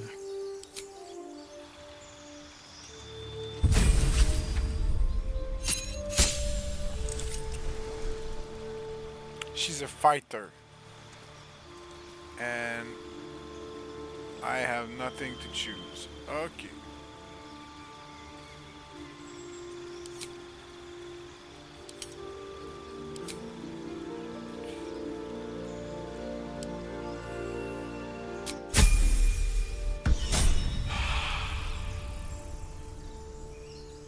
Still alive, so that's progress. But it says to, you know, explore the ruins. Find a way into the abandoned ruins.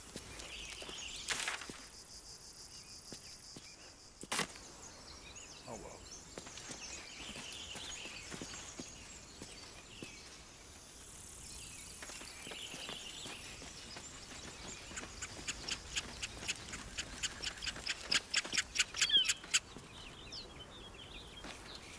Broken. Must have been here a while. Yolas says. So far, how do you rank it on 1 to 10? So far, I don't know.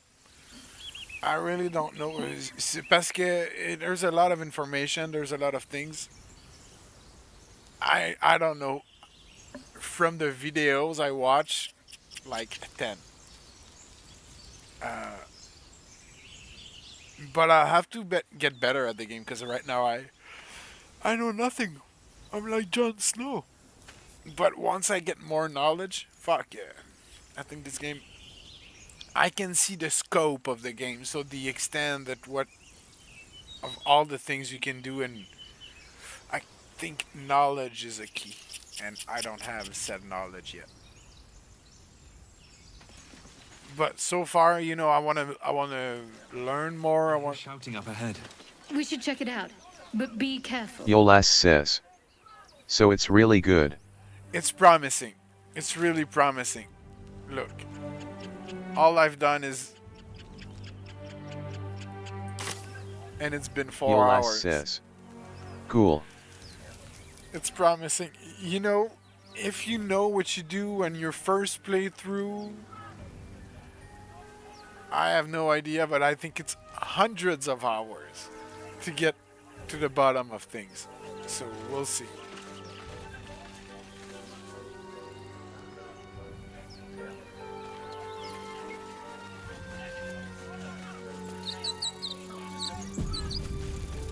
I see some people over there.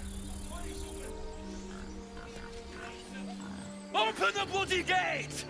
Nobody gets in! Zevlor's orders! That pack of goblins will be on us any second! What's going on? Goblins are on our tail! Open the gate, Zevlor, now! You let goblins here? Where is the druid? Please! There's no time!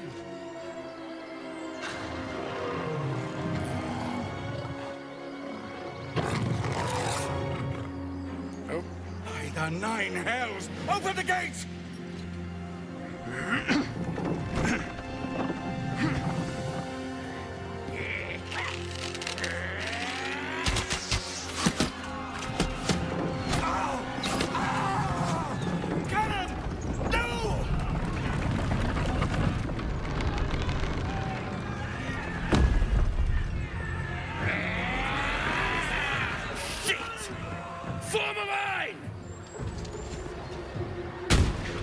Damnable roach!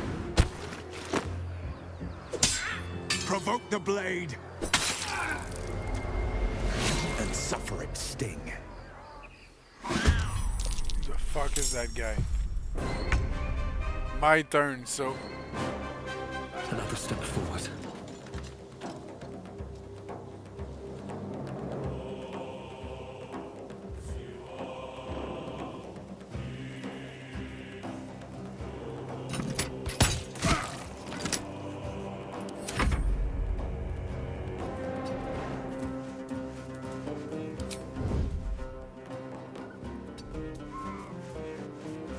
J'ai un chat. Je peux le cacher. Bleed every last one of you!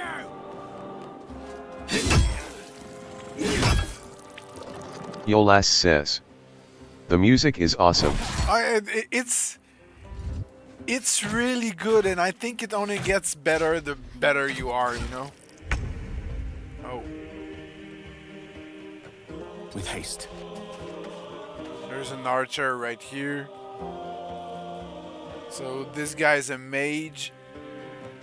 He's gonna shoot firebolt at this guy up there.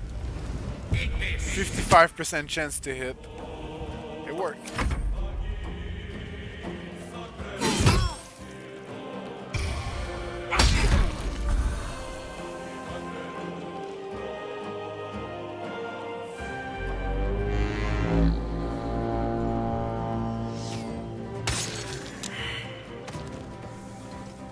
By sickle and sword, strike them down!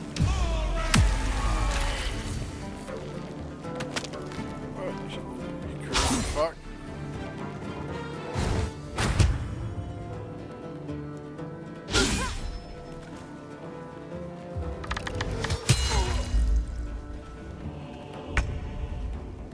So who's that? Okay, that's a cleric.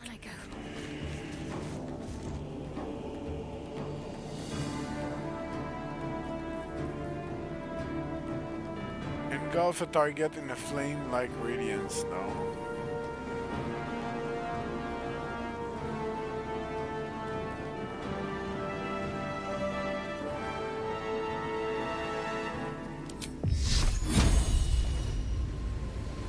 Is it good or bad, you know?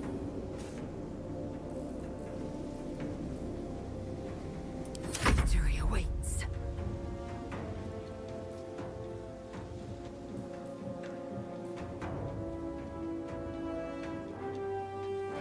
Make way. You can jump.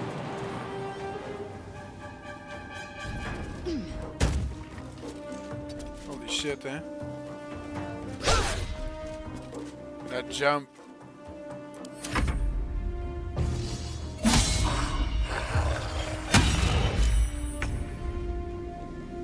So that's my character. What? Holy fuck.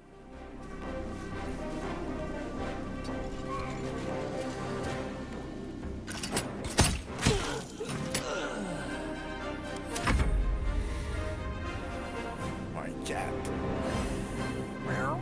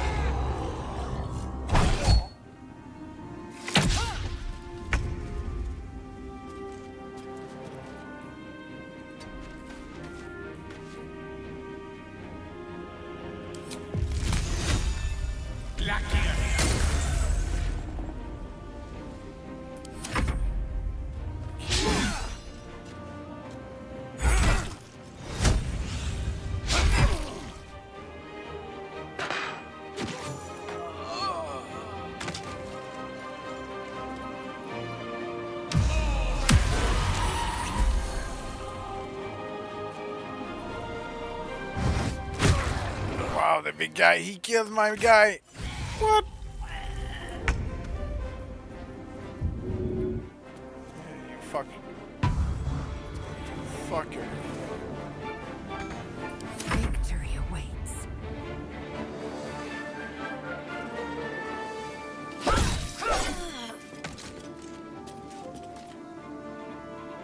Taking position.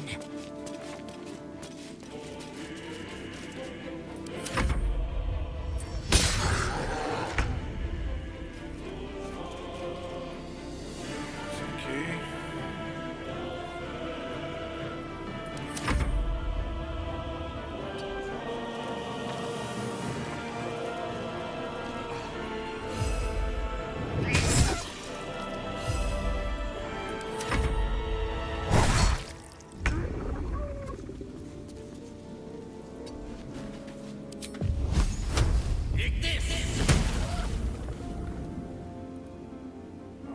Maybe I should move. May it please, Mistra.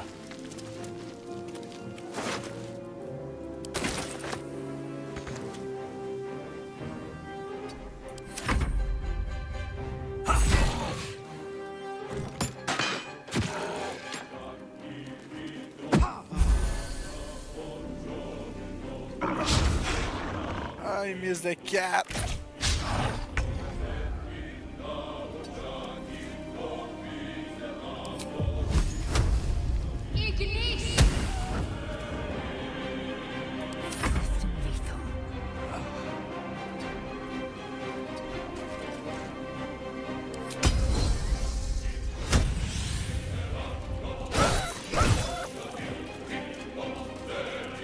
Make way. He's not dead.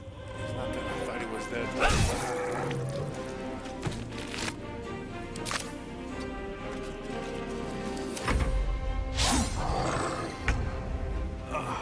Time to press ahead.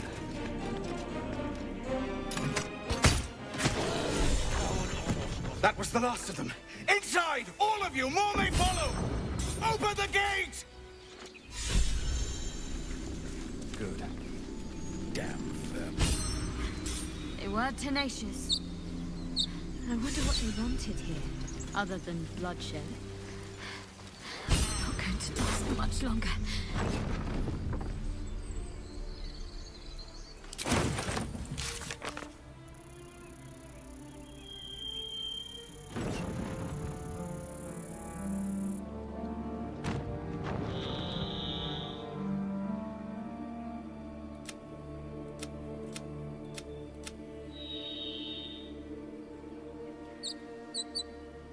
Can have 4 inspiration if you're.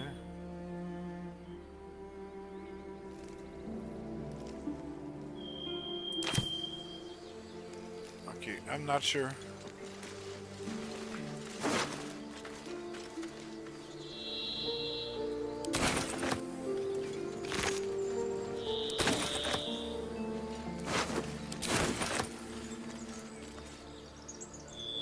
What's inside? What's inside? Marker!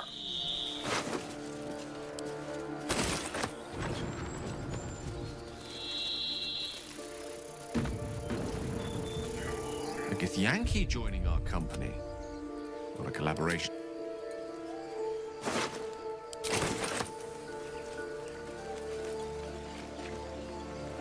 Okay.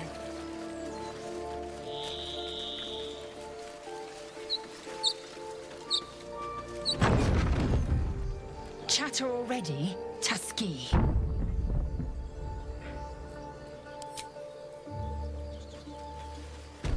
Feel like we're being watched.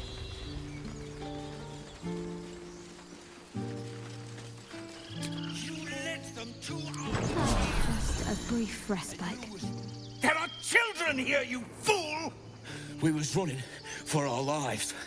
You led them straight to us, and you let them take the druid too? Unbelievable!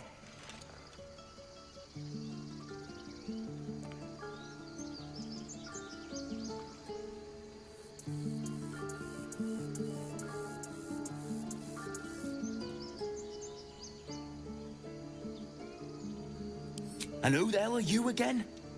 Show some respect. This man saved your pathetic life. Well, I didn't ask for any goddamn help.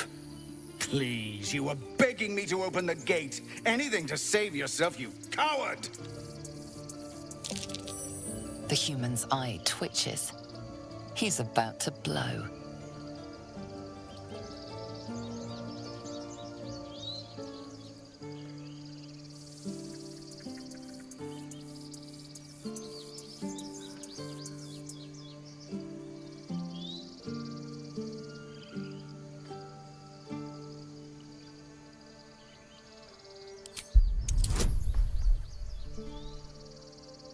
Wow. That's a hard roll. But I got it!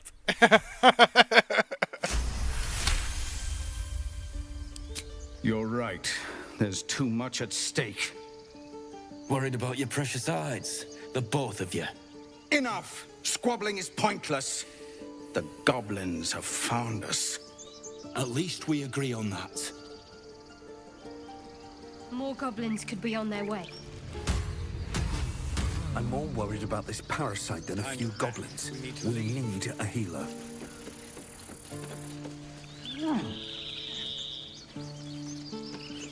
Oh, that would be stealing. He's gone, Archer.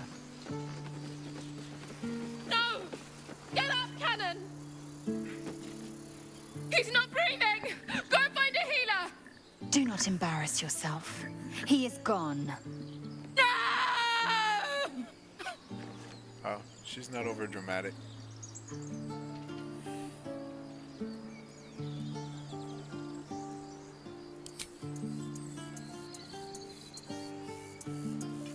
Someone's going to pay for this. Archer, no! Wait! What are you doing?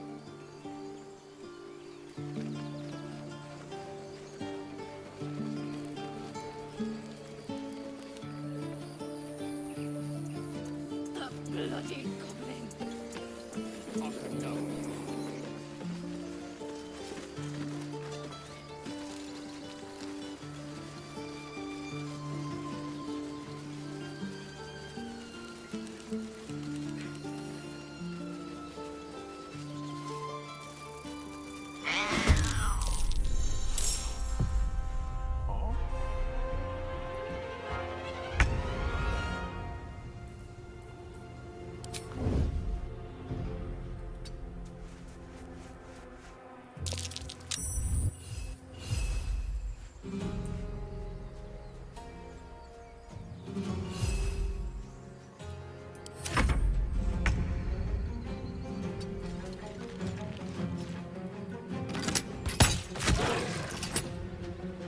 The lance board is set with ease.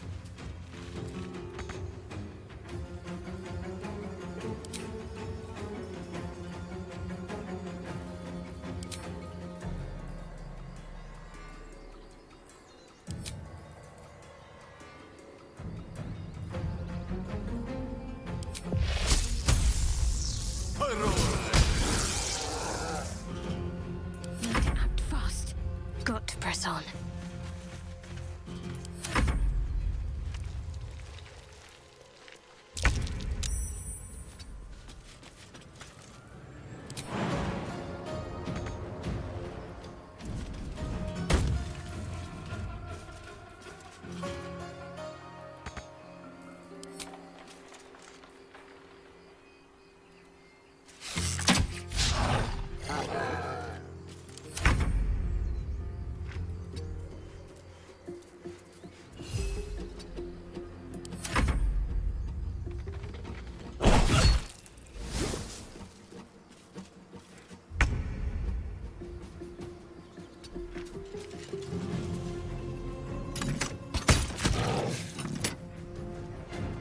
A rough tempest I will raise.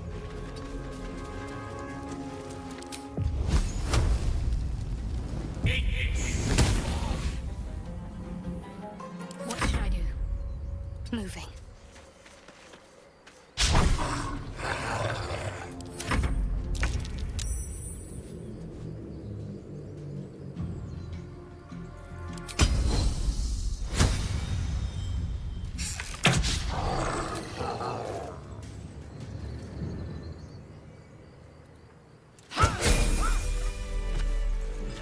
Level out!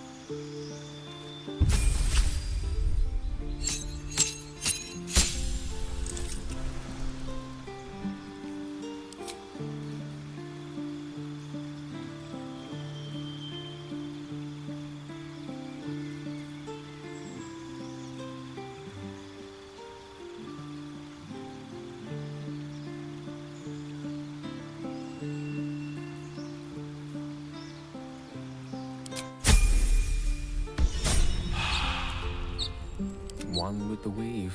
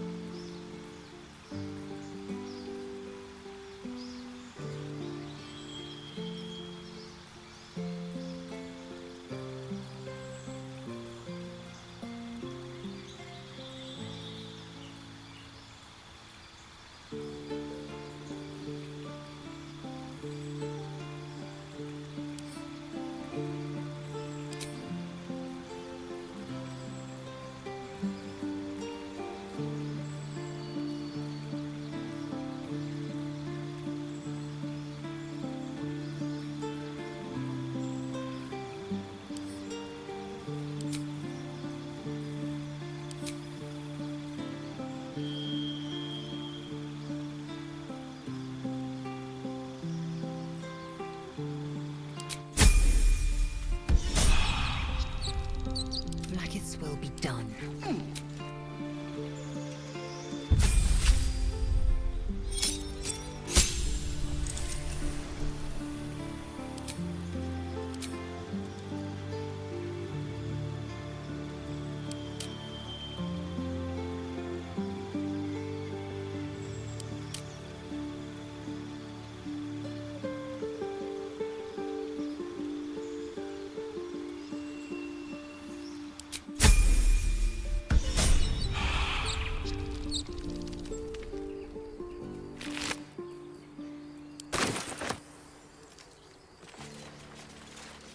Peer through the telescope.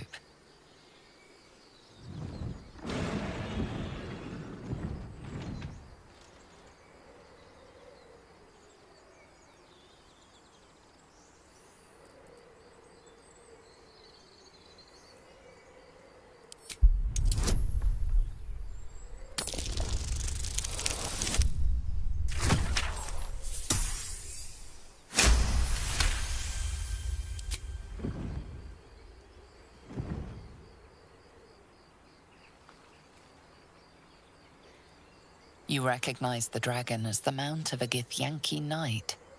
Perhaps it had been tracking the ship.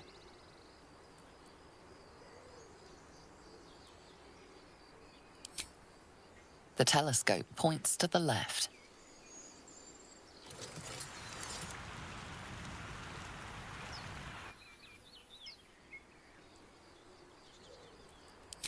The telescope points straight ahead.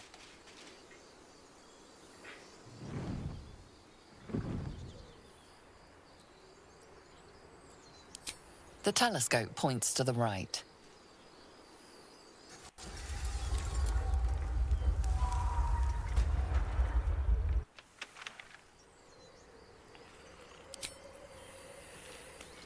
Looking ahead, what's up for discussion? You have good timing. Never been much of a fighter, so wrestling a bugbear would have gone poorly. But you're not here for heroics, are you? Avernus's stench is all over your skin. Let me guess. Your devil mistress sent you to get her soul coin back. Too bad. I earned it, fair and square.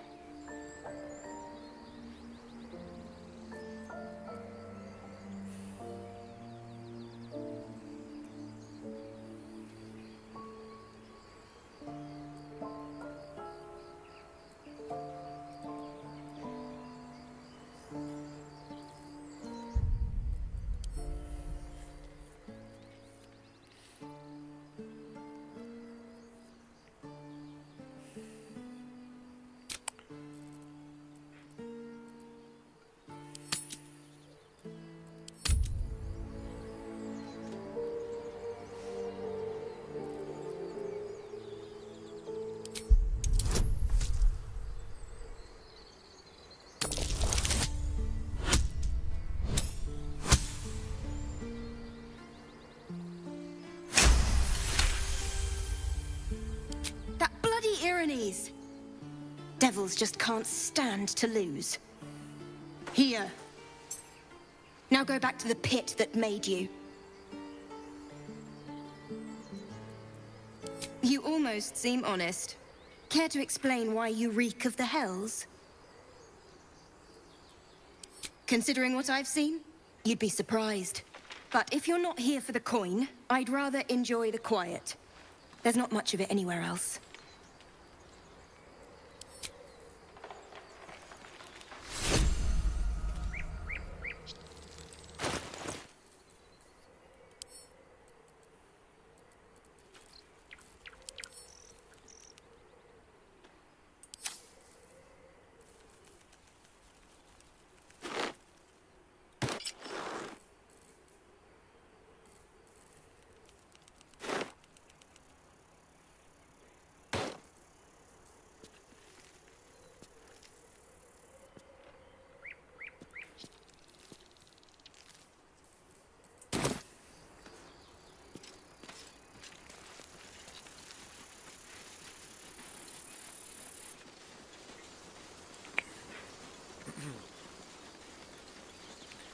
My character really looks like an idiot.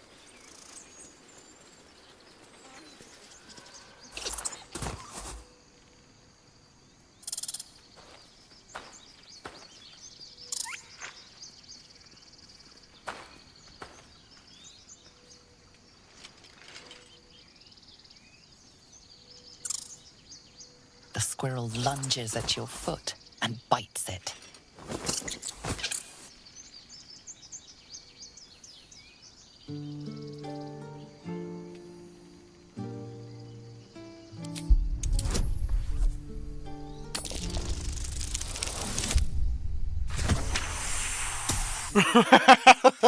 Barely. You follow the squirrel's gaze to a pair of clumsy, ugly feet. Your own, on her territory. Looking around, her territory extends from one end of the grove to another.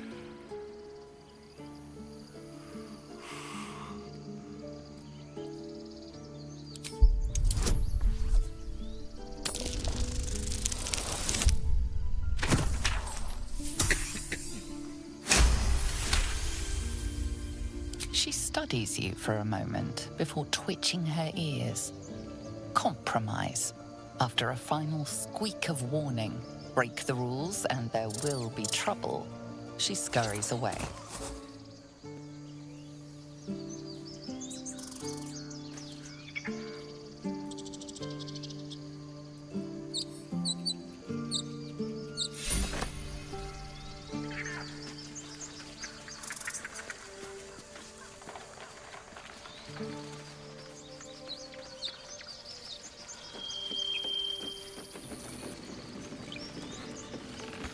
Won't budge.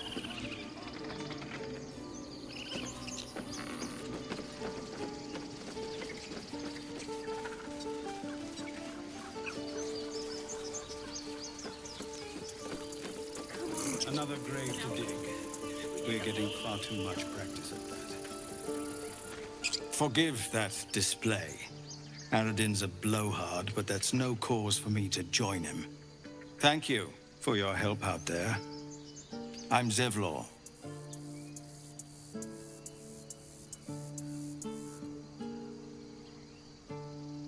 Well met.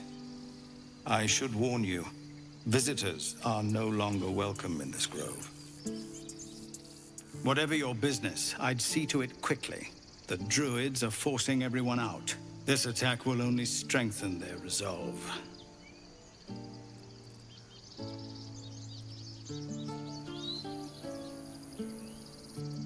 Goblin got you. The druid Halsin's a renowned healer, but he didn't make it back from Aradin's expedition. If it's not too serious, you could try his apprentice Nettie. She's with the other druids in the inner grove. They've started a ritual to cut the grove off from the world outside. We can't stay, but we'll be slaughtered if we leave. We're no fighters.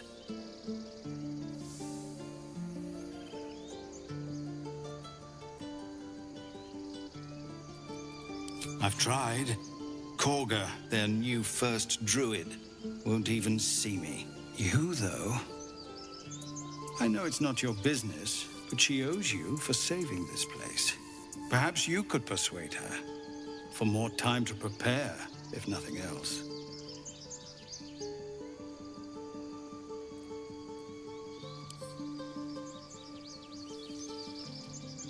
We owe you a great debt. What little we have, we'll scrape together.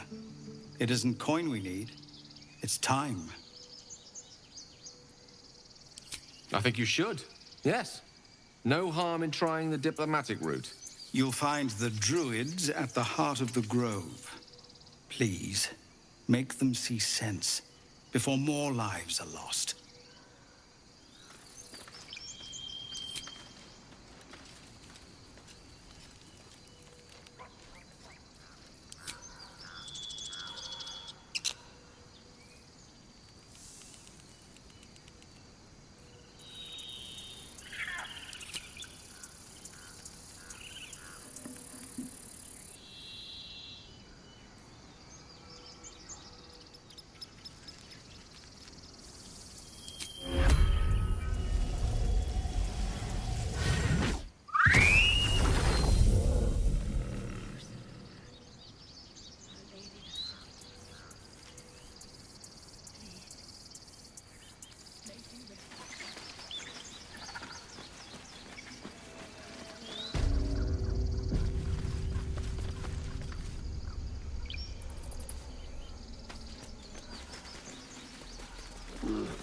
No, you just care about your stupid apprenticeship. Take that back. Right now. Refugees, adventurers. No one in years, and suddenly we're overwhelmed. Well met. And thank you for beating back those goblins. Most brave of you. Is there anything you need? Act fast if you do. The ritual will be complete before too long. Just some bits and bobs I no longer need.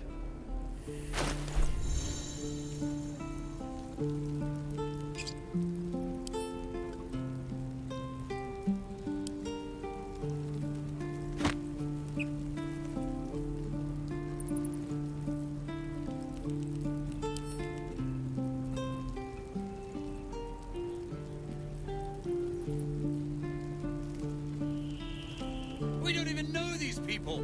That doesn't matter. Of course it does. You would choose strangers over us. That's not what I said. Can we stop shouting? No?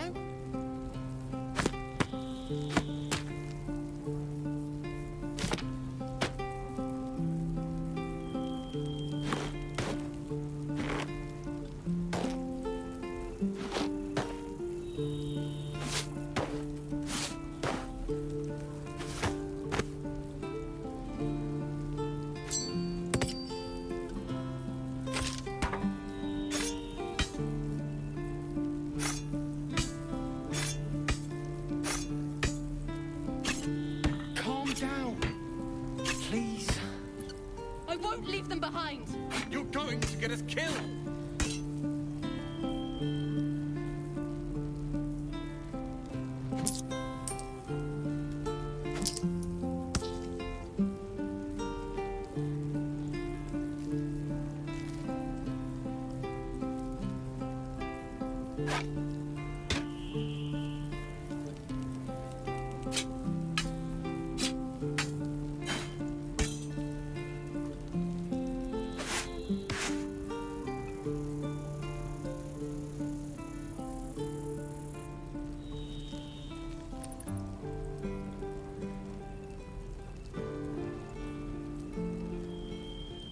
This is about your precious Baldur's Gate.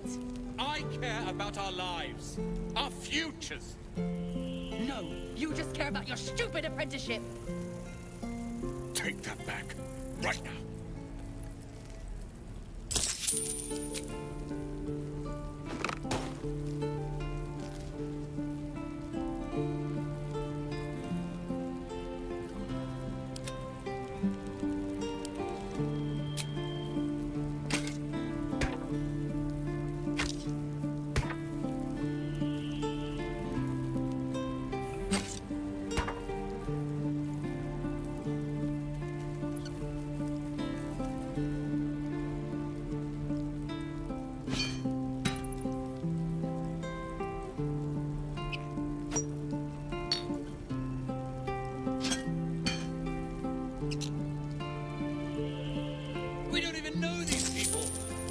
doesn't matter. Of course it does. Sylvanas, You would guide choose your path. strangers over us. That's not what I said.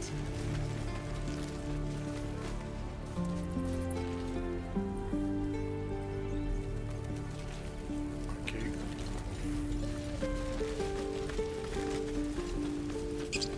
Hells! We can't just leave. They're kin. I'll not gamble our lives, our futures, on people who are as good as dead. We must leave for Baldur's Gate at once. Can we all just take a moment, please?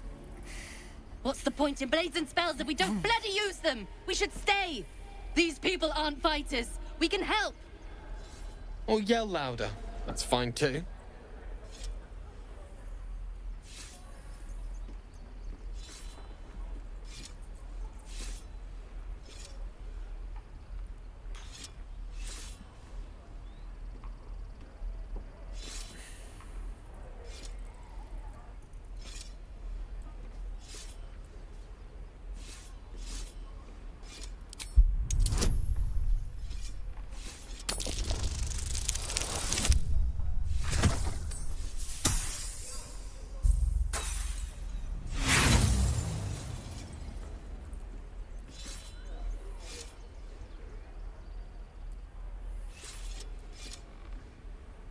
No. This place is a death trap. Let us leave. Immediately. Or would you deny your brother here his chance at fortune in Baldur's Gate?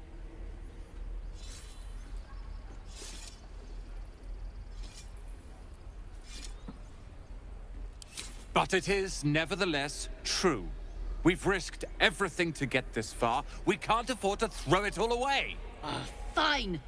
Let's sneak away like God's damned cowards. But if something happens to these people, it's on us. I hope you know that. I've never had cause to visit a druid's grove before. Magic weighs heavier here. Seeking solid.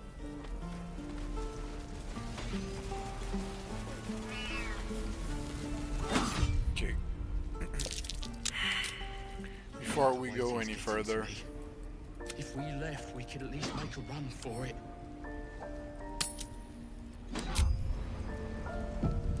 Alright, I'm gonna stop right now. I'll play a little bit more tonight for sure. Thanks a lot for watching. I really like this game. I think I'm gonna have a very good time with this game. So thanks a lot for watching, and I will see you all very